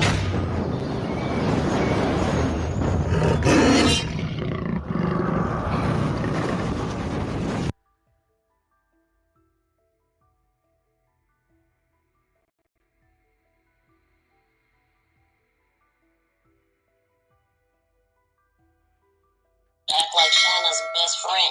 Because he went for bat on Mark D's podcast that day, talking about he was going to beat up people that's talking about her and talking about jumping on her. So you never met Devin? Devin. They say Devin does her hair. He allegedly did Nazia's hair. You know what? I met Devin.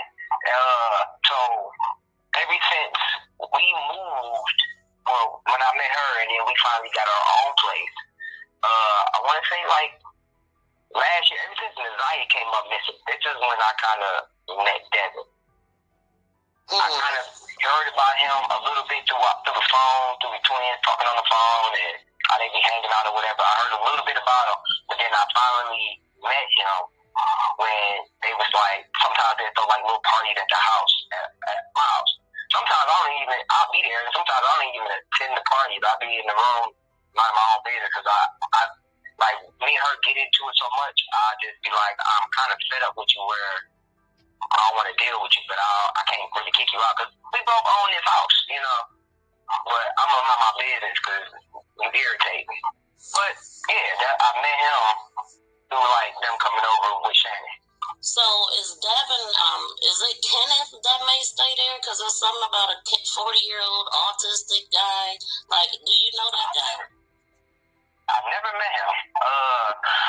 And it's crazy because I try to remember back. I might have heard his name, Evangelist, but I never heard the last part. I've heard of the Evangelist. I know she taught church and stuff sometimes here and there. And I've heard Evangelist in the past. I can't remember what days and what they were talking about exactly. But now that I know who Evangelist is, I'm like, dang, I think I heard them before talking about Evangelist, but I never met him. So I'm pretty sure. I bet you it's the same guy. I do have a question, like, is Annette, like, does she run stuff? Like, do she run the twins? Do they go against her at all, or what she say goes? No, they don't go against her. It's to me, I would never want a grandma like this, but to me, she doesn't play no games. Like, she will cuss you out, and it is what it is. Like, the kids are not going against her. The twins not going against her. The other one's not going against her. That's which I understand, you know. I guess what I meant, they don't buck up against her. It's like whatever she says, like they kids still with her. Is that the feel? Right. That's how it is. Wow. That's how it is. And it's just weird because she will cuss you out. Now, are all the kids gone from the house? I'm hearing that all the kids is gone. I know Marquita kids is gone.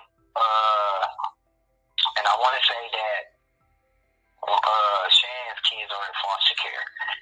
I can't confirm it completely, but I've known, I haven't heard them have a conversation, because usually they have a conversation and you'll hear the kids in the background talking about, hey, Auntie Key or something like that. So I haven't heard that in a while, so I'm pretty sure that the kids are gone from out of her care. So where's Marquita's kids at? Right now, both of her kids are with the father of the daughter. Oh, the father took both of her children, even the ones that's not here. Now, I do want to ask you about when you painted the house. I'm sorry, was you about to say something else? No, go ahead. I was just about to jump off into another, but we get there. But yeah, about the painting the house, go ahead. say she didn't pay you a dime and you painted several rooms in the house. How did she even ask you to paint the house? No, I can't even remember how it came about, but I can kind of blame myself for that because all my life I kind of been like that. I'm very artistic, however you want to say I don't even want to say artistic. But I'm very, very good with my hands. You know, I paint, I draw, I create things, make things, like create shoes, all that type of stuff.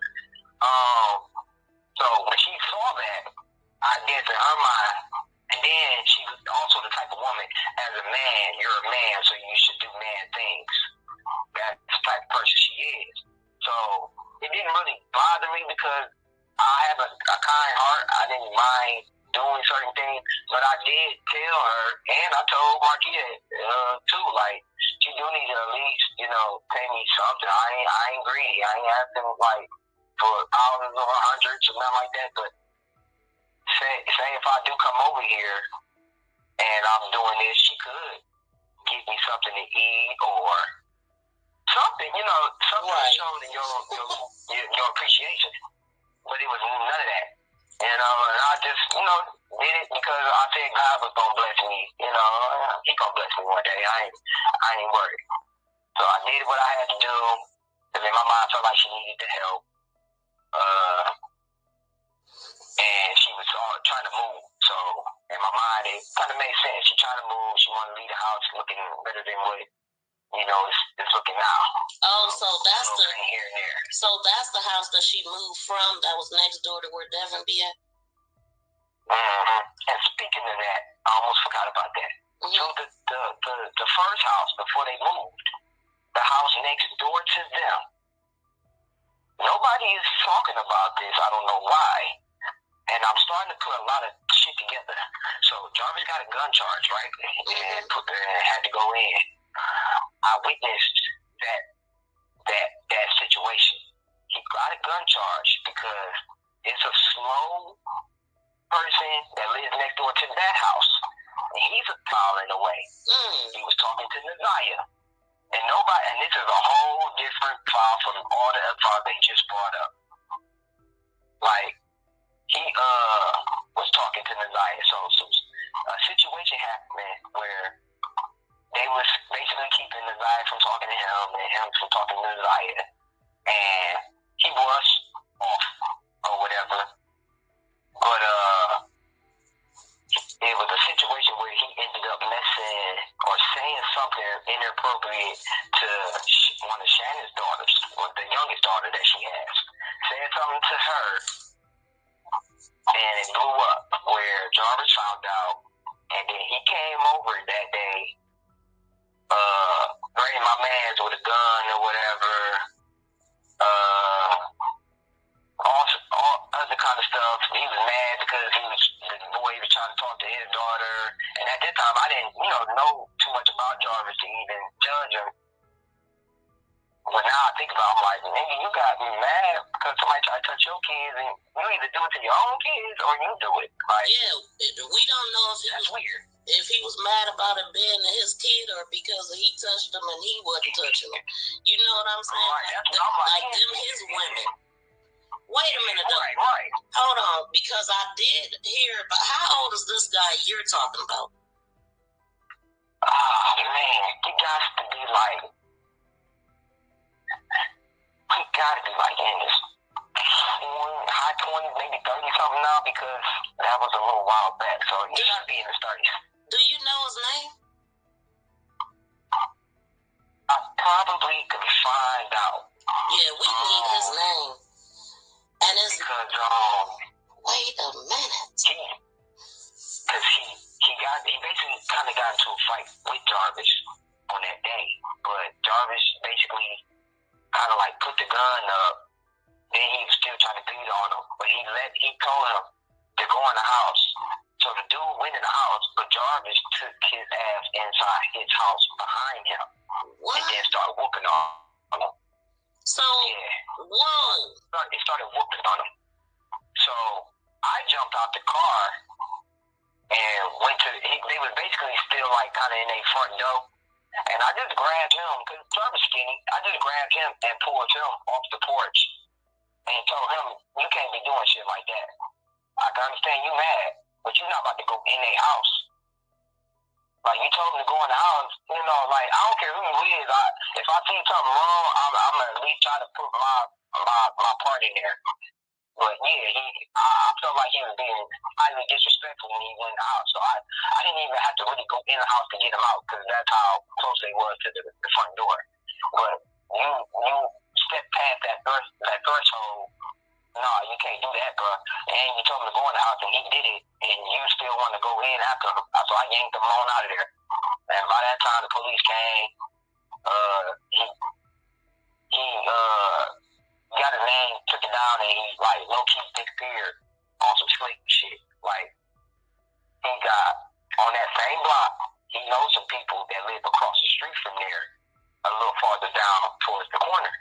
He got, like, family members, either they family members or they just long-time people that he know. But we all sitting there on the porch, because they trying to figure out what's going on between these two houses and what happened or whatever. They tell him that he had a gun, so that's how he got the gun charge. So they tell him he got a gun, and this and that. They never, fucked the gun. And they got distracted because one of his cousins or whoever lived on that block hopped on the bike, went around the corner, and shot a gun in the air, which made the police, scurry off and go see what the problem was. And then he left. So, what? Oh my God, wait a minute though, that was a lot right there. And so, where exactly is this house? How many houses or how far down from Annette? Is it the same block?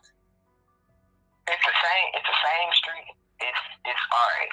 So the first house that they was in, it's the same street as the new house, but they're on two different sides of the main street. Okay. I can't remember what's the name of that main street there. Is it closer to the older house or the new house?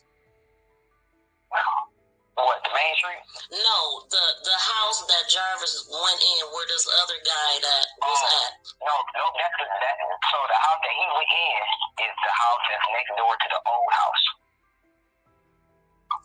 Oh, is that the house? And that's not the house that Devin be at? No. So the house that Devin be in, they live next door to the new house. Okay. So house one had the new house. Okay, so house number one had this guy living in that Jarvis jumped on and got the gun charge for. House number two, Devin lives next to, and the guy that do her hair. Yeah. Okay. So that's why he got his gun charge at that. So Naziah was connected with this, and so he was how did he even find out about this guy? Unless he got another gun charge. That's the only charge I can think of that got him a gun charge, because they told the police that he had a gun. They never found it, but they told him. Now, do you remember what month this was? Was it in the winter, summer? What was it? I would say more of summer. No, I can't tell you if it was like fall, summer, or spring. But it wasn't no snow. I know it was, yeah, we didn't need coats or anything outside, so yeah. What year was this? This had to be at least almost 3 years ago. Oh, so it was a couple years before Naziah went missing. Yup. No, all right. Yeah, you're right. It was like at least a year or a year and a half before Naziah came up missing. Because I remember her brother telling a story where she allegedly had a boyfriend that stayed. He had a friend that allegedly had a brother that Naziah was dating. That's what Vari said. And I'm wondering if it got any connection, but I don't know, because Vari hung out with a lot of little numbheads. That's what I call him, not saying that he was actually hanging with no goods. But because he said my man's next door. He was like, my man's in them next door. So when I found out about Devin, I thought that's who he was talking about. But now you're talking about another person that stayed next door. So I'm wondering. See, I'm starting to think that he's really talking about Devin and them because he didn't really mess with the people next door with the guy that at the flow. Yeah, I didn't ever really see him over there. They didn't let people in their house anyway. They weren't friendly welcome over there. But at the other house, it's friendly welcome. We might as well say they got two houses next to each other because that's pretty much, I guess, where Shan spent most of her time. Mm-hmm. That's why a lot of that stuff was starting to sound confusing. Oh, Shan don't live with me, but the kids. I see. This is what it is. Shan lived in Clinton Township, but she barely is at her own house. She would go to her house sometimes, maybe on the weekends a little bit here and there, but you basically at your mama's house so much that you basically gotta live there because that's where you at. Like you would stay there and decide to get up to take your kids to school by your house and then come back type stuff. You know, like you spent a lot of time at your mama's house even though you had your own place. Wow. So you were there basically, and then Marquita lived with her mama to a certain point in time. When her mama moved, we was basically in the same situation to move in. She both moved basically at the same time. Soon as her mama moved down the street, we was moving into our own place on the west side. Wow. Okay. But, now let me tell you. That's why I be trying to. Go ahead. I'm still stuck on this guy next door, and so I want to know, how did Jarvis find out about this guy? What made him go to the house that day? What happened? What led him to that? So I remember we was in the backyard. I want to say we probably was barbecuing or something. I can't really remember, but we was in the backyard chilling, and then the little girl come to the back talking about, Mama, I can't remember the guy's name. Such and such said,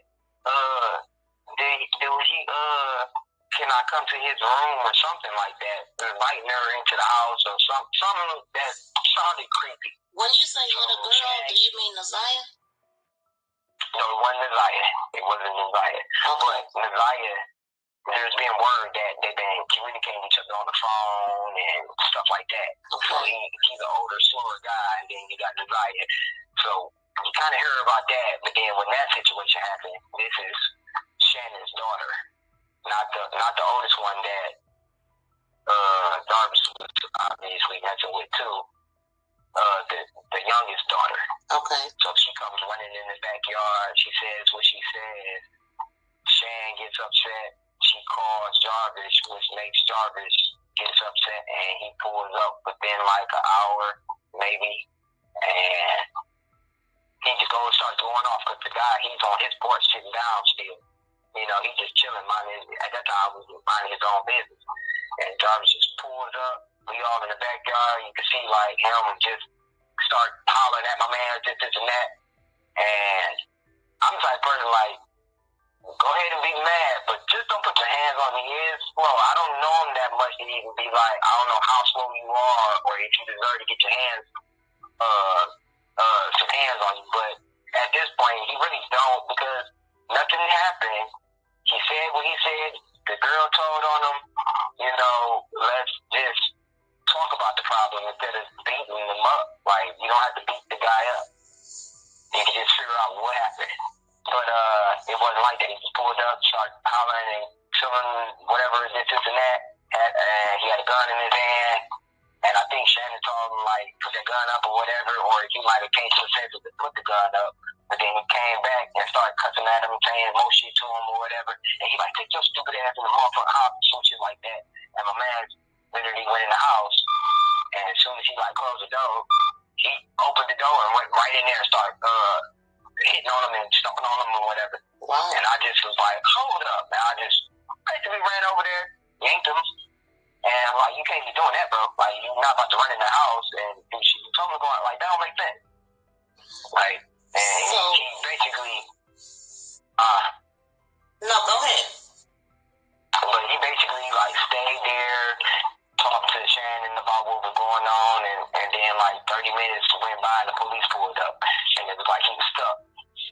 But he, like I said, he got people that lay down the street, and they did that little crazy shit by sending somebody around the corner to shoot the gun in the air, and it threw the police off. But they were too late. I guess they already got all the information they needed, his name, what happened, and shit like that.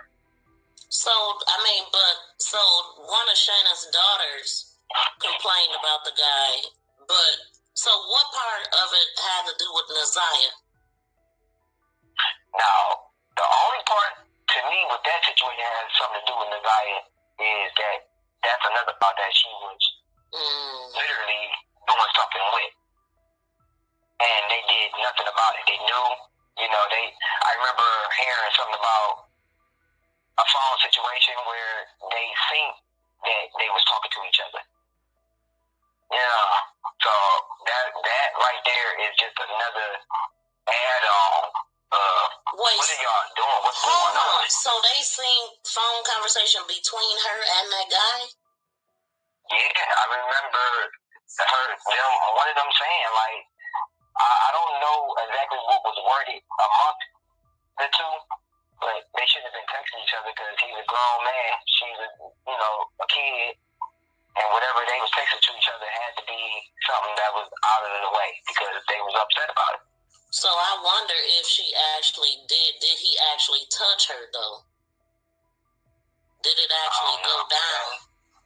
I don't know. But let me tell you, what I'm thinking about is there was a conversation in the text messages between Jarvis and Naziah, and he was going off on her about somebody next door. He thought that she was, or down the street or something that he was worried about, and she was saying, "I'm sorry, I didn't do anything," and I'm trying to figure out who this person is, and now you saying like they knew somebody next door, and it was people down the street. So it's like it's kind of like Jarvis had that neighborhood sold up. Yeah, that's what it seemed like, because to tell you the truth, it could have been that, the guy next door, or it could have been that Naziah is a kid, and in all actuality, she probably was low-key still, attracted to boys her age. And that's something that he probably couldn't take either, knowing that, she's young, she could be easily attracted to something else, so he probably was like, trying to keep whoever away. See, the other part that I remember hearing is that they moved because of the guy next door. That's why they moved down the street, to get away from him, allegedly. Now that could be the reason, but no, that lady probably wanted to move because she low-key had roaches in that house. What? In the first one? I don't know if it was because of her or with the landlord, but yeah, she had roaches in the house. That was a lot of the reasons why I was either pacing or I remember going over there a couple times because they had to like bomb the house to, help get rid of some of the roaches. What? So was she nasty or was the house just infested? The house didn't look nasty because the kids were always on a schedule of keeping it clean. Like they had to do their chores or, they were getting cussed out or something. The house was never really nasty, but after a while, you can be like, okay, you do got roaches. I can think it's starting to feel. It was like that. They had roaches up in there. Is this the one they was doing the morning prayer in? What? I can't believe that. Oh, okay, so you think she... Wow. That doesn't trip me out. It's like, I get that people are normal. Nobody's perfect, but how can you sit here and pray with these kids and then cuss at them like that? Yeah, that was crazy. I grew up, me and my auntie go to church, we get in the car, I might say some crazy old stuff, no cuss words or anything, but I'm a kid, I might say something, and she might be like, God damn it, or just say something, a cuss word, and she gonna be like, shit, you got me cussing, and then she gonna apologize to the Lord and all that kind of stuff, and be like, I just got to church, I can't be, nothing out of that like that with her. It's more just like that's normal for her. Like you need me to use the Bible for your personal need. Yeah. It's just a front. Sounds like to me. Now, a couple questions. Do you know who Marquita and Shannon's father is? Never met him. I'm trying to figure that out. I asked him at one point, but the answer wasn't. It was like beating around the bush type of thing. Like, do y'all know y'all dad? Like, I didn't want to get too into their business of making them feel uncomfortable. But it was just like, I remember asking them, like, who's your dad? But I seen a post. Was a pastor. Right. That's what I was going to ask. And if your dad is a pastor, I'm starting to think that it's that pastor. Well, I seen a post where she said she commented under his post because he said something about missing his daughters. It might have been within a post, and if I see it, I'll screenshot it. But yeah, it appears that he is a married pastor, but I don't know. I just wondered if you knew anything about that. What about the? Go ahead. I'm sorry. I visited his church. Just around the same. Matter of fact, around the same time I got on Brittany Ann's live thing. So I was talking to her, and she wanted to be, a little nosy about what church they go to. So I was like, it's not too far from where I'm staying at now. I'll walk up there and go look. So Sunday I went, and it was only like 5 people in there. He was standing in there, he was talking. Man, he was cussing up a storm. He was cussing up there on the pulpit. Yeah, and I would have thought. Oh no! I would have thought that being that he saw me as a stranger walk in to sit down and get a little word in, I would have thought like he would switch it up a little bit. But no, he had like I was a part of the church and he was just cussing up a storm. I was just sitting there like, wait a minute, I'm not cool with this. When you say cuss.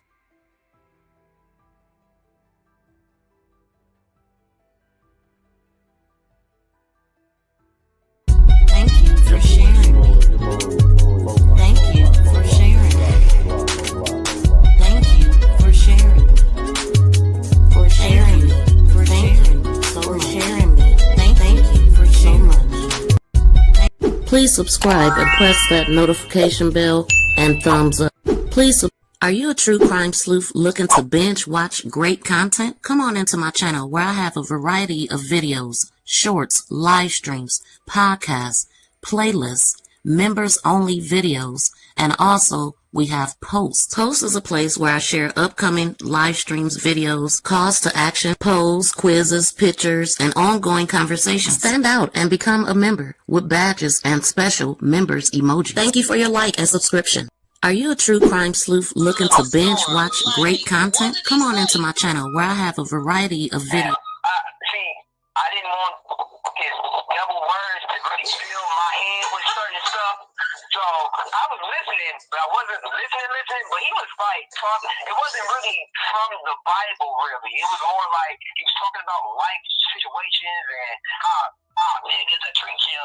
Oh, he was. That's what I was trying to figure out. What words was he saying? He was saying the N word. Look, I'm used to a pastor that will use the word damn and hell. Right. And they probably won't go any further than that. He was using motherfuckers, shit. I can't even remember if he used the B word or not. Wait a minute. I wouldn't put it past him. And this is the church Annette goes to. Yes.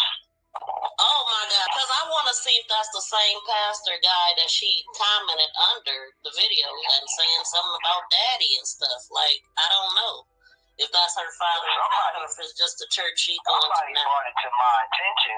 The church don't look like a church. It look like a warehouse on the inside. But it sounds like a bunch of bad people that's perping. Like, do you think this could be an organization?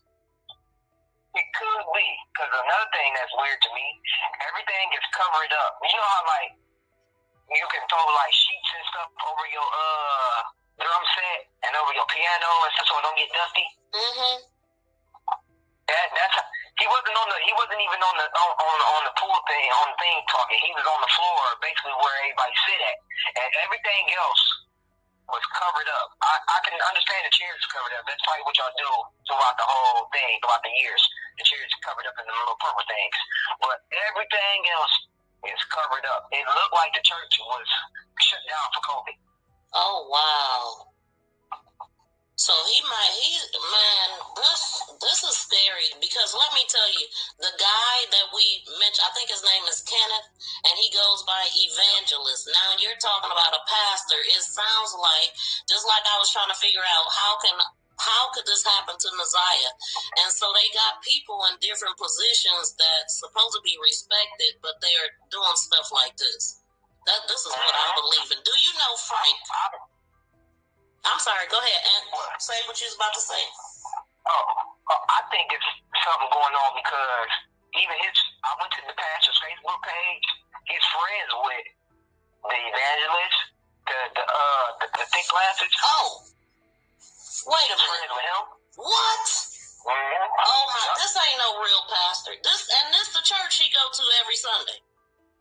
Mm-hmm. They meet and doing some other stuff, I believe. That church is a front. It gotta be.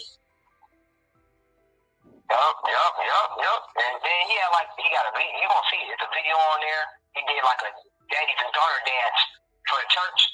And he got all the little girls dancing. And then you gonna see like all the daddies, if they did daddies, in the background with their phones out, recording. Nobody else is dancing. No fathers out there like, hey, with their little girls, nothing. It's just all the little girls out there dancing, and all the guys is out there like in a circle with their phones out, taking pictures or recording. Oh no. It look weird. Oh no. This sounds like I seen pictures of Jarvis allegedly taking his daughter to a daughter daddy dance. I wonder, was they going to that church? I think it was that one. I'm trying to do research and look at the background of the place that they was at. I think so, because I don't think he has the balls enough to go to a school dance. Because don't they burn your information? I mean, not necessarily, but now that you're saying that, I'm sure it was at that church. And I wonder where they were going. And you just said that, yeah, that's the connection. And I got another question as far as that, the son that's a cop. What's your take on him? Do you know his name? I don't know his real name, because I know his real name can't be Boo. Right. I used to ask him like, why y'all call him Boo? Like, that's a little weird. Like, wouldn't that get you in trouble when he called and then you answer the phone and you be like, hey Boo? And then when you're mad or me be like, Boo, you know, like, oh, that Boo. Okay, it's weird, but they call him Boo. That's all. They always call him Boo. I've never heard another name or nickname for him. Have you ever seen him? I've seen him a few times. He basically, you know how some police officers do that football thing, and they get all the kids and stuff to do the football stuff. Oh, okay. Lead and stuff. Yeah, so that's how I ended up seeing him. So my kid's son liked to play football. So he was on a power team or a football team or whatever, and then basically he would come pick him up because he was like a coach or whatever. So he has a son that worked with kids too as a coach, and he's a cop. Yep, he's a police officer, and he coached a little football team or whatever. About how old would you say he is? Is he older or younger than Lady? He's older than Lady for sure. I want to say he's the first or second son. I want to say the second because I don't think I met the first. Yeah, the first one allegedly is when she was 11 and he got taken by the state. So I never really heard anything about the first one. But yep, I've seen Boo a few times here and there.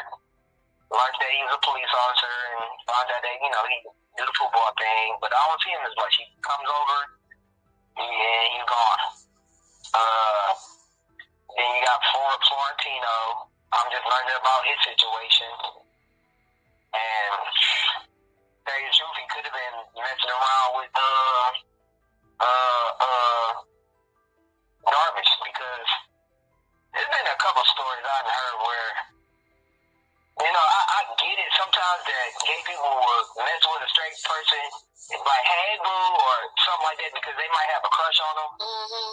and whatever. But I've heard little stories where they said like he don't like Florentino because he be talking about Hazel or something. I can't remember the exact lines of what he said to him to make him feel uncomfortable. But I got that out of it. But I don't know. They don't act like they don't like each other. I've seen them around each other a couple times. Yeah, I think they like each other. They got into it with each other. To me, now that I think about it, it seemed like as if they was a couple. Really? They got into it. Him and Florentino? I remember. No. All right. So, as much as I don't know Jarvis like that, we only went out one time somewhere. It was what was it? I want to say it could have been Valentine's Day or something like that. So, no. I take that back. It was Mother's Day. So I basically was spending time with Marquita for her Mother's Day type of thing, and then it turned into a dinner thing. They wanted to take their mama out to eat. So out of all the stuff that we go out and hang or go do something, this is the first time Jarvis actually participated. So we in the car, we in the van, Jarvis is in the front. Annette, she driving. You got the twins in the two seats right there, and then you got me and Florentino in the back. So we on our way to go to the place to eat. And somehow Jarvis and Florentino get into it. But they get into it to where it's like, we're driving, and then y'all trying to fight each other. You trying to leave your front seat, and he trying to leave the back seat so they can fight or whatever, argue. I had to literally yank Florentino down and then use my arm as like a seatbelt and tell him like, y'all need to calm this down. Like, she driving, y'all trying to fight each other. Y'all gonna let y'all kill everybody in the car. Who was driving? Annette. What? So, wow. It sounds like he was part of the family. Yeah, he was. And for her to be like, he don't come in the house and stuff like that, I was sitting there looking like, this lady is a damn liar. Do you think like that dude? Go ahead. That's crazy. He came over whenever they called, or whenever he felt like he probably needed something. He was over there. So him and Annette had, did they have a weird relationship, or was it normal? Because it seemed like Annette ran up to him quicker than his said baby mama. To tell you the truth, she seemed like the type that would mess around with him. She got that vibe on her that Jezebel spirit. Yeah, it's something I can't really pinpoint it, but it's like I wouldn't put it past her if they did something. Wow. I really wouldn't. So you wouldn't put it past Jarvis that he may have been with a man before either, right? Is that what you were saying? I kind of wouldn't put it past him just because the stories that I'm hearing. Usually when a person seems like they got like a sex addiction, they don't really judge. They gonna try whatever. I think when they've been tampered with when they're young, that they have confusion, especially if it's women and men tampering with them. And then when they get older, they try to fight those urges by over-sexualizing themselves, but they really looking for that weenie that they running from. That's my opinion. Because the lady, somebody pulled it up, what the lady looked like now. It's probably what she looks like now, but I can imagine when she was younger. The lady actually looks like the twins' mom, Annette. Yeah, I seen that image the other just last night. They kind of shave her. They kind of shave her in a way, and it made me think like maybe he kind of, like women that kind of look like that lady. Yeah. And the other question, do you know King or Frank? I never met King or Frank. You've never seen neither one of them? No. The only thing I know is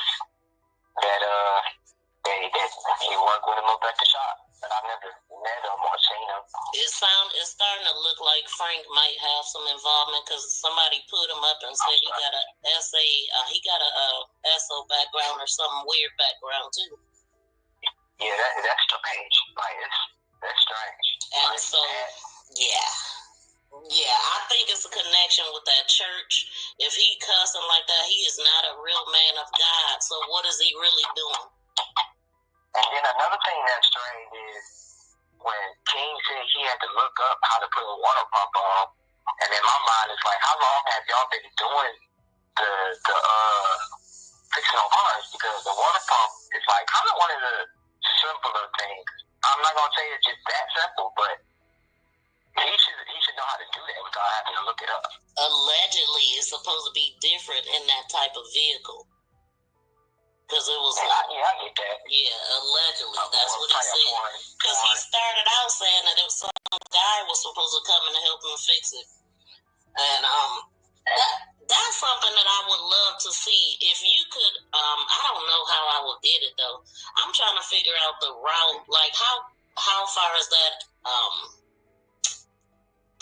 AutoZone that they said that they ran into Naziah, I'm trying to figure out, is that even possible? Is that AutoZone in the route of her walking from the bus stop?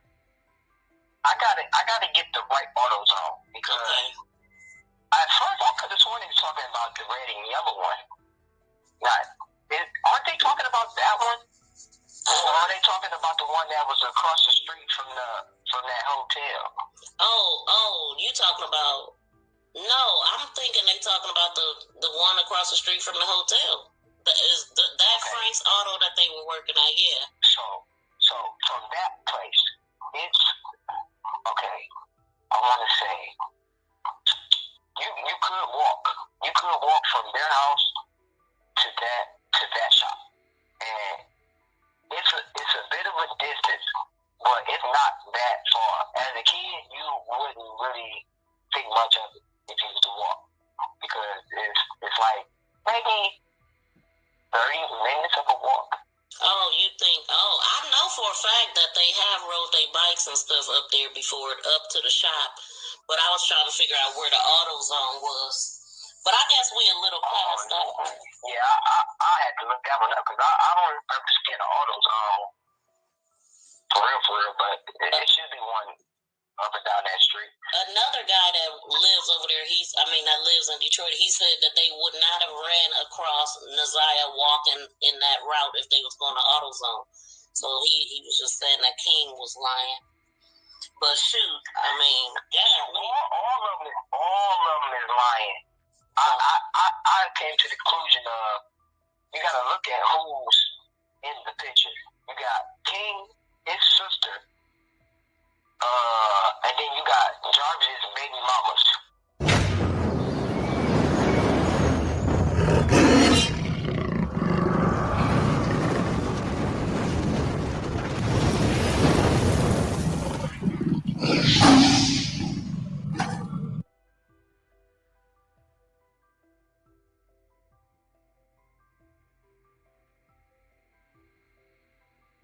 I know the family hopes and prays that she is still alive. But if you get that from...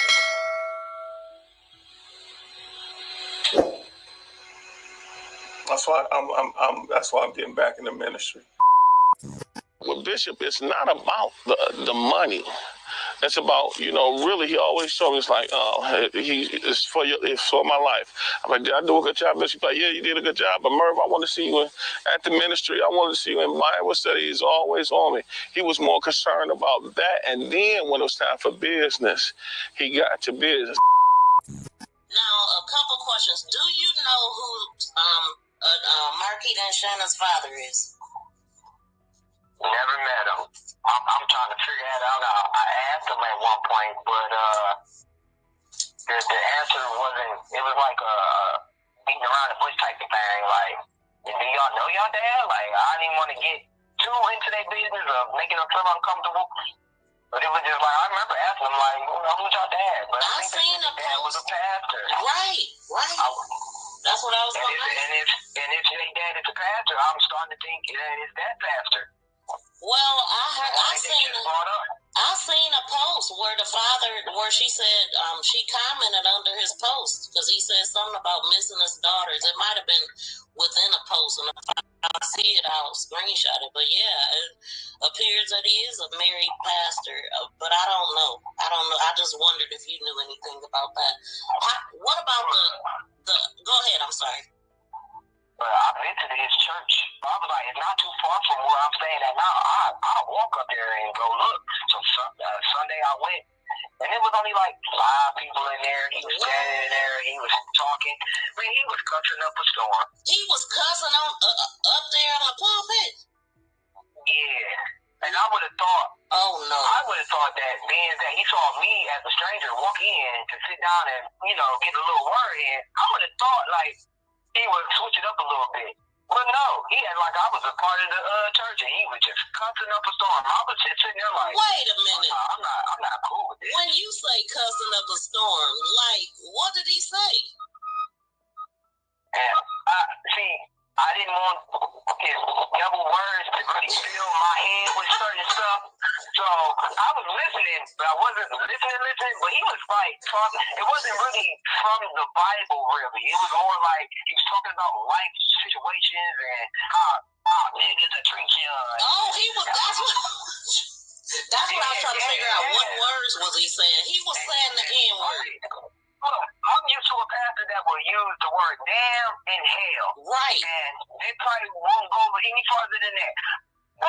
He was using motherfuckers, shit. What's going on, caller? Who this? Where you calling from? This is Shannon's brother. My name is Florentino. I was calling because I wanted to piggyback on a lot of the stuff that's going on right now, or what's being said. Well, first of all, my mother is not some woman to be made out as a monster. There's 7 of us that grew up in a household. We were all raised under a sound roof, a mother who loves and cares and support each and every last one of us. It's nothing that we could not go to her and talk about. But for them to sit here and to make her out like she condones this, like she accepting somebody to touching or grandchildren. This is some bullshit. I've been sitting here listening to this shit. I'm at work. Been listening to this shit since 9:30. Some of the stuff he talking about has been debunked in court and different other conversations that's been had, out of the horse's mouth. So he just protecting his mother. That's what he doing. And his family secrets, allegedly. This is some real funky foul ass shit at this point. Okay, so the day that Naziah came... And I don't like the way he talks about Naziah either. Y'all hear what I'm talking about? My mother went to the school the very same day. She went to the school. Well, Shannon said she went the next day. I don't know I think she went the next day. She went that morning. They said that morning, but they really meant the next damn morning. She went up there when Naziah didn't bring her ass home. See? And she went up there to the school and told them she didn't come home. What are you cussing for, sir? He immediately dispatched the police to the school. They took the police report. So the day she went missing, they dispatched. They filed a police report with DPD, not the Detroit Police. They filed the police report with Detroit Police Department. My mother got up to the school at 7:20. No, they didn't. She got up to the school. They sitting here making her out like she's a fucking monster, like she's sitting back and condoning. The police themselves told us they didn't get the case to February, the press conference, so he don't know what he's talking about, but we gonna listen. That Jarvis is touching or raping her grandchildren. I have sat here and listened to Kenya's ass. I have sat here and listened to Rod's motherfucking ass. I have sat here and listened to all this bullshit. Everybody want to point the motherfucking finger at everybody, but ain't nobody doing a motherfucking thing. Ain't nobody came and did shit. Ain't nobody came and passed out no motherfucking flyers. Ain't nobody did shit. But everybody want to voice their motherfucking opinion about what my mother should or shouldn't be doing. She got on that motherfucking air. She said what the fuck she said to the press. And that's all the fuck it should be at the end of the motherfucking day. She loves her grandchildren just like she loves us. She raised 7 kids. She will go to the moon and back for each and every last one of us. Ain't no motherfucking molestation going on in that house. Now that's a lie, because the grandmother said her damn self she don't mess with her daughter, so she ain't going to no moon or back for lady. Naziah's mom. I wasn't going to even say nothing. But this whole thing from the beginning to the end has pissed me off. From even yesterday's live has pissed me the fuck off. Yes, my mother didn't want to speak, and that should be respected at the end of the day. She don't feel like she should have to speak, and she shouldn't have to speak. She got up, she did the press, and that should be good enough. Let the police do their fucking job. As far as Shetty, my sister, and Jarvis, she a grown-ass woman. Let her deal with that and let her handle that. I'm not going to even touch off into the subject about that. That's her baby daddy. I'm sure when she got with him, she didn't know that shit off rip. Anybody that's meet somebody, I don't think a nigga gonna come up to a bitch and say, hey, well, I mean, she said this. I'm a pedophile. She did know, though. She admitted it, that he told her. He gave me the chance if I wanted to deal with him or not. She knew. So this dude just blowing off some steam. Then she been coming to years down the fucking line. She said when she was 19. It came up years down the line, so then that mean that she was 16 then, like her cousin said. But she found out at 19. She met her when she was 19. But I'm sure he didn't introduce himself as a pedophile. This shit has pissed me the fuck off. My mother is not a monster. She ain't never been a monster. She ain't never been a crooked ass woman. None of us ever was in CPS. I listened to the live yesterday, seeing that it was 5 of us. No, it's 7 of us. None of us was ever taken out of the fucking home. We was never in CPS. My mother never had a case on any of us. We was all raised under one sound roof. My mother worked 2 jobs. She was a hardworking ass woman. Hell, they said CPS was called 17 times over there while Zaya was there, from my understanding. And I mean, you would think she wouldn't have a CPS case because she's able to adopt kids and all that. I don't know if stuff get old and they change their mind. I don't know if she was involved in CPS or not. Don't bullshit. And for families to get on the air and say that she condoned this and she condoned that, that's some bullshit. Because I'm sure if my mother didn't care about her grandchildren, why did she take the time to get the fuck up and get dressed and go to the school? And to check at the school, go to the school and ask the principal. Well, my granddaughter didn't come home. They called the police right then and there. The police was at the school within 10 minutes. She loved her grandchildren. She doesn't just own her kids. She never disowned any of us. She clearly says she don't mess with her daughter. She did say that in court. So for her to get on the press, yes, it probably took a lot, but she never refused to do the press. Not one time did she ever refuse to do the motherfucking press. People kept calling and saying, well, we see Nazaya. Nazaya is being seen in the public eye. A couple of gas station tenants say, oh, we seen her coming in the gas station and rip her sign off the window. People say, well, we see her on East Warren in Bedford, or we seen her on East Warren in Cornville. Well, they we see her walking up the street, or we see her going in a couple of gas stations. Oh, somebody said, oh, we see her going to Nino's Market on East Warren. They lying. Snap a picture. My mother's house is not dysfunctional. Nazaya never came from a dysfunctional ass home. Nobody. Now, it depends on who you ask. In that household is dysfunctional. Now, that dysfunctional prayer, morning routine that she talked about in court was very dysfunctional to me. So it's your norm. Like we come from a dysfunctional ass home. My mother is not dysfunctional. That is not normal to put a damn chain on the refrigerator. Raise us in a dysfunctional atmosphere. My mother, yes, leave her the fuck alone. Let her be. She has the right to not speak if she chooses not to motherfucking speak. She Well, needs to press and that should be it. She's a concerned ass grandmother that loves her grandchildren, and yes, she wants Nazaya to come back home. If my mother was so dysfunctional, I don't think the state would allow her to even adopt 2 children out of the fucking system. I don't know. I ain't too sure. My mother, yes, she's stern, but she's been like that for years. She's a zero tolerance for bullshit, and everybody know not to bring bullshit to her motherfucking house. Yet a bunch of bullshit going on. And I don't give a fuck about any motherfucking family member hearing this or anybody feeling like they need to come. I think Jarvis should be considered bullshit. Ain't no way. I'm bagging my mama up. My mama is doing what the fuck she can do, how she can do it, and what's best fit for her. But she loved her grandchildren just like she loved all 7 of our grown ass mother. Well, just sit that can allow to condone. What grandmother won't call her granddaughter out? She's doing what she can do. And if she chooses not to motherfucking speak, then that woman should not have to be forced to speak. She doing what she can do. She spoke to the police. She spoke to the detectives.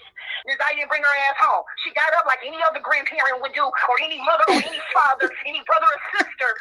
She got the fuck up. She got dressed. She went to the school. She reported it. The school called the police. They met her at the school. That's not true, sir. My mom didn't wait no 24 hours to report Nazaya missing. She reported Nazaya missing on the fucking 9th. The detectives and stuff followed up on the 10th. They came to the house. Right or wrong, he's sticking up for Because him. as it was relayed to me by a member of the family,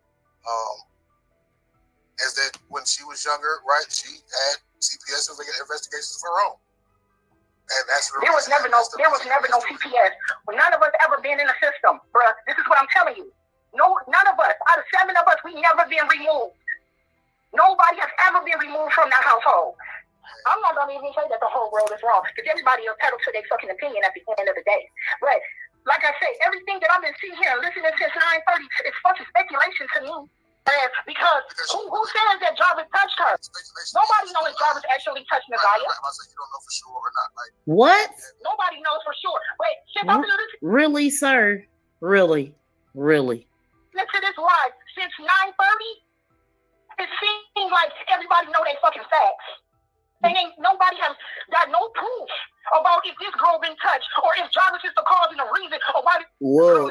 10 months later, here we are with all the dang proof, and he sound even more stupid that we got the actual proof.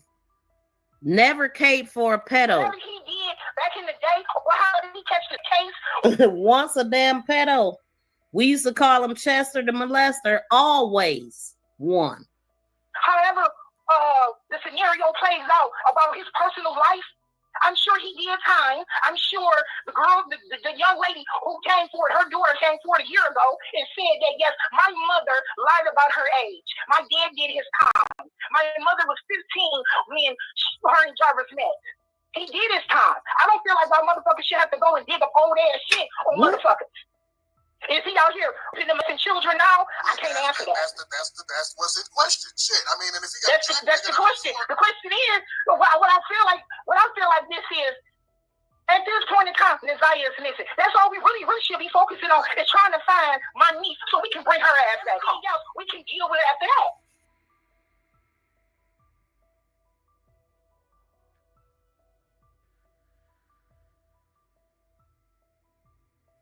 Did y'all pay attention to how dramatic the grandmother was in the courtroom when they asked her if she could see Jarvis? Now, shout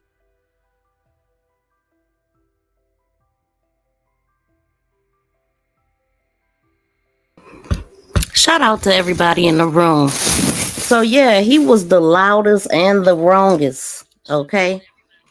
So I just wanted to make sure we played that again. Like, we've been here for over 5 hours. And so I also just wanted to put out the facts that we have been going over. That was my whole playlist, dang near, of my videos. But I have a whole playlist of shorts and a whole playlist of live streams. And so, yeah, I just wanted to keep it at the top of everybody's brain. We got June 20th coming up. I mean, another case conference. Hopefully some more information has come in or something. I don't know. You know, they're going to come to the table with some things, and then the trial, jury selection. And right after jury selection is the trial. So that's coming up in October 6th. So we got all that to look forward to, but we want justice for Nazaya. And so this is the guy that found her shoe after Roxy and Mark D had been out there, according to what they said. Okay, this is how it was when that guy got out there. I don't see a bunch of clothes around this shoe like it was described. Like, even the guy on the stand said that it was the Border Patrol guy. He said that it was a lot of clothes. I think Shannon Jones also said that, and he said that he laid the clothes out there like that. But it once I seen this video, and I don't have the whole video, but it don't make sense that a civilian will be out there recording live Why the police is out there staging the evidence or putting the evidence like that. That part is real confusing to me right now. Looking at this, it ain't making sense. Because if y'all remember what the Border Patrol guy said, so why is he out there recording when Mark D and them? The reason why Mark D and Roxy was already over here, according to what she has said. She was already over here by the old golf course. Mark D was over where the police were at, and they told him to go away because they didn't want him over there because of they was investigating or whatever, you know. So then Roxy calls him. He goes over here. Roxy said even in these videos that we listened to, she said that it took them 3 hours to get out there. She left. She waited 3 hours and she left. So then she also talked about the guy that recorded it, saying that he was getting community hours and clout chasing or whatever. And this is the guy right here. Ain't nobody this motherfucking taking off a brand new suit and leaving it right here like this. And it look like it's blood right there. Look at it. I know what blood look like. Definitely giving blood, bro. And definitely a brand new ass shoe, man. This bitch ain't got no crease and clean as hell. Blood on her back. Who the fuck leaving a brand new shoe right here? Come on, man. Definitely blood, bro. If you don't think that's blood, you crazy, bro. I know what blood look like. Feel me? That's why motherfucking ain't nobody this motherfucking taking off. And if you notice, even when he moved the camera around, like I'm not seeing a bunch of clothes around there, like right there where her clothes are at. I'm just really I'm confused about that part. What y'all think about this shoe? What do y'all think about the placement and the time of the placement? Because why is he over there recording if the police is over there staging or putting the things up there like that to be able to take pictures? That just don't make sense to me. Todd said, according to the police, they was the ones who placed the shoe and jumpsuit that way. Yep. So you don't know who telling the truth. Too many saying they found the shoe and a jumpsuit don't make sense. Exactly. But if we was gonna believe anything, it should be what the Border Patrol said, right? Because he the one that actually touched the clothes, and he said that he put the clothes like that. But we got this guy out here recording, and the stuff is already like that. So this set of pictures right here that I have, this stuff came from the court. Let me see.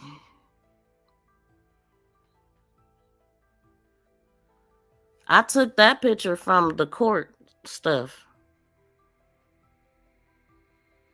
This is the stuff that they showing. These are the pictures right here.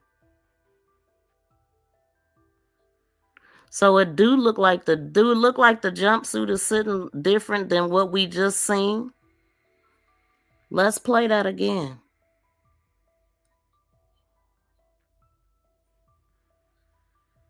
I can just I'll just play him talking. Ain't nobody this motherfucking taking off a brand new suit and leaving it right here like this. And it look like it's blood right there. Look at it. I know what blood look like. Definitely giving blood, bro. And definitely a brand new ass shoe, man. This bitch ain't got no crease and clean as hell. Blood on her back. Who the fuck leaving a brand new shoe right here? Come on, man. Definitely blood, bro. If you don't think that's blood, you crazy, bro. I know what blood look like. Feel me? That's why motherfucking ain't nobody this motherfucking. So was that jumpsuit just sitting different? Hold on, let me go back to the other one.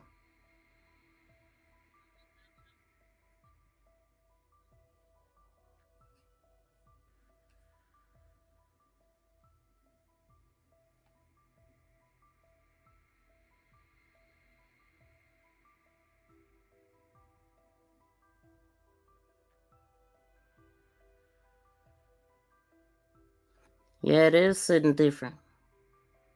The shoe ain't though. So if that's the case, hold on, man.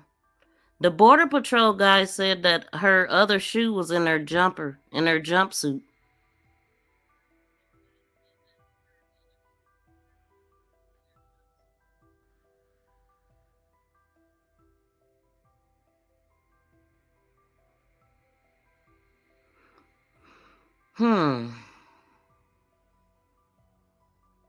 Okay, so look at the jumpsuit again, and I'm gonna put us back up. I thought I heard that it was balled up and or rolled up some sort of way. And the other shoe.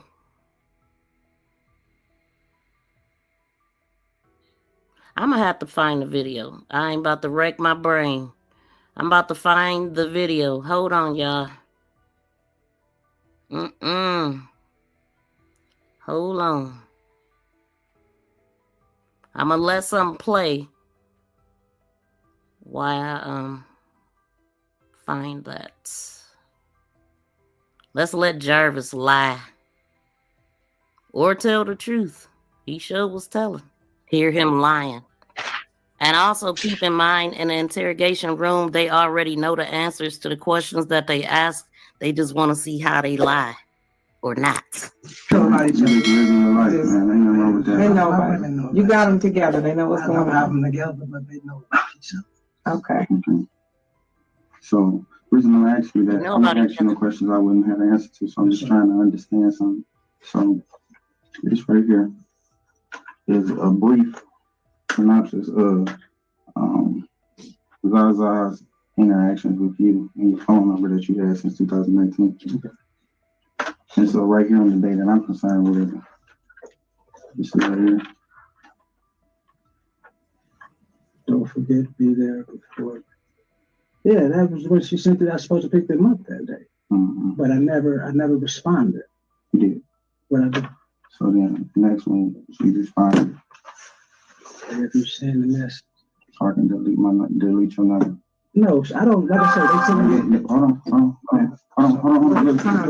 Before you explain it, just look at the times back to back. And we in school. So we in school. And then right here, it tells you to respond, okay. That's you. That's received. I did receive. So, and you said, okay. Yeah. All right. Okay. So those, like I said, those are the numbers they were sending me.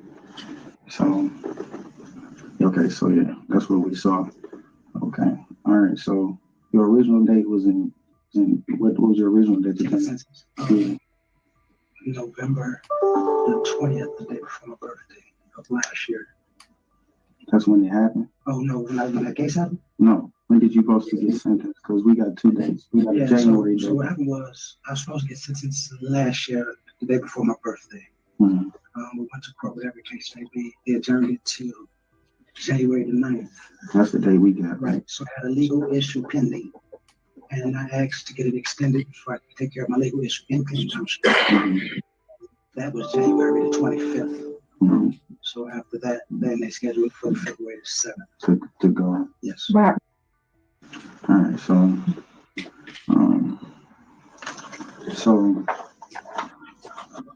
what's your relationship with on the day to day? Like, are y'all have any interactions? Just y'all got a niece uncle relationship? Yeah, we kind of like niece uncle, and I also get her and my daughter from time to time. Your daughter who? Janaya. How you spell it? J-A. N-I-Y-A-H.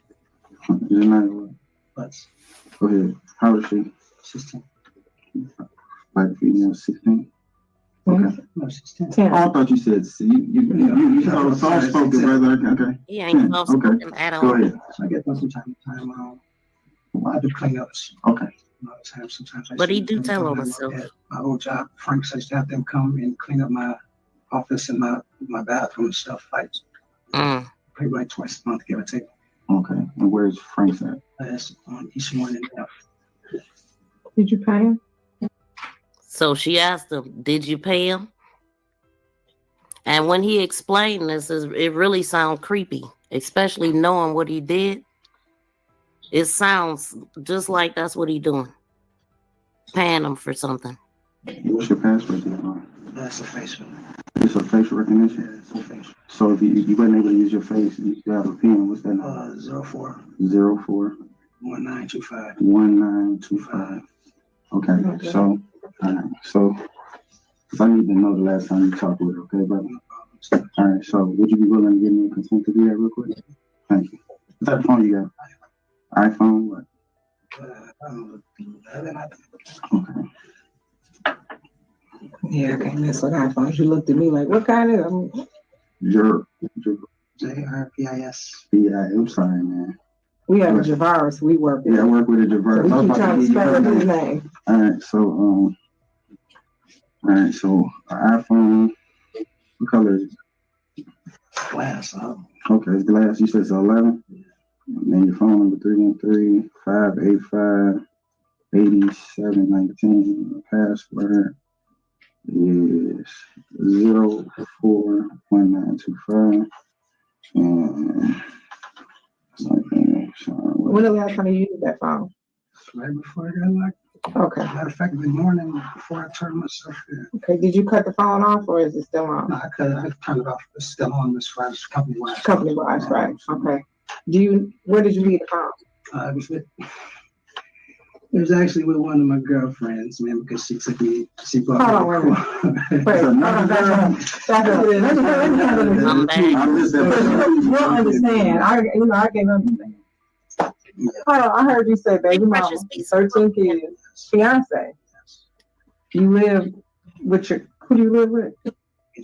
That's the fiance. And you got a girlfriend. Yeah. Okay, player. One of the 5 heartbeats? No, man. Okay. I actually used it before I went to St. Louis. Okay. So she had your phone? She had your phone. From my understanding, the police have my phone. Now, who did they get it from? Her. We asking because we don't know this info. From my understanding, they conducted a raid on her house. Okay. Why are they raiding her house? I don't know. That's the same thing. But she had the phone. But the phone was in her possession. Okay. So. And that's where you left it when you got locked up. In my jacket in the car. Okay. Yeah. What type of car? What color? Tan. Okay, I'm gonna go check. Is that your car or her car? Hers. Oh, okay. Probably at 1 hour, 24 minutes, and 50 seconds. So this actual interrogation is on the 15th of February, 2024 at 2:37. Now, this she's the lead investigator. She said that she was asked to review the case on February 12th. They went in and talked to King on February 13th, and they already knew about the phone. I mean, he told them about the phone. They retrieved the messages from the jail calls. So why they in here talking to him, they already know all this.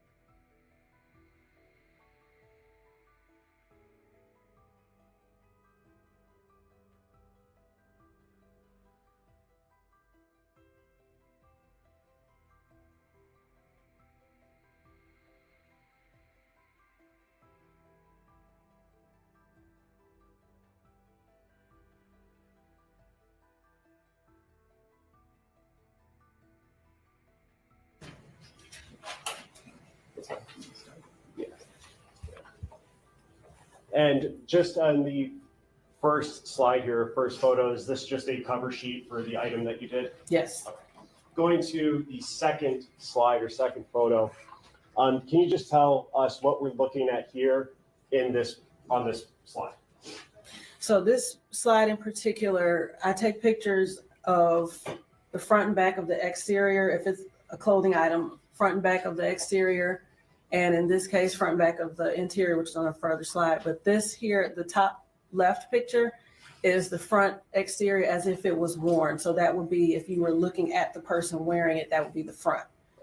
And the bottom right picture is a close-up of the top half. And if we could go to slide 10.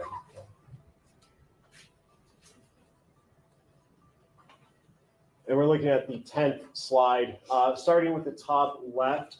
Can you tell us what we're looking at there and what is listed on underneath that top left photo? The top left is the front exterior again, as if worn, and this was after testing, after phenol testing. And the one on the bottom right is a closer look at the top portion, I guess from like shoulder to torso of the garment.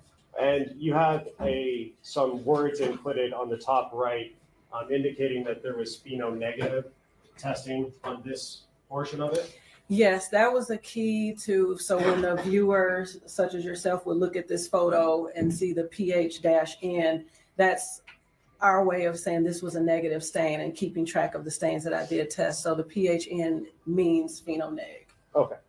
And can we go to slide 20? Sorry, one back. And I want to focus on the bottom right photo here. What are we looking at in the bottom right of the 19th slide in the PowerPoint?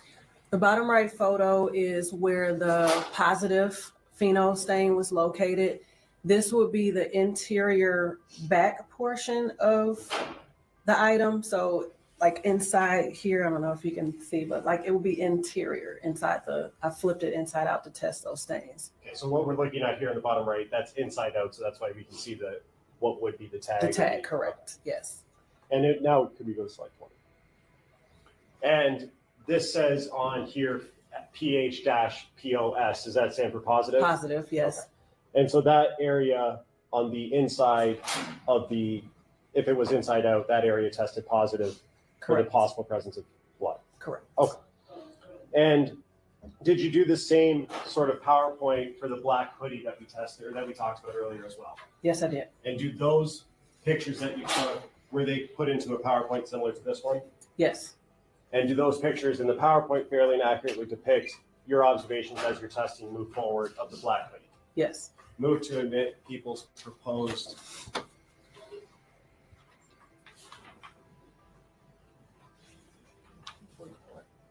People's proposed 44, so we got a little mixed up with the numbers. No objection. It'll be a minute. And permission to publish. Yes.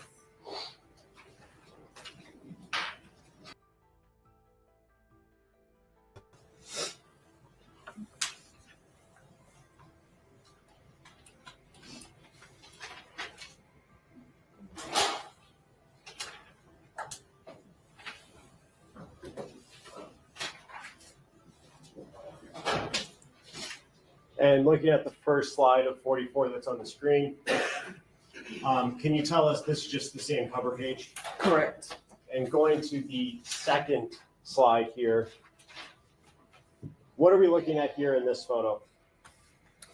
This will be the front of the black hoodie if worn. And this is before any testing had been done? Yes. I want to go forward to slide 7. And what are we looking at here on slide 7 of this PowerPoint exhibit? This is the hood area of the external portion, the external hood portion of the hoodie. I was trying to get accurate angles. That's why so many pictures, but. Okay. And is this again just standard overview before any testing had been done? Yes. And if we can go to slide 8. And what are we looking at here? This is the interior portion that would be in contact. Like if you pulled the hood over your head, it would be the area up here. So you're looking at the inside of the hood that would touch the person's head that pulled it. Yeah. And slide 9. What in this photo are we looking at here, and has any testing been done at this point? This is after testing. This is back to the front of the hoodie, plus obviously the sleeves. This is after ALS screening, which is alternate light source, which is used for screening for body fluids such as semen and saliva. I ALS the hoodie, and so I want to stop this right quick because the reason why we shout out to everybody in the building. Y'all please smack the thumbs up while y'all here. Subscribe to the channel if you have not, and thank all of y'all that's been tuning in this whole time. But please show some love by smacking that thumbs up. It's been quite a few people that's come through here. I think we had like 20,000 views or something. So y'all show some love. It's free. And also I wanted to say I found the video that I was looking for the people that's just coming in. What we looking at right now is the fact that the clothes were found, we know about, found by Roxy and Mark. Then it's another guy that recorded it that it appears that he found it. And so I just went through all of that. But the reason why I want to look at this is the placement of the clothes at the time that if ain't no police around him.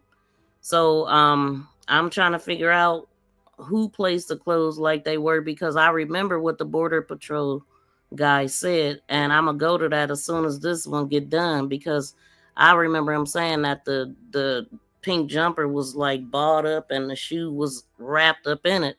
And this is the guy that was there, and if he is there and the clothes was placed, why is he allowed to be there when Mark D was told to get away from where they were investigating from, which was not over there where they are, which is by the old golf course, which Roxy said she found him. Mark D said she called him over there, and that was after all of that. So here it is. Ain't nobody this motherfucking taking off their brand new suit and leaving it right here like this. And it look like it's blood right there. Look at it. I know what blood look like. Definitely giving blood, bro. And definitely a brand new ass shoe, man. This bitch ain't got no crease and clean as hell. Blood on her back. Who the fuck leaving a brand new shoe right here? Come on, man.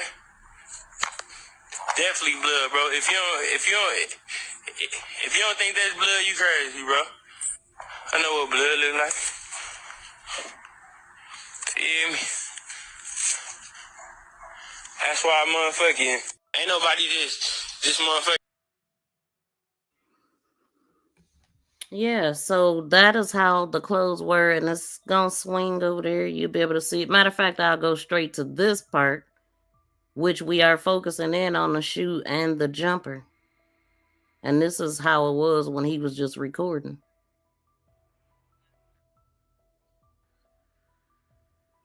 And then this is, I got these pictures from the court. Right here.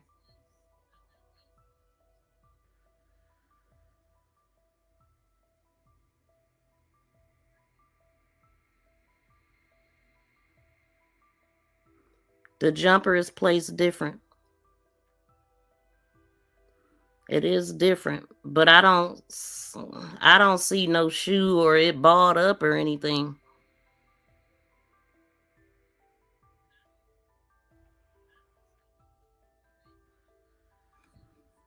Let me just go straight to that video right quick. But I'll let her talk though. I marked those areas that had a fluorescence to them with a silver Sharpie, so I could further test after done screening. And IR, which is the infrared, is similar to, it's also an alternate light source, but it's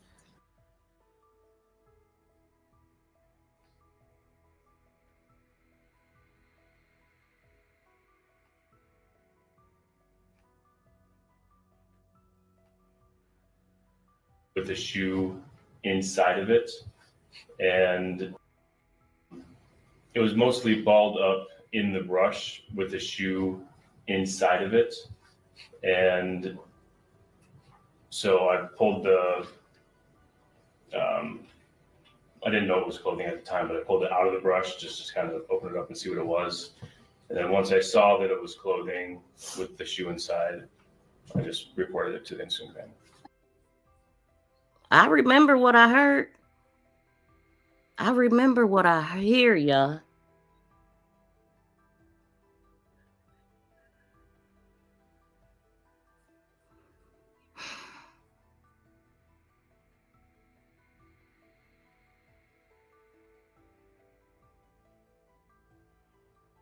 Ain't nobody this motherfucking taking off their brand new suit and leaving it right here like this. And it look like it's blood right there. Look at it. I know what blood look like. definitely giving blood, bro. And definitely a brand new ass shoe, man. This bitch ain't got no crease in it. Clean as hell. Blood on her back. Who the fuck leaving a brand new shoe right here? Come on, man. Definitely blood, bro. If you don't think that's blood, you crazy, bro. I know what blood look like. Feel me? That's why motherfucking ain't nobody just. You can see the whole jumper, the bottom of it and everything. So, like I said, was the police out there when he was recording this? And they had already know that is not in a position.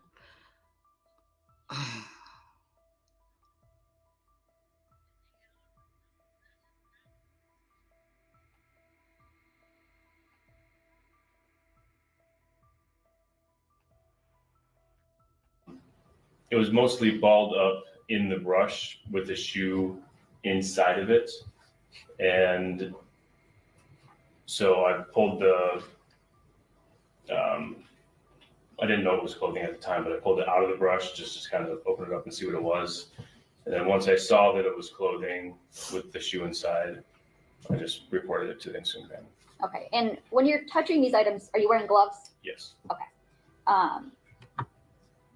Do you recall, describe the onesie, color, size, anything like that? Pink.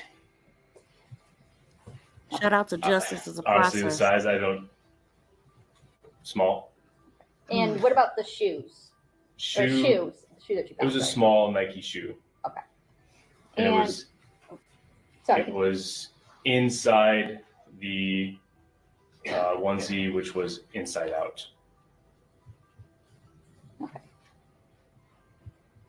Okay, and were you instructed to recover those at the time? Like bag them and bring them somewhere? Yeah. No. Okay. No, that wasn't. Were you?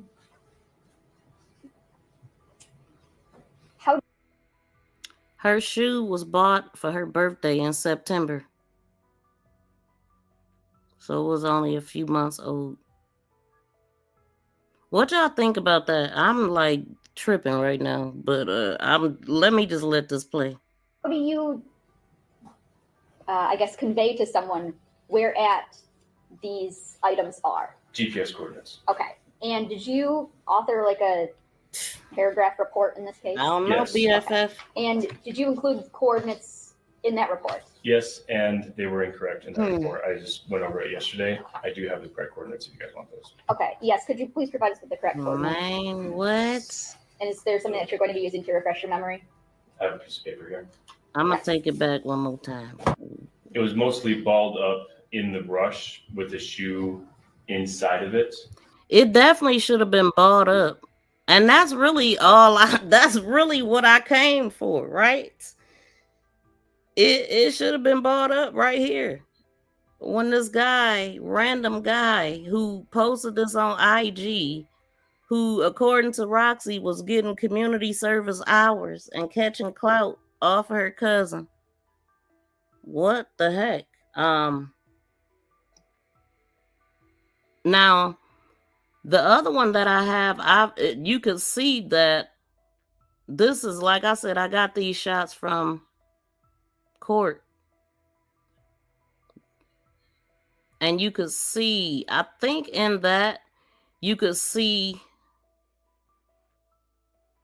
a police boot or leg right there. Let me see. I know I've seen it in something that I have. So let me look.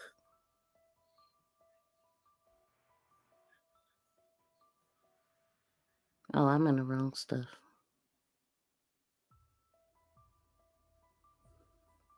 And let me put me back on the screen. Okay.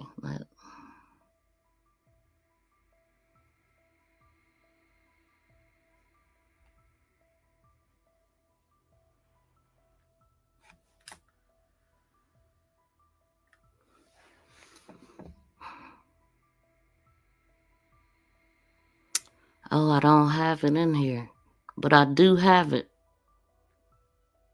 In one of the shoe shots,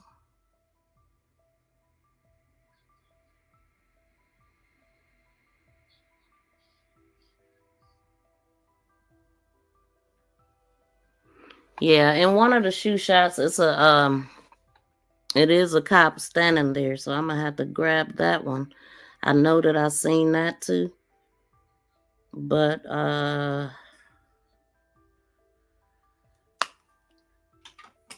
let me see what y'all saying. Miss V, play that part where he say that he did after he found that shoe, please. Who, the IG dude or the Border Patrol guy? Play the part where he say what he did after he found that shoe. Are you talking about the video I'm playing already? Did he leave a shoe or was it collected? Who leaves evidence though? Let's play this out. And so I pulled the... His testimony is not the only one that talked about the shoe. I think Shannon Jones talked about the shoe too, because she was the one that mentioned how she found out about the shoe. It was Vari who sent her a picture and all that. I didn't know it was clothing at the time, but I pulled it out of the brush just to kind of open it up and see what it was. And then once I saw that it was clothing with the shoe inside, I just reported it to the incident van. Okay. And when you're touching these items, are you wearing gloves? Yes. Okay. Do you recall, describe the onesie, color, size, anything? He just said he reported it to somebody. Let's go back. Okay. And when you're touching these items, are you wearing gloves? Yes. And then once I saw that it was clothing with the shoe inside, I just reported it to the incident van. Okay. To who? It sounded like he said Instagram, but I know he ain't say Instagram. Wait, hold on. What did he say, y'all? He just said he reported it to somebody. I didn't even know this music was on. That's crazy. This whole time it's been on. I didn't even know. Hold on.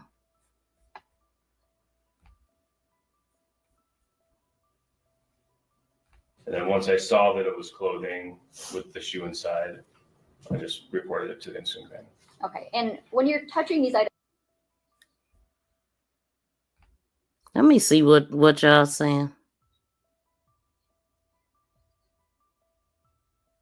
Who did he report it to? Yeah, because Vari told her. BFF said that's crazy. Vari told her this Vari friend recording this video is why I know they all got something to do with it. This is Vari's friend. Is this Vari's friend? Because I ain't never heard that one. I heard that he was somebody getting, well, wait a damn minute. I feel like the guy found the real shoe. The Instagram guy had a fake shoe. What? Y'all gotta listen here. I follow evidence, and this evidence is not adding up. It ain't adding up. Wow. Okay. Let me. What? No, she haven't been found. Welcome in, reading. Is how they was able to send it to Shannon. Oh my God, this evidence is showing that it is something shady with that shoe. Now, because of the evidence we looking at. I'm gonna let this play all the way out. I ain't gonna stop it no more. I'm gonna put y'all comments up and read them. And then once I saw that it was clothing with the shoe inside, I just inside of it, and so I pulled. What shoe? If I'm a. I didn't know it was clothing at the time, but I pulled it out of the brush. Just sorry, y'all. It was mostly balled up in the brush with a shoe inside of it. And okay, so even if the shoe was shady, how was that pink jumper there? Unless they saying that, because that pink jumper ain't bought up when that guy is out there. I'm gonna let the video play while he talking. Just the visual part. And look at the pink jumper. It's there, it's out, it's not bought up, and it don't have no shoe in it. I'm gonna just let him talk. so I pulled the, I didn't know it was clothing at the time, but I pulled it out of the brush just to kind of open it up and see what it was. And then once I saw that it was clothing with the shoe inside, I just reported it. Liz D, welcome in. And when you're touching these items, are you wearing gloves? Yes. Okay. Do you recall, describe the onesie, color, size, anything like that? Pink. Okay. Honestly, the size, small. And what about the shoes? Shoe. Or shoes. The shoe that you got. It was a small Nike shoe. Okay. And it was inside the onesie, which was inside out.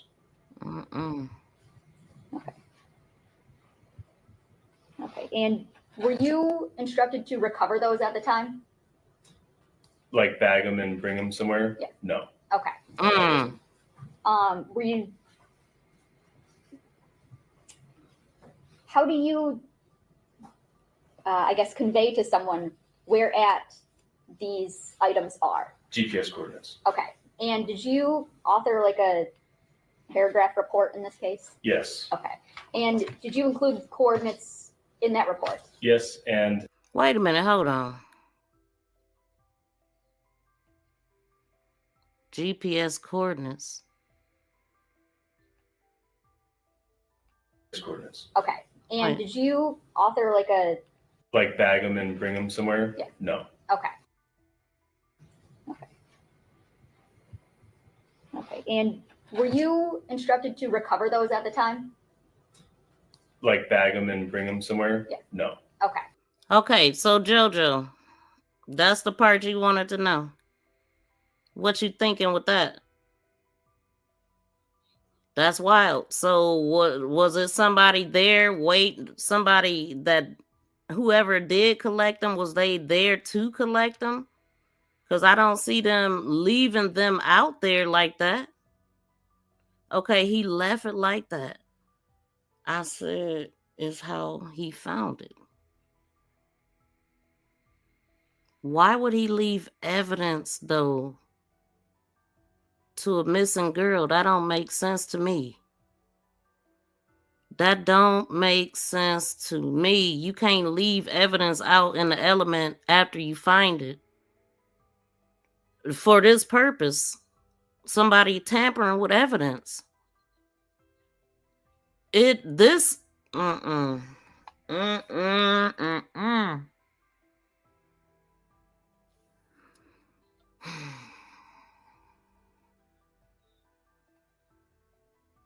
What? Somebody lying because once police found it, they should have took pics and then bagged it and tagged. No, man, what? Oh my God, y'all.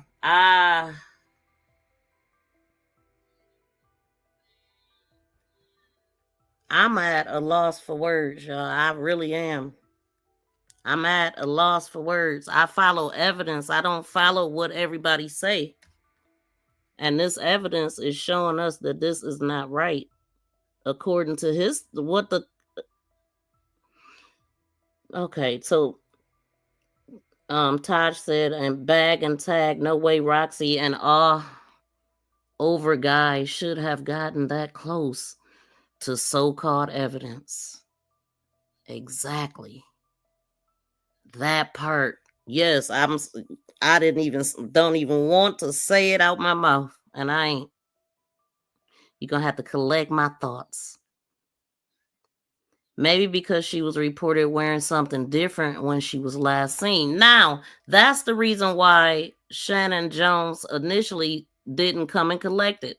According to Roxy, she said it wasn't the description that they were given. And then she said, but they was able to get the picture from Vari, and that's what made them come and collect the shoe. Roxy said that in this live stream. I don't remember. Yeah, since we've been here today, we heard her say that. So they didn't come and get that shoe until they got confirmation from Vari.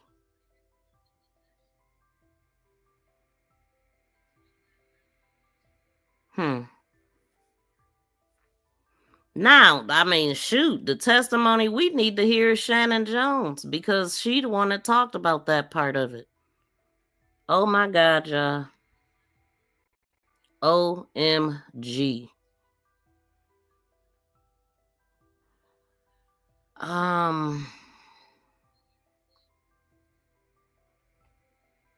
Let me let him talk. I have nothing to say right now. It's talking for itself. Were you?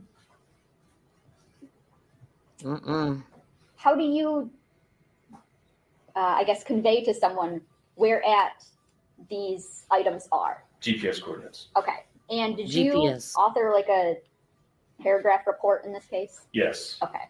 And did you include coordinates in that report? Yes, and they were incorrect in that report. I just went over it yesterday. I do have the correct coordinates if you guys want those. Okay. Yes. Could you please provide us with the correct coordinates?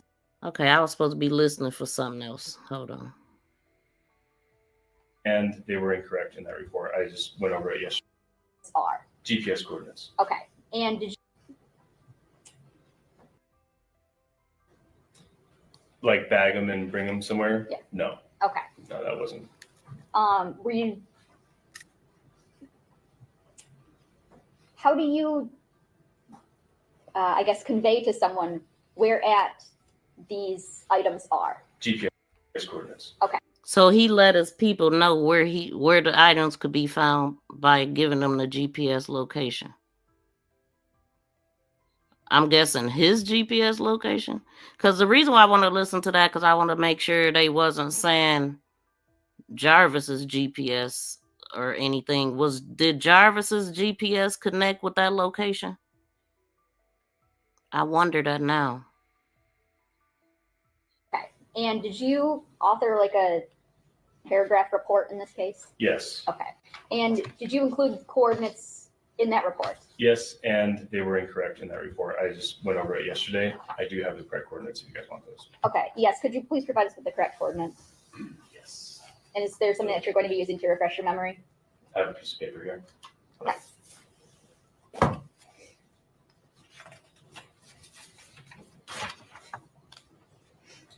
So, the coordinates that were provided in the paper were for the incident command. These coordinates are very close to where that piece of clothing was found. Okay. Their decimal degrees: 42.426693, Wow. negative Wow. 83.268497. Okay. So the coordinates that are in your report are where incident command was kind of set up. That's the incident command, yes. Okay. I'm going to show you what's already admitted as People's Exhibit 14. And I'm going to show just some specific pictures from that.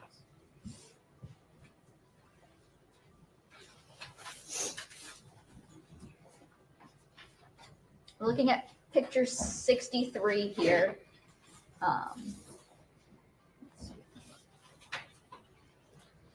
Tell me, do you recognize anything in this photo? Yes. What is it that you recognize?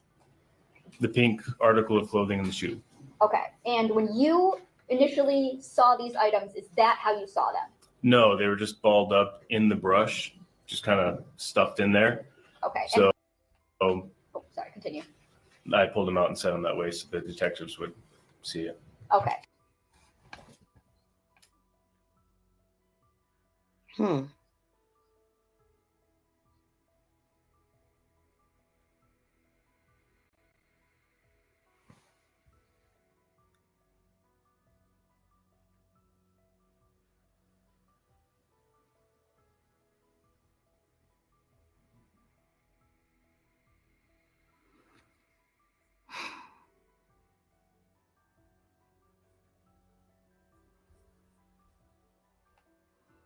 So at what point did this dude come out here then?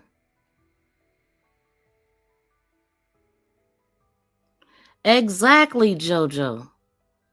That's what I'm also saying. Where's all the clothes at that they kind of had to pick through? And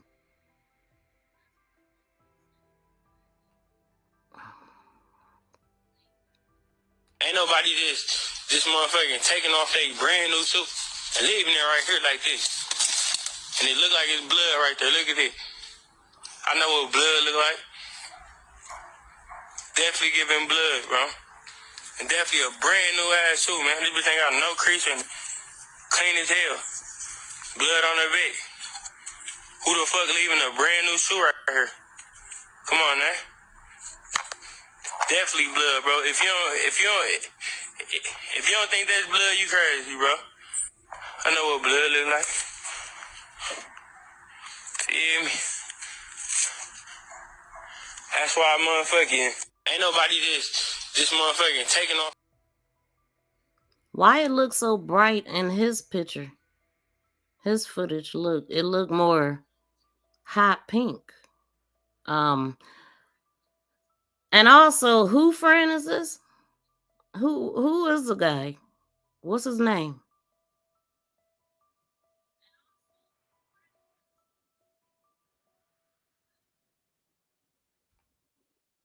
Wow.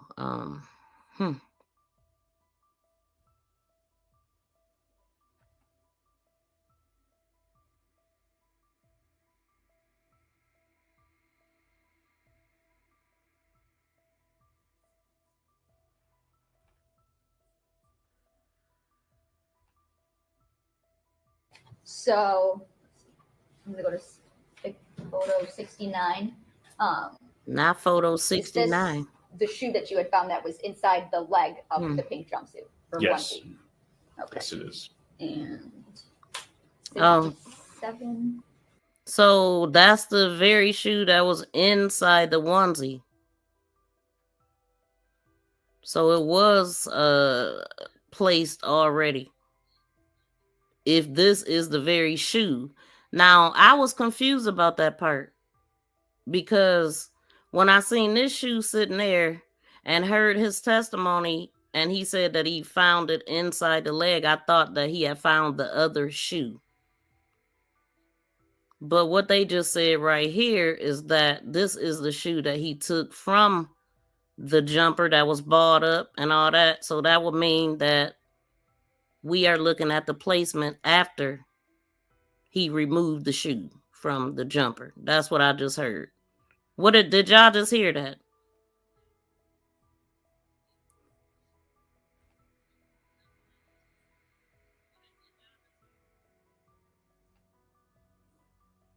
I would love to have a timestamp and a date on this video. Exactly. Only the person who took this video got that. He doing too much. Like, you heard that? Okay. I'm going to play it again. He doing too much. I swear that shoe ain't clean nor new. Annette says she bought the right, and he talking about he know blood, like he know what's on it. Like now is because like I hadn't seen this video, y'all. This video changes things for me. I had not, and I don't even. That ain't the whole video. I'm sure he said some other stuff. Like I would love to get the whole video. I literally just found this by accident. And I wondered that stuff right away. I thought about the Border Patrol guy and how he said the clothes was bought up and all that stuff. It still don't make sense to me that the civilian would be out there recording still. I mean, recording and you know, unless he was there before the cops got there. You see what I'm saying? But they said the clothes was bought up, so that don't make sense. Why is a civilian out there recording evidence that the police took out and placed here? Why isn't anything taped off or anything? This is said evidence of a missing girl. Why would they be so careless with this evidence? I'm just saying, and I said I was lost for words, but there's the few words I was thinking. Let's go. This crazy. Is this Yep. a photo of them just from the behind? Yes. Okay, and you're the There's one the who picture. kind of took them apart and placed them separately like that. I did. Okay. Yes. There's the picture I was talking about where the cop, you could see their legs and boots and stuff.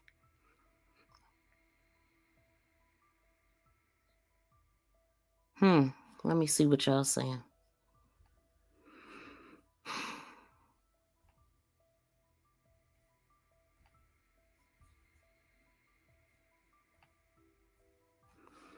They couldn't have placed it the same way, so very friend found it, right? After, because Roxy sent him. Right, how is it? That's what I'm saying. How is it already placed that way when this guy is recording? And he's recording as if it's his own discovery, and he just discovered, blood all over it. He ain't say nothing about the cops was on their way or anything, or that the cops were there.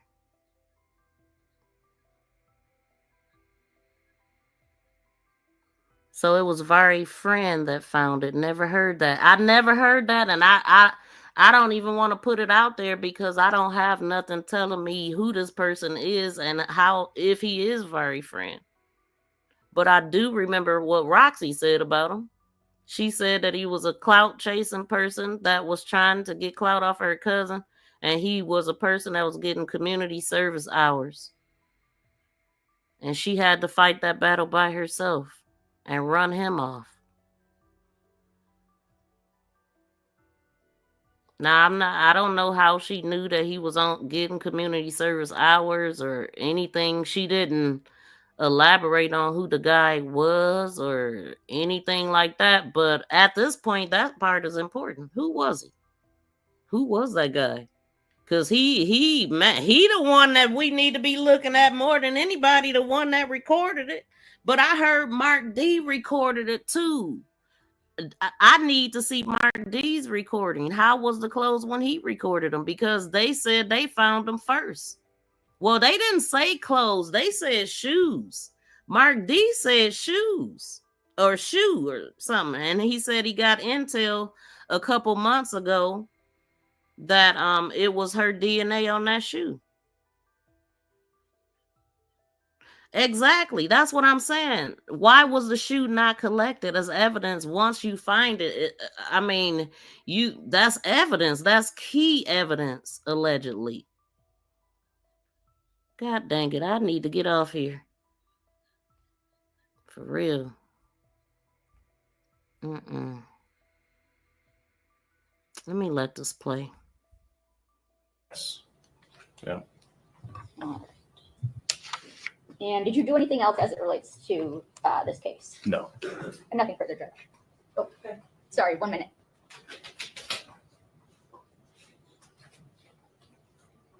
Oh, the coordinates that you gave, are those latitude, longitude? Yes. Okay. Yep. Nothing further, Judge. Okay. Well, decimal degrees. So. Yeah. Thank you.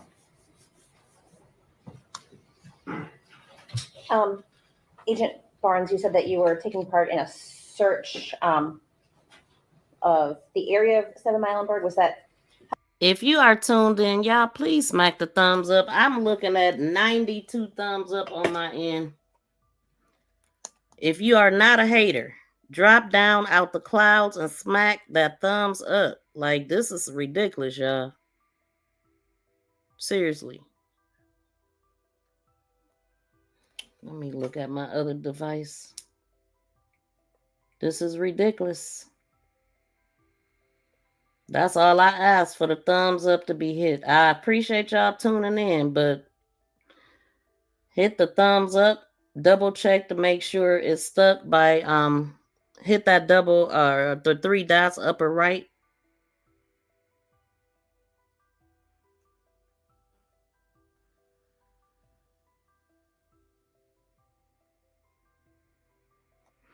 Thank you for the 104 thumbs up. I appreciate it.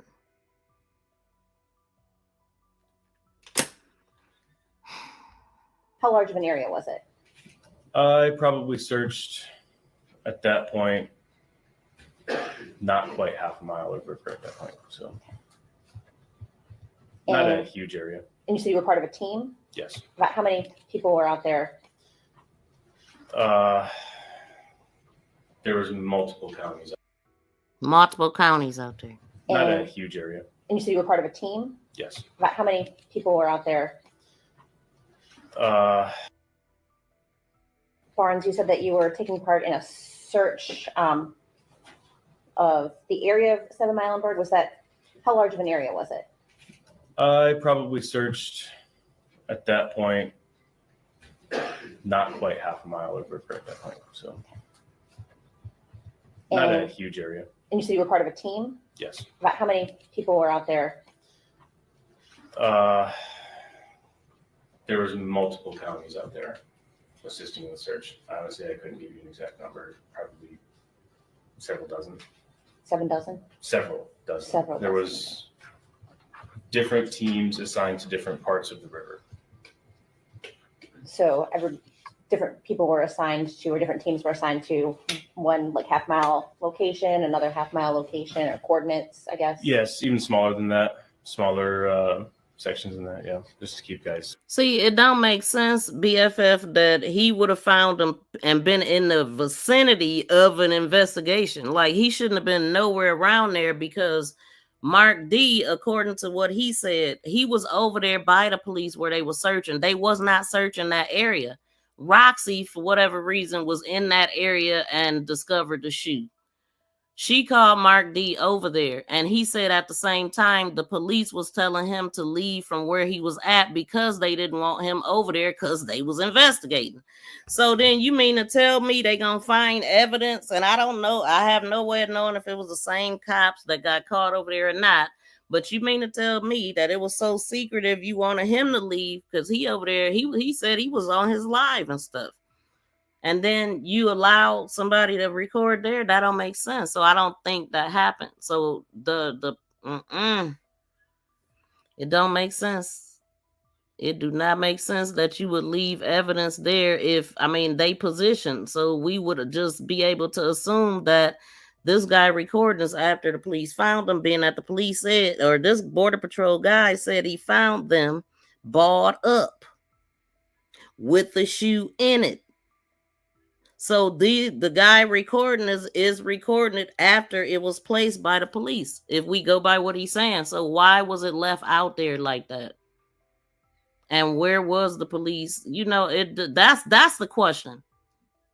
Because we according to what he said, they was balled up when he came there.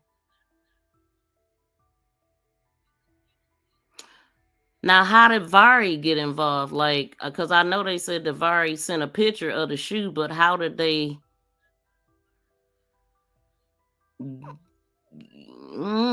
How did they see a shoe if it was balled up in the clothes? How would Roxy and Mark find a shoe if it was balled up in the clothes? Listen, man, this don't make sense to me.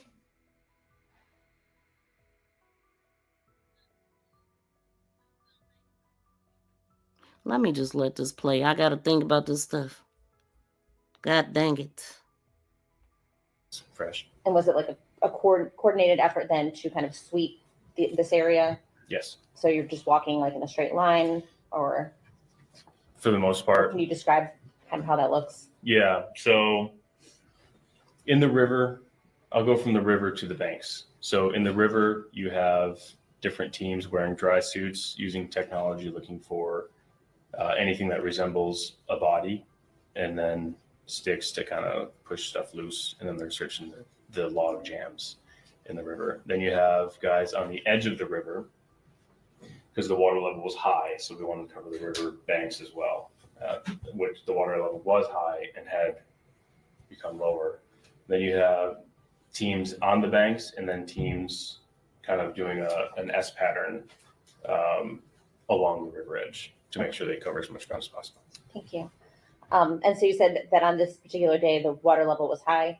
No, the water level was high the week prior or so. So we wanted to make sure that we covered the river banks where the water was. The water was back to its normal level. Was there a way to tell where the water level had been previously? Is there a way to mark that? Sometimes it's just where debris Valid gets point, caught Joe. up. Valid. Brush. Very valid. It was maybe a foot higher, but it wasn't. Okay. Yeah. And it was you personally that saw the pink onesie first, or the pink thing that you initially saw? Yes. Did you take pictures of it, how it looked when you initially found it? I didn't. No. Would you normally do something like that? There's just so much stuff. I wasn't taking all day if I'd taken a picture of everything I found. So you stopped and kind of moved it, manipulated it. I pulled it up to inspect it, noted that it was worthy of reporting, set it back down, radioed it in. Okay. And how far did you set it down from the location where you initially located it? Same spot. Exact same spot? Same brush. Okay. And you said that part of what you do is kind of to note approximately how long it looks like it has been out there. Yeah. And in this particular case, what was it that you kind of found or thought when you noticed it? There was no discoloration from the sun. You know, typically if something sits outside for a while, the sun's going to change the color that it sees, and then underneath it's going to be a different color. There was no discoloration in the article of clothing.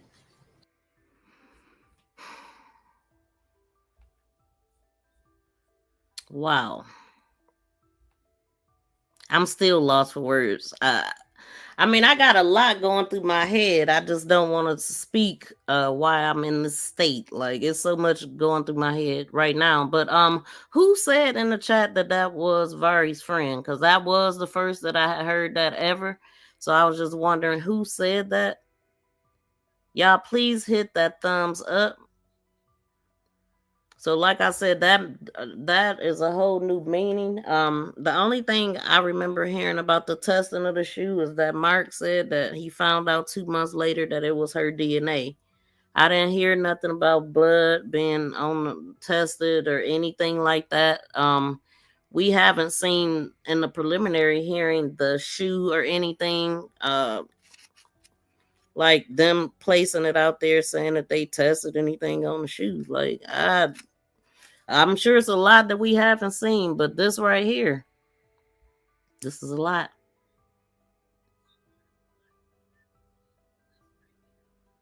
This is a lot.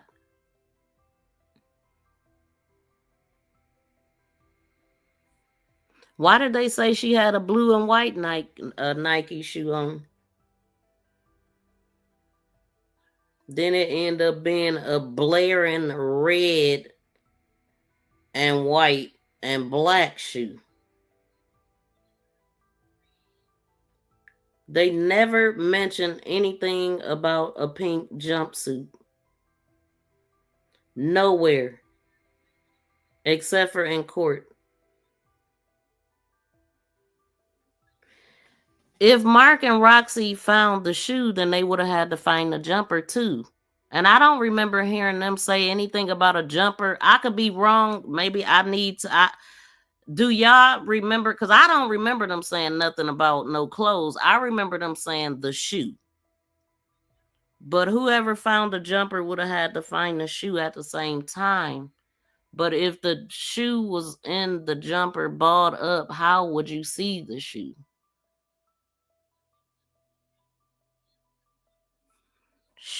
That's my question. And right now, I'm wrecking my brain. Like, I mean, my brain overworking for no reason. Like, because it's crazy. They never said she was missing in what they found. Exactly. And even the teacher said something about her having on a plaid jacket. It makes no sense. They said something about a white sweater and like both of her flyers say something different. Of course, I don't have neither one of them in front of me handy, but they definitely said something different and then they changed it. Why don't they remember what she got on when we know that Annette lines the click kids up like they in prison and cuss at them about not having the right socks and socks being too little and jacket being too small. So we know you looking at their clothes every morning. So why y'all get that wrong?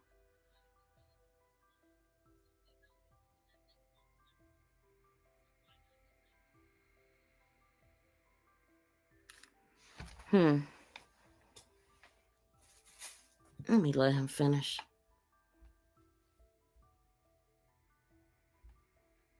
So, and that can happen in weeks. It's pretty quick. Depending on how much time there is. There was no evidence of animals getting in it. There was no significant dirt. It looked very fresh. Okay. Did you find or see any other clothing other than the shoe in that area? Very old clothing, years old. Like what, for example? Maybe just old coats, but it was nothing pertinent. Things that were under layers of lots. Yeah, I mean, there's a fair amount of debris. In that general area, in that half-mile area that you were scanning? Yes. Okay.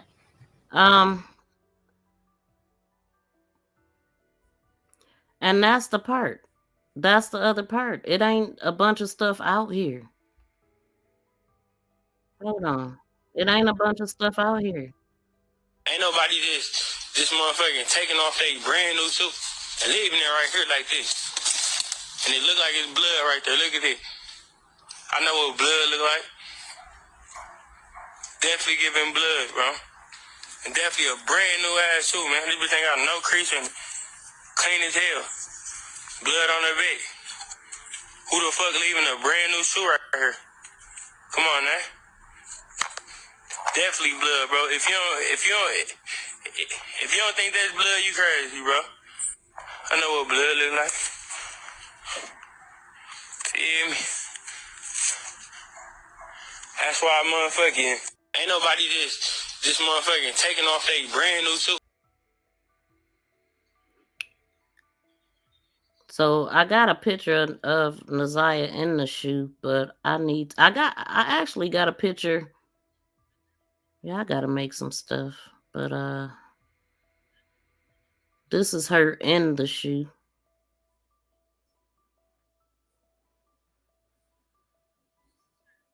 But this also, see, when I was looking at this stuff, what I had discovered is that she didn't have on the same clothes that they said that she had on. And I discovered, I just said she went home. Like she must have went home and changed her clothes and stuff. Like, and then when I talked to Dre, he informed me that Naziah was actually walking towards the house. Everybody thought they had moved. So he said everybody got that wrong. She was walking towards the house. So that's what he told me. So if she was walking towards the house, I feel like she had went home and changed her clothes. That was way before I talked to Dre though, because I was like, that ain't her on that picture, and I still say that didn't look like her. Okay, you got a little child sitting on the bus, and then you got a look like a grown woman walking down the street. That never made sense to me. And where is her Rugrats jacket at, and her book bag, and her phone?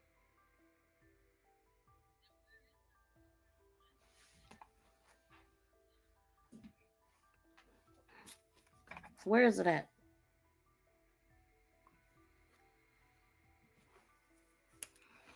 It just don't make sense. So,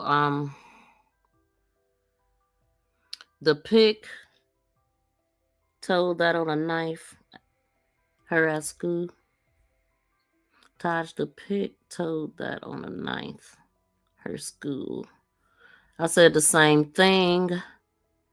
Shout out to baby girl. I said the same thing. What if it was lady walking down the street?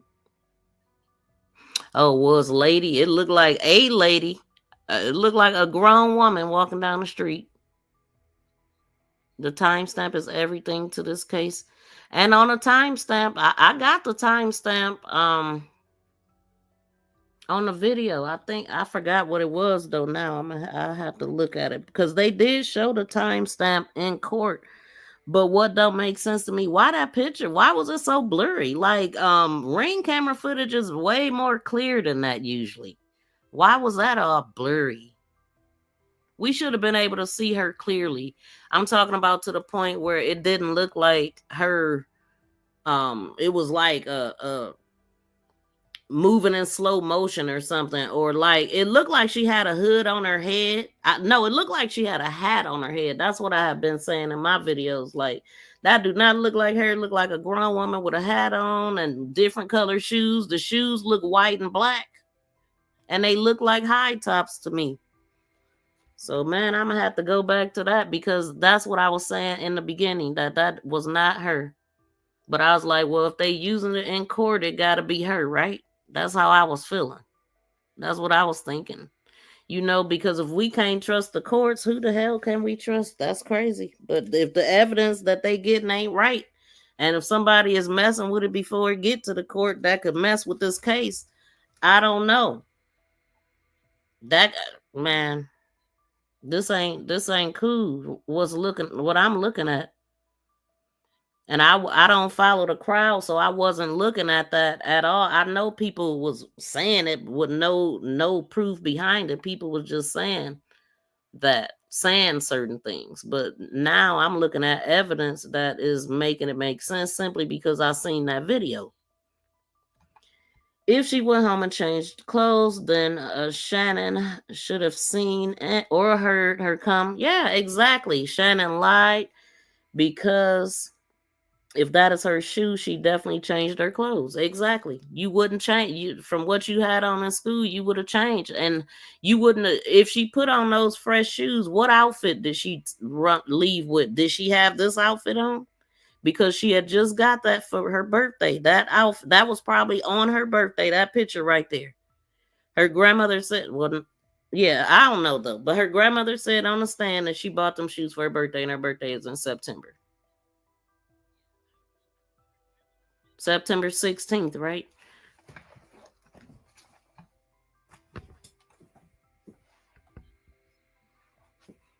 That's way over here. Making all that dang noise. But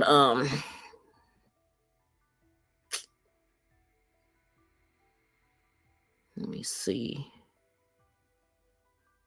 how they got that lucky to collect all of her stuff and not test anything else.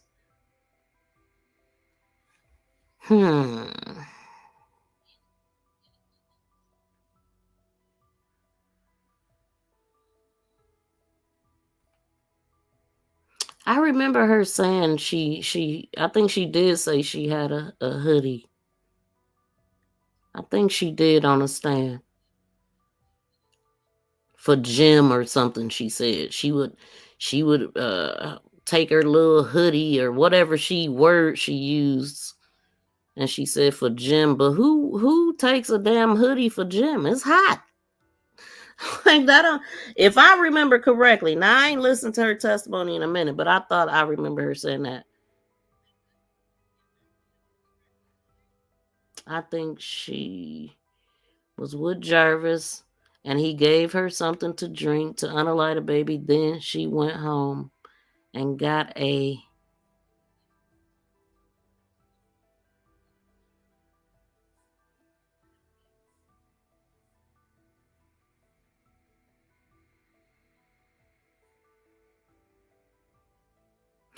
shout out to everybody in the building. And if I missed your comment, I did not do it on purpose. Ain't nobody said nothing about no jumper. Miss V, that jumpsuit was a large or extra large. How Naziah fit that? She was small. It looked like it was an extra large in kids to me, because I seen that up close, and it actually looked like a, what was it? That one store, Children Place. It looked like it had a. It looked like it came from Children Place or a label similar. But when I looked at that, I instantly thought a kid size extra large. Yeah, because it's clearly not big. Let me go to that.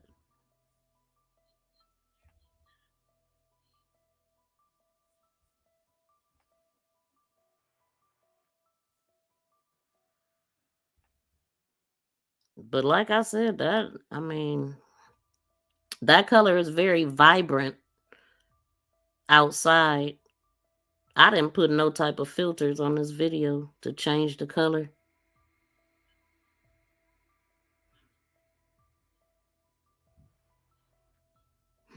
We gonna do a little investigating. Yes. That's a 14-16, like an extra small or small in women. That's what I thought it was. And it might have even said that, because for whatever reason I'm picturing it, but I could be wrong. But it's something that I looked at a long time ago. Like, I was following certain leads, because I do follow the evidence for the most part. Like, we entertain certain things, but for the most part, we stick to the evidence and stuff. And this is where we are. The reason why we're talking about this is because I found this video of this guy that recorded this. So that is that, y'all. Are you going? I want to go. I'm thinking of flying myself. Oh, you going? Shoot. Where you going to the trial? No, I ain't going nowhere to Detroit. I'm not going, but I hope it's televised. I would definitely be watching. I wish they would televise it. I really wish they would, but they probably won't.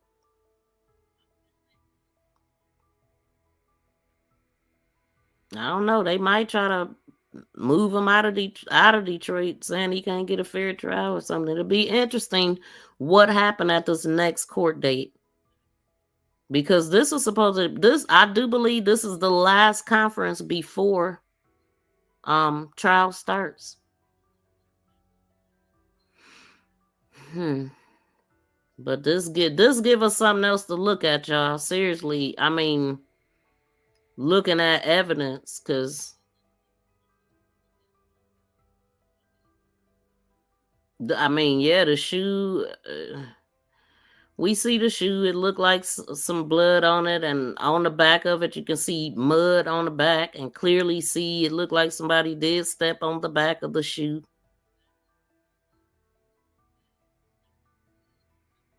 But yeah, just we need to know who the guy is that recorded the video. Is he a friend of the family? I don't know where that came from. Obviously, Roxy had a conversation with this guy, because she said she ran him off and told him he couldn't be using a cousin for clout. So Roxy would know exactly who this guy is. But all right, y'all. Shoot, we've been live for 6 hours and 32 minutes. I appreciate y'all tuning in. If you hear on a replay, which I should have been said this, ain't nobody probably gonna get this far unless you're a real sleuth and really into this case. Please make sure you smack that thumbs up and subscribe to the channel. Thank y'all for tuning in, and hit the replay, y'all, for y'all that's just getting in here. It was a lot of information, and this will help you to get keep up with the details that they following in court for the most part. Mark D podcast got mentioned in there, so a lot of stuff came from his podcast. A lot of people became aware because of it. Miss V, can anyone go to the trials? Yep. Usually, just like the Kiera Coles missing for years, later it came out it was not her with her post. Oh my God. Yeah, I talked about that so much. I was so mad about that, because I was covering the case. I interviewed the dad. I was following all that, and they didn't do enough for her, in my opinion. They really didn't. they didn't. People just moved and got away with it. Right? Because wasn't her hair in puffs? How you gonna put that hat on? Yes, I'm talking about, I kept talking about that. Like, man, that does not hurt. How they gonna have? And then I was like, well, maybe, you know, it's just distorted because of the video, because I noticed they was putting blur marks in the videos and covering up stuff and all of that stuff. But it clearly looked like it was a hat with a bib on top of her head, not a hood.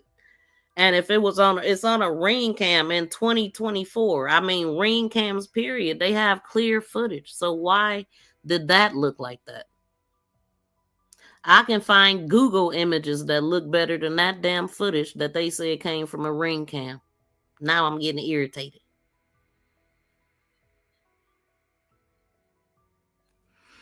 So this is let me pull up the court footage again, but Excuse me, ma'am. The people of the public wants to know where Nazaya is. Are y'all gonna tell us, or y'all gonna stop playing games? Huh? Y'all, how you miss your baby? You don't miss your grandbaby? Huh? You don't care about your grandbaby? Hello? Here, take some cheese balls with your burger ass.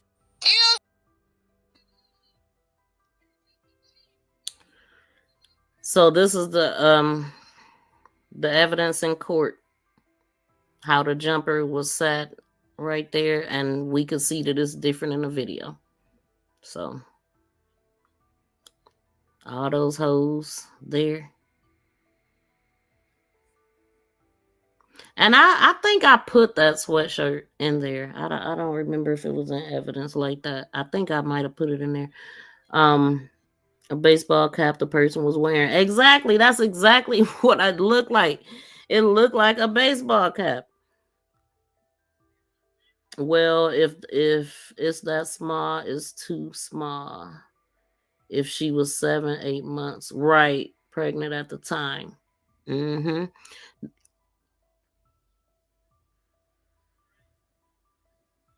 But then again, she was little. I mean, she was very tiny. So, you know, if you naturally wear a small and now you're pregnant and you're wearing an extra large, no, that would be her size. Mm-hmm.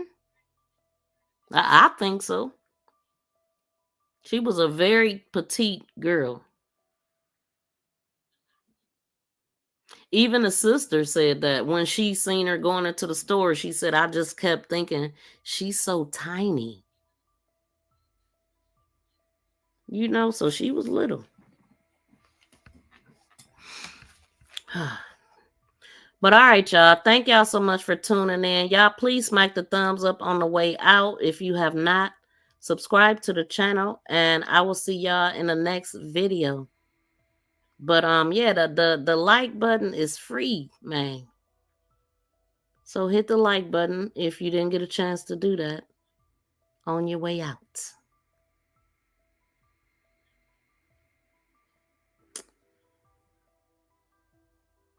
As far as these foods, all involved. Lock his ass up. Lock his ass up. You going to jail. You going to jail. Lock his ass up. Lock his...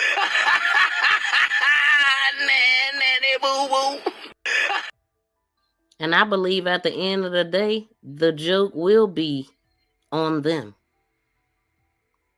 But thank y'all for tuning in. Please be sure to like, share, and subscribe to my channel. Make this go viral.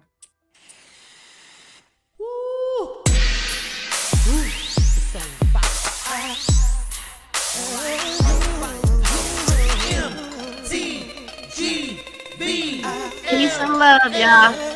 Shout out to my BFF. Thank you, sister. I appreciate you. Shout out to JoJo. Shout out to everybody in the chat. Thank y'all for hanging out with me all day. Yes, thank y'all for tuning in. Peace out, Dime. I appreciate y'all. Milky Way, I appreciate you. I appreciate all y'all participating in the chat.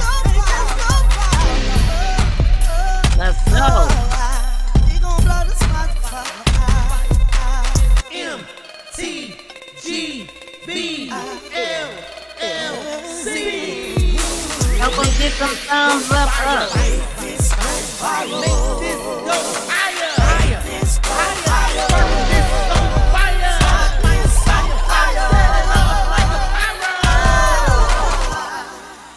Peace and love, y'all. We out.